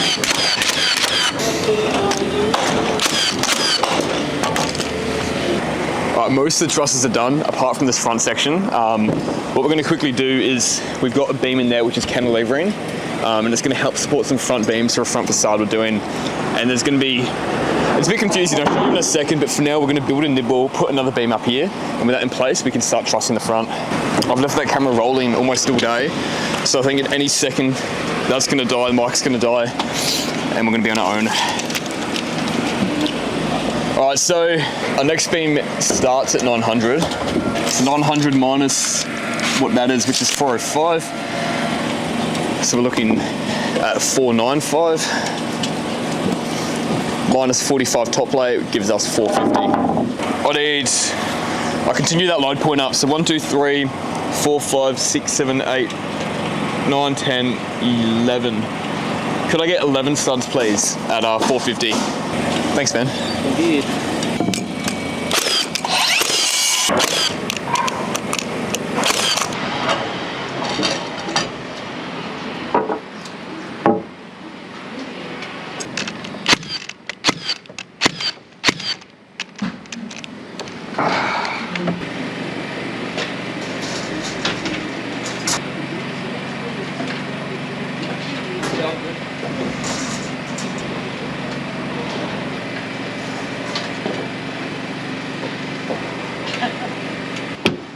Sweet.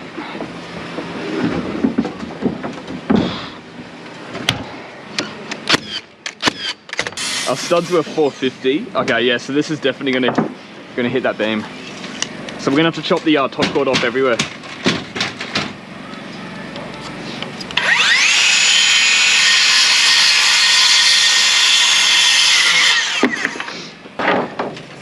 Right, so I'm gonna throw mine up.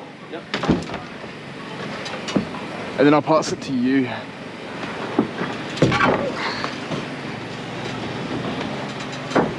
Oh. Nice.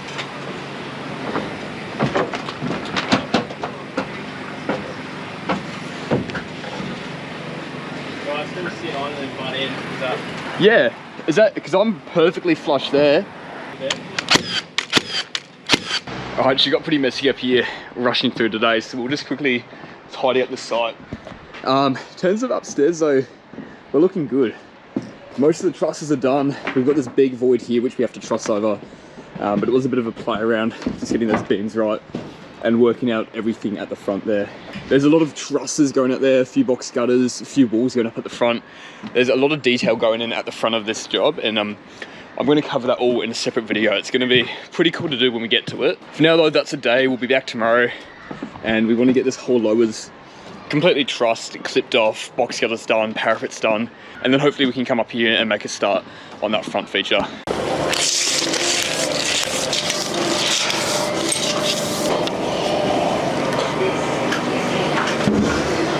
Thank you.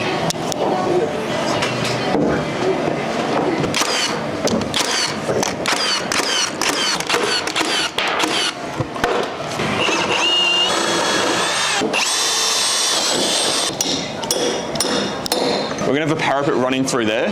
So we're just gonna start our first one in, hook over the wall and go 95, just so we got 5mm clearance. And then we'll do 600s from there. Of course that lands right on the bolt.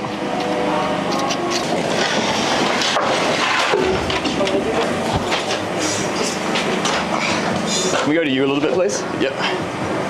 That's nice.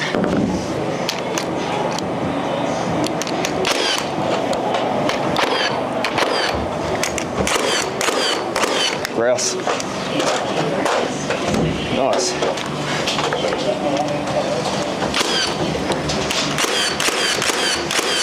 Sweet. We're going to flick a line on this, and what we're going to have to do is put a whaler on these, cut down those tails 45mm, and then we're going to butt into the whaler. The trusses were designed to go into this beam, but obviously those heights are very far off.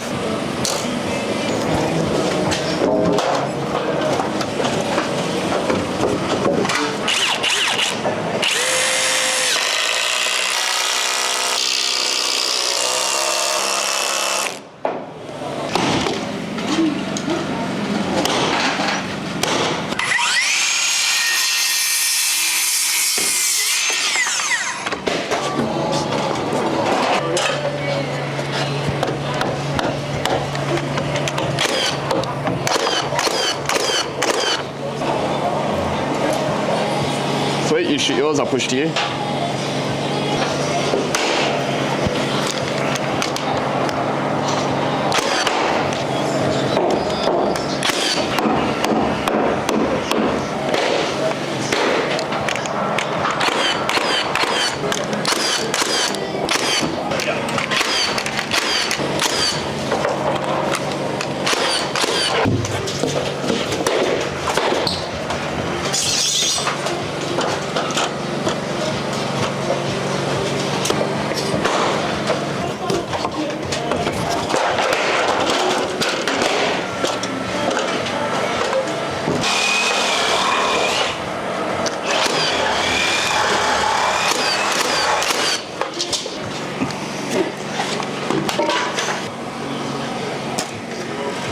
I'm going to start where you are, Mitch.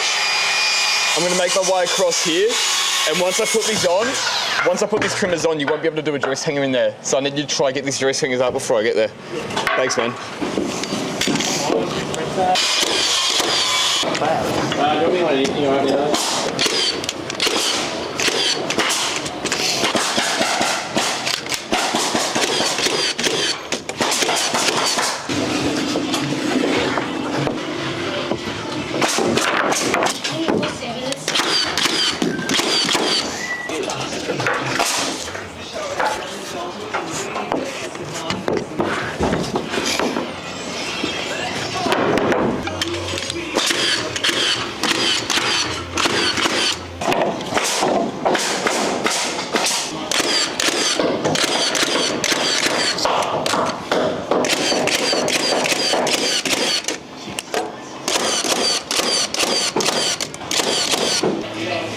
Thanks, bro.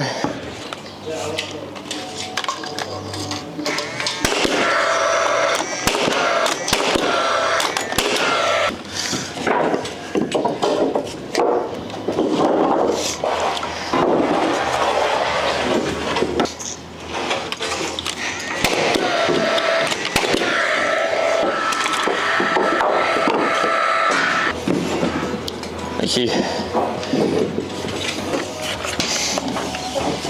Oh, this is tight.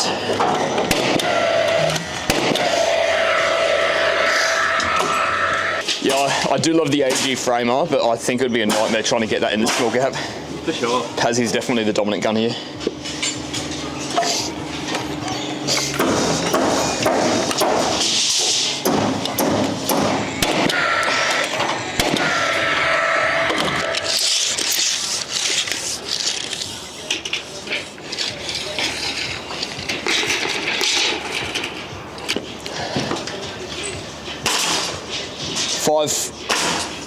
Go 5405 if you can.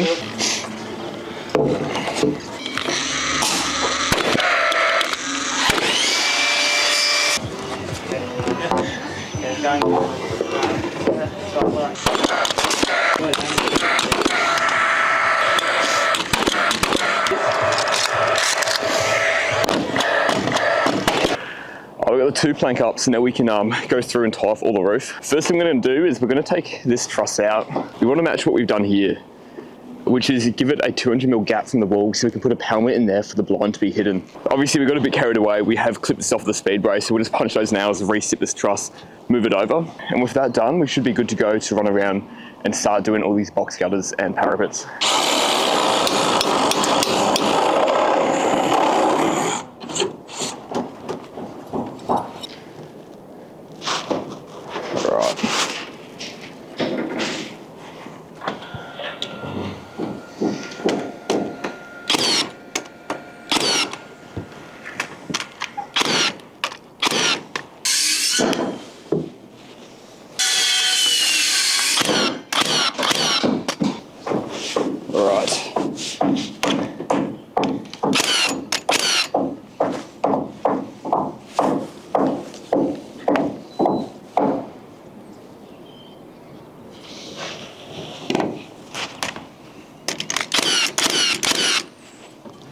Alright, so I'm just leaving that short 90mm because we're going to be building this roof very similar to next door, which, as you can see, the first parapet goes roughly at the height of the trusses. With the top plate, we're going to have it sitting up 35mm higher than the trusses, so we get that exact same look. And then the back parapet is going to stick up to be the height of the apex of the roof. She's looking quite wavy, so I'm going to go through maybe every second stud. We'll plumb that up and we'll shoot it to the bottom chord, which works pretty well. Could you cut me one, please?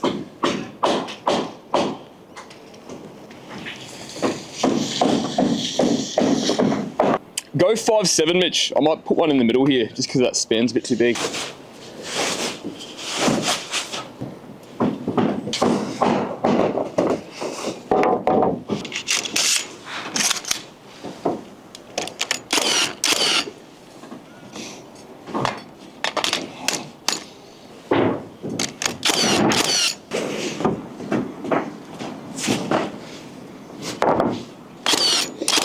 Alright, so we can see for that long boxy there, we have a sump in the middle and just a rain head either side. This one's going to flow right out the end here. So I'm actually going to have to probably move that speed brace.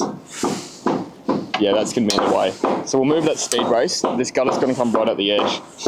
So obviously we won't have any parapet studs in this place as well.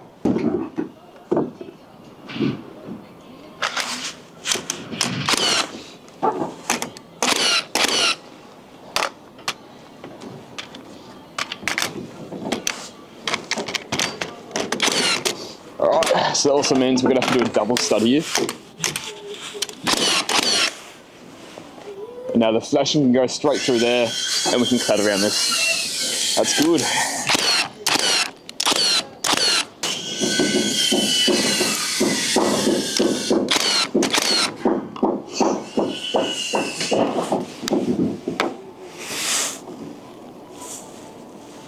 That's perfect. Yeah, can I give you a measure, please, for the top plate?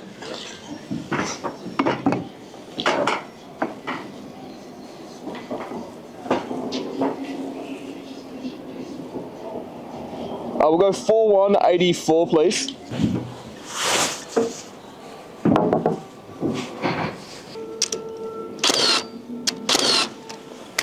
Alright, so obviously that's a fixed point now, and we've plumbed this side up. So I'm going to move those until they're good. Alright. So I'm just going to go through and do a few marks. Go level across, and this can be where our whaler goes on this parapet. Our battens obviously can't span like that and have a 200mm gap at the end. It's definitely overspanned.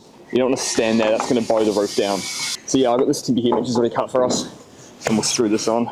I'm going to rest that whaler on the nail, and then I can come down here and get this side shut off.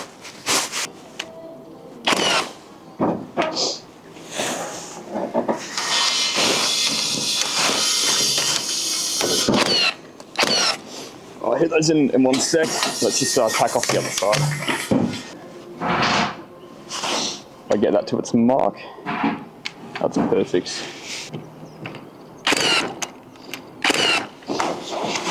just going to skew a few nails now.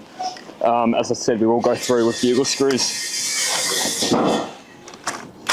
We will screw this properly off. So we've got a rain head with an overflow at the end, and I've got to work out where these rain heads are internally. So this one, if we walk towards you, actually no, sorry, it should be around here with the skylight. I can see a pipe straight down there. I'm guessing that's where we're going to make it work to. So our pipe is there, so it looks like our rain head should be here. On the plan, it does look like it's more in this gap here. I just want to make sure with the elevations. All right, so with the elevations, it's basically right in the middle between that window and this window. So I think it doesn't really matter if we go here or here. This is the biggest gap, so we'll make this a low point. Let's write low point on the top. Hold my tape here, if that's okay. We'll find out our high point in the middle. So that's 6'2". So I'm going to mark 3 meters. But is that still there? All right. Cool. I'll make this here our high point. All right, high point. Since there are sumps in here, I'll check the measurements. Like we've got to be up 230 or something to the bottom of the sump. So obviously we're not going to be working from the bottom upwards. Yeah. So we're going in between the 2 windows. So we'll go here as a low point, and I'll get you to hold me there. Low point, we're spanning another 6.3 meters. 2931. We'll make this truss here the high point. And then if you go all the way to the end, please. I'm going to guess it's that same 6 meters again. I got about 8 meters there, so I'm going to go 4.5 as a high point, because this sump, we're going to make the low point and the sump in here. Hang on, that's not going to work. There's a window there. So obviously we do have a window here. The down pipe is going to be there. For now anyway, we'll make this our low point to this truss. We'll do low point plus 5 mil, so it's up a little bit and it can flow down to there. So we're just going to go over the notes. I talked about this in the first episode. We've got heaps of stuff written down here. We can see if there's a sump, we need at least 230 mil from the bottom of the truss. We'll make our low points, hook over, and we'll go 240. So from bottom of truss, I'm 240. We want to flow 10 mil over every meter, and we were 3 meters to here, so I should go 270. I'm going to give it another 10 mil though, so we're going to go up 280, and that gives it more than enough full. Can I get a hand flicking these lines, please, Mitch? You good? Nice. Got other side. It's a good amount of chalk on that. Nice. Can you wheel it up and we'll do this further side, please? Yep. You happy? Yeah. It's cool. Other side. Happy?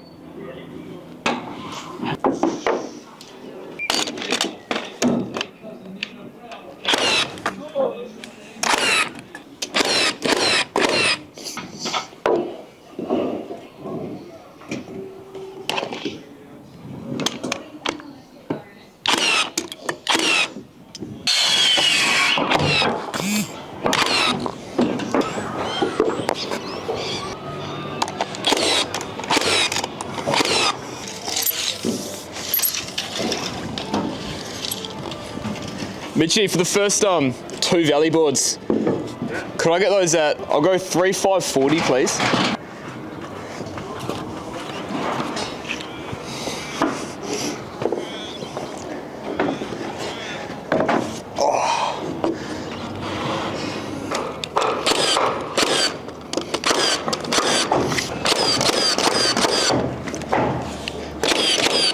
Oh, she's looking pretty good. Now there's actually a fair bit of work going on at the front. We're going to spend most of the day tomorrow trying to frame that up and hopefully get it done in a day.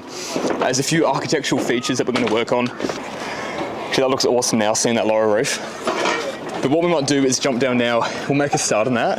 Hey Mitch, can I pass you my gun, please? Yeah. Thanks. I was just saying, Mitch, we might jump downstairs now. And do those? Yeah, we'll start working on some of the nibbles at the front. We'll get ready to do this whole front feature. For now, I'm going to finish this as a video, and we're going to do that front feature for day, whatever the hell we're up to. I've lost track. 17. 17, you reckon? I reckon you might be right. But I think we'll make a whole video on that front facade. For now, the roof's looking pretty great, yeah. All Alright, so it should be one of our last days on site today. Almost everything's done. The only real type of framing we have to do is build a roof right next to us, which I'll jump onto in just a second. After that, the entire day is just going to be running over the entire frame, checking over everything. I've got quite a big list of missing stuff, missing bolts, hardware, fixings that we have to go through and do. So that's going to take over most of today.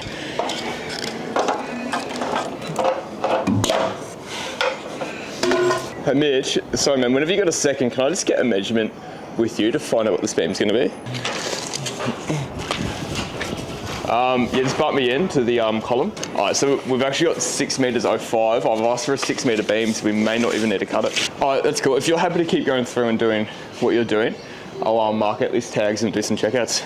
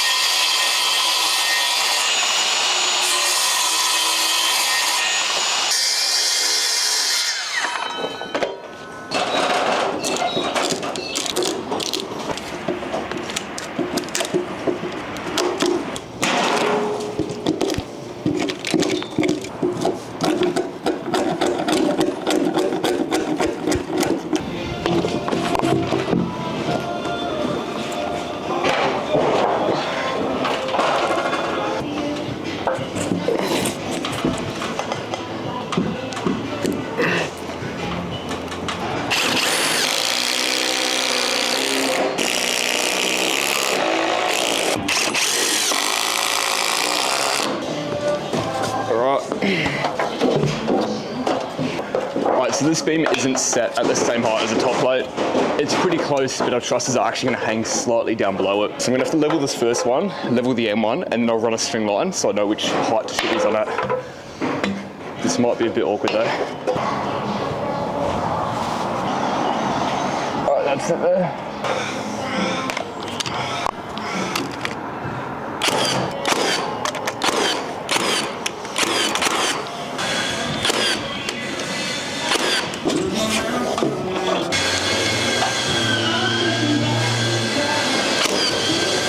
Even though the plan does ask for these end trusses to be flush with this 90mm wall, you always want to bring in your end truss between 5 to 10mm so that when I go through and build a parapet wall in here, there's no possibility that that truss could be impeding into that wall. I'm not going to have to worry about running a string line for these because the beam is level and at both ends the trusses sit down by 10mm. So that's mint.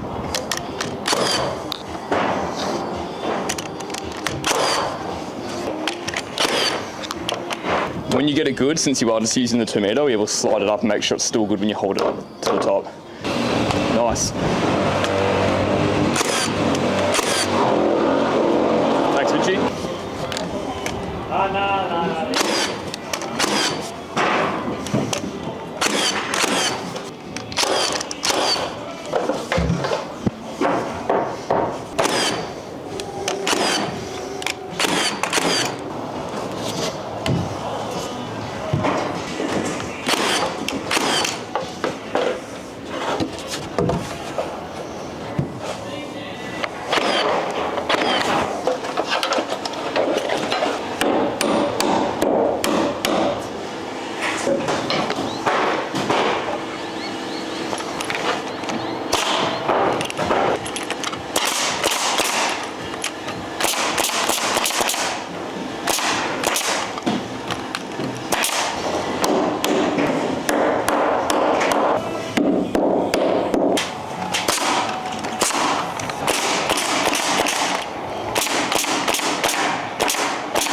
I think it's starting to become a bit of a hot topic on whether or not to use a coil gun and coils to shoot on hardware, joist hangers, everything. Personally, I prefer not to use a coil gun. If you've seen some of my other videos, I do have the PPN shooter, the precision placement nail shooter, where you can shoot coil nails exactly in the holes, and it's the right size nail as well. For this frame, I'm subcontracting into a carpentry company and to a builder, and we're not getting paid to go through and hand nail or pay for the PPN nails and time to do every single hole. When you look at a job at this size, it makes a huge time difference. Even though it doesn't look as neat, it is still completely fine to use a coil gun on this hardware. I do know personally some inspectors are starting to knock back coil guns and a lot more people are going through hand nailing. I've spoken to a few inspectors that have inspected the last few frames and builds I've done, and I've been told they've actually not passed a few frames that have been used with coil guns, and that's because they haven't been done right. Obviously we've got these pre-drilled nail holes on the joist hanger, and I think most carpenters, when using the coil gun, are going to be aiming to get the nails in those holes. It definitely looks neater if you do that. But if you're using a coil gun, you actually need to be aiming to avoid those holes. Even if you got your nails perfectly in the hole, they're slightly smaller than the clouts you get to hand nail these hangers with what they're intended to be used with. So on that note as well, you need to shoot 20% more nails with the coil gun than what it asks for. Typically you need 3 and 5 nails. So I might change it to 4 and 6. And all of those nails, I'm trying to make new holes through the steel, through the hardware, penetrate through that steel, and that makes it a strong, secure hold. So I'm going through doing these. Obviously it doesn't look anywhere as nice because I'm intentionally avoiding the holes. It looks rough, and normally I'll do everything I can to make the frames look as neat as possible. In this instance though, I will be sacrificing making the frames strong and actually pass. And when it comes to actually building something right and making it look neat, we're obviously going to build it right.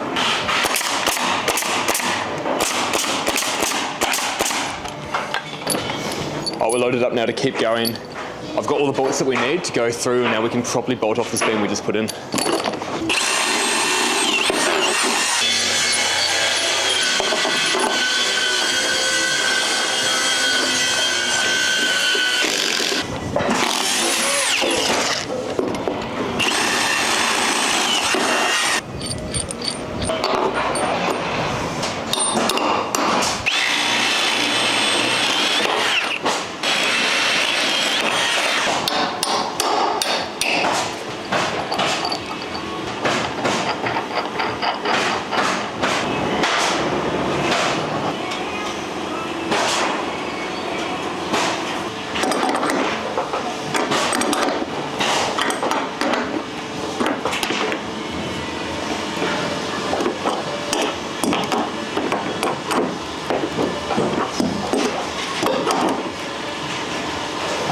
Those bolts are done, and I've got the last right angle bracket we need, which is for those beams at the top. So I'm going to run up, put this in quickly, and then I think all the bolts are done.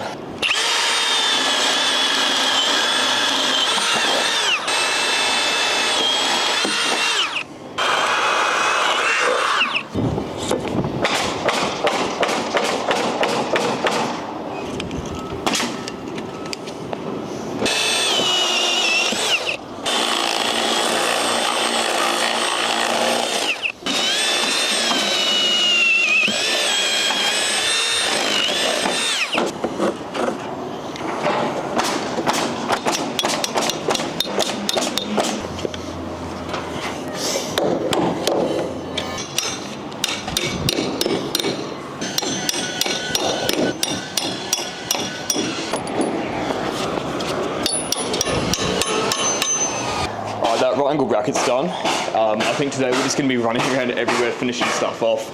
You can hear the coil guns going. That's going to be going non-stop today.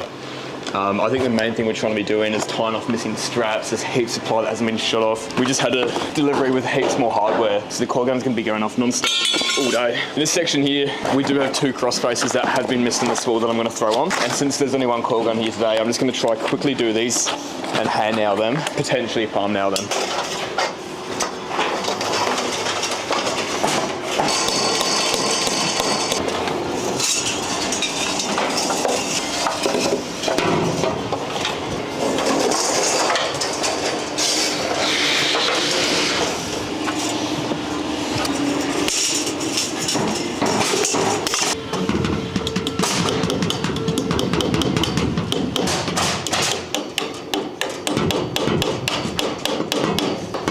Sweet. Alright, they're good to go. I'm going to leave those now. I think it's going to be a waste of time if I try to hand nail everything. You can hear how much quicker that coil gun is. So I'm just going to keep moving on, and that's ready to go for when the coil gun gets here. Alright, so for downstairs, we've done none of the trimming blocks, no out brackets at all. Typically what we'd do is before we floor, we'd run over upstairs and drop into our trimming blocks from upstairs. It's so much quicker. Sometimes though we're under the pump and we don't have time to trim everything up before doing the flooring. There's so much going on right now, I hope you can hear me. But what I'm going to do now is just cut heaps of trimming blocks, and I'm just going to go through and only put in the trimming blocks we need for our brackets at the moment. We can leave everything else for lockup. For now though, we're just under the pump to try and get stuff ready for this inspection.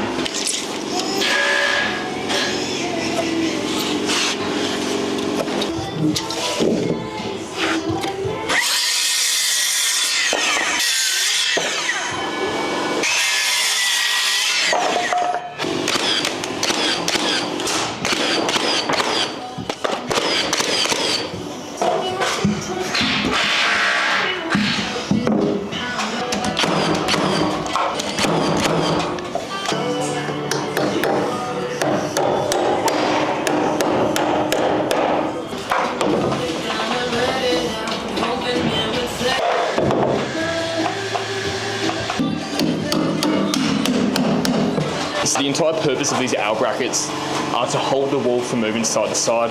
In terms of the process to install them, we can see we've got 4 holes at the bottom there. I'm going to put them on the top plate, do 4 nails into those holes. Those nails in place, I'm just going to come through and double check the wall and make sure it's plumb.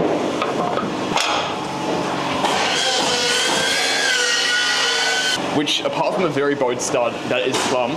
So when it's plumb, I'm going to nail it off to the posi, to the blocks I put in, whatever I can nail it off to. And we have these 3 long slots to nail off the L bracket. Now the purpose for these long slots, opposed to having just more holes similar to the bottom, is so we can put our nail in the middle of the bracket, and they'll be like that.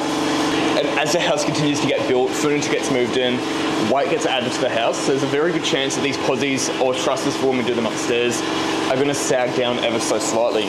When that happens, obviously the L bracket's going to stay where it is because it's on the wall, but the nail will be in the posi and that will sag down slightly with the posi. If we didn't have this slot here, what would happen is when that sags down, it will turn this into a load point.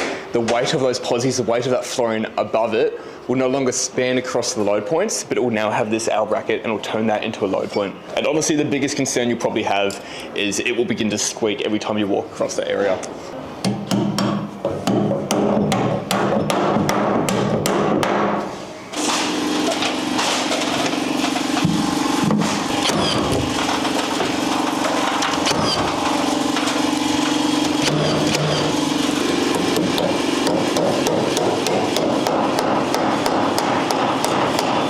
Alright, so obviously this wall is just a nib wall. We've got a ton of movement in this right now. I'll grab that level.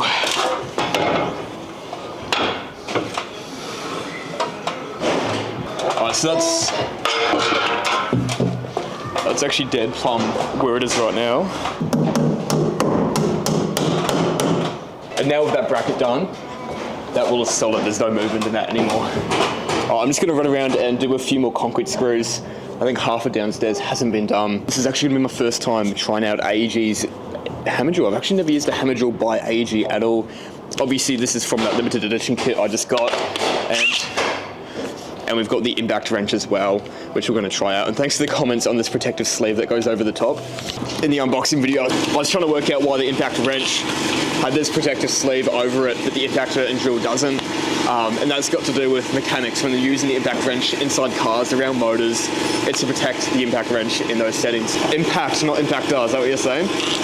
Yeah, impact. I've gotten in a bit of trouble in YouTube comments from calling impacts, impact drivers, impactors. Anyway, let's see how these tools go. Obviously, some of the boys have been testing this out though.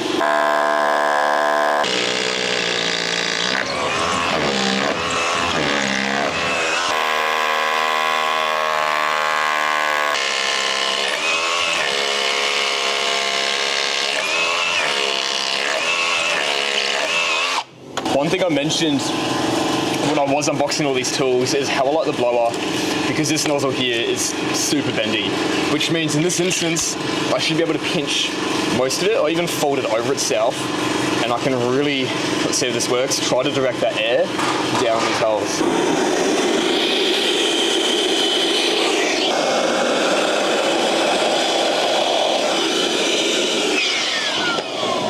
Yeah, look, that didn't really do a lot. Obviously, if there was dust in there, since the air is entering at the top, it's just going to push that dust to the bottom of the hole. Not the biggest deal though, we're not Chemset in it. If we were going to put Chemset in there, we definitely want to make sure there's no dust at the bottom. And to do that, we're going to need a blower with a nozzle that goes down to the bottom of the hole, and then when you blow the air, it's going to be at the bottom and push all the dust up. Anyway, let's see how this impact wrench goes.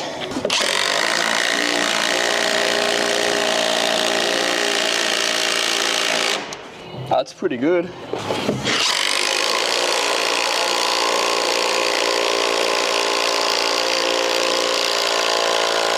The fact that it slows down at the end there is probably telling me that there is dust at the bottom of the hole, and it's really trying to dig into the dust to really hold down at the end. Regardless, that's a good tool, and I'm sure I'm also going to get ripped to in the comments for not using washers with these concrete screws. Yes, washers would be better. The engineering doesn't call for it because these bolts do have a flange head. So the head of these bolts do serve as a washer. That's all the engineering's called for. It's all the builder supplied because of that. It's going to do the job. It's completely fine in this area. But yes, it will be over the top and it will be better if we had a big square washer with these bolts.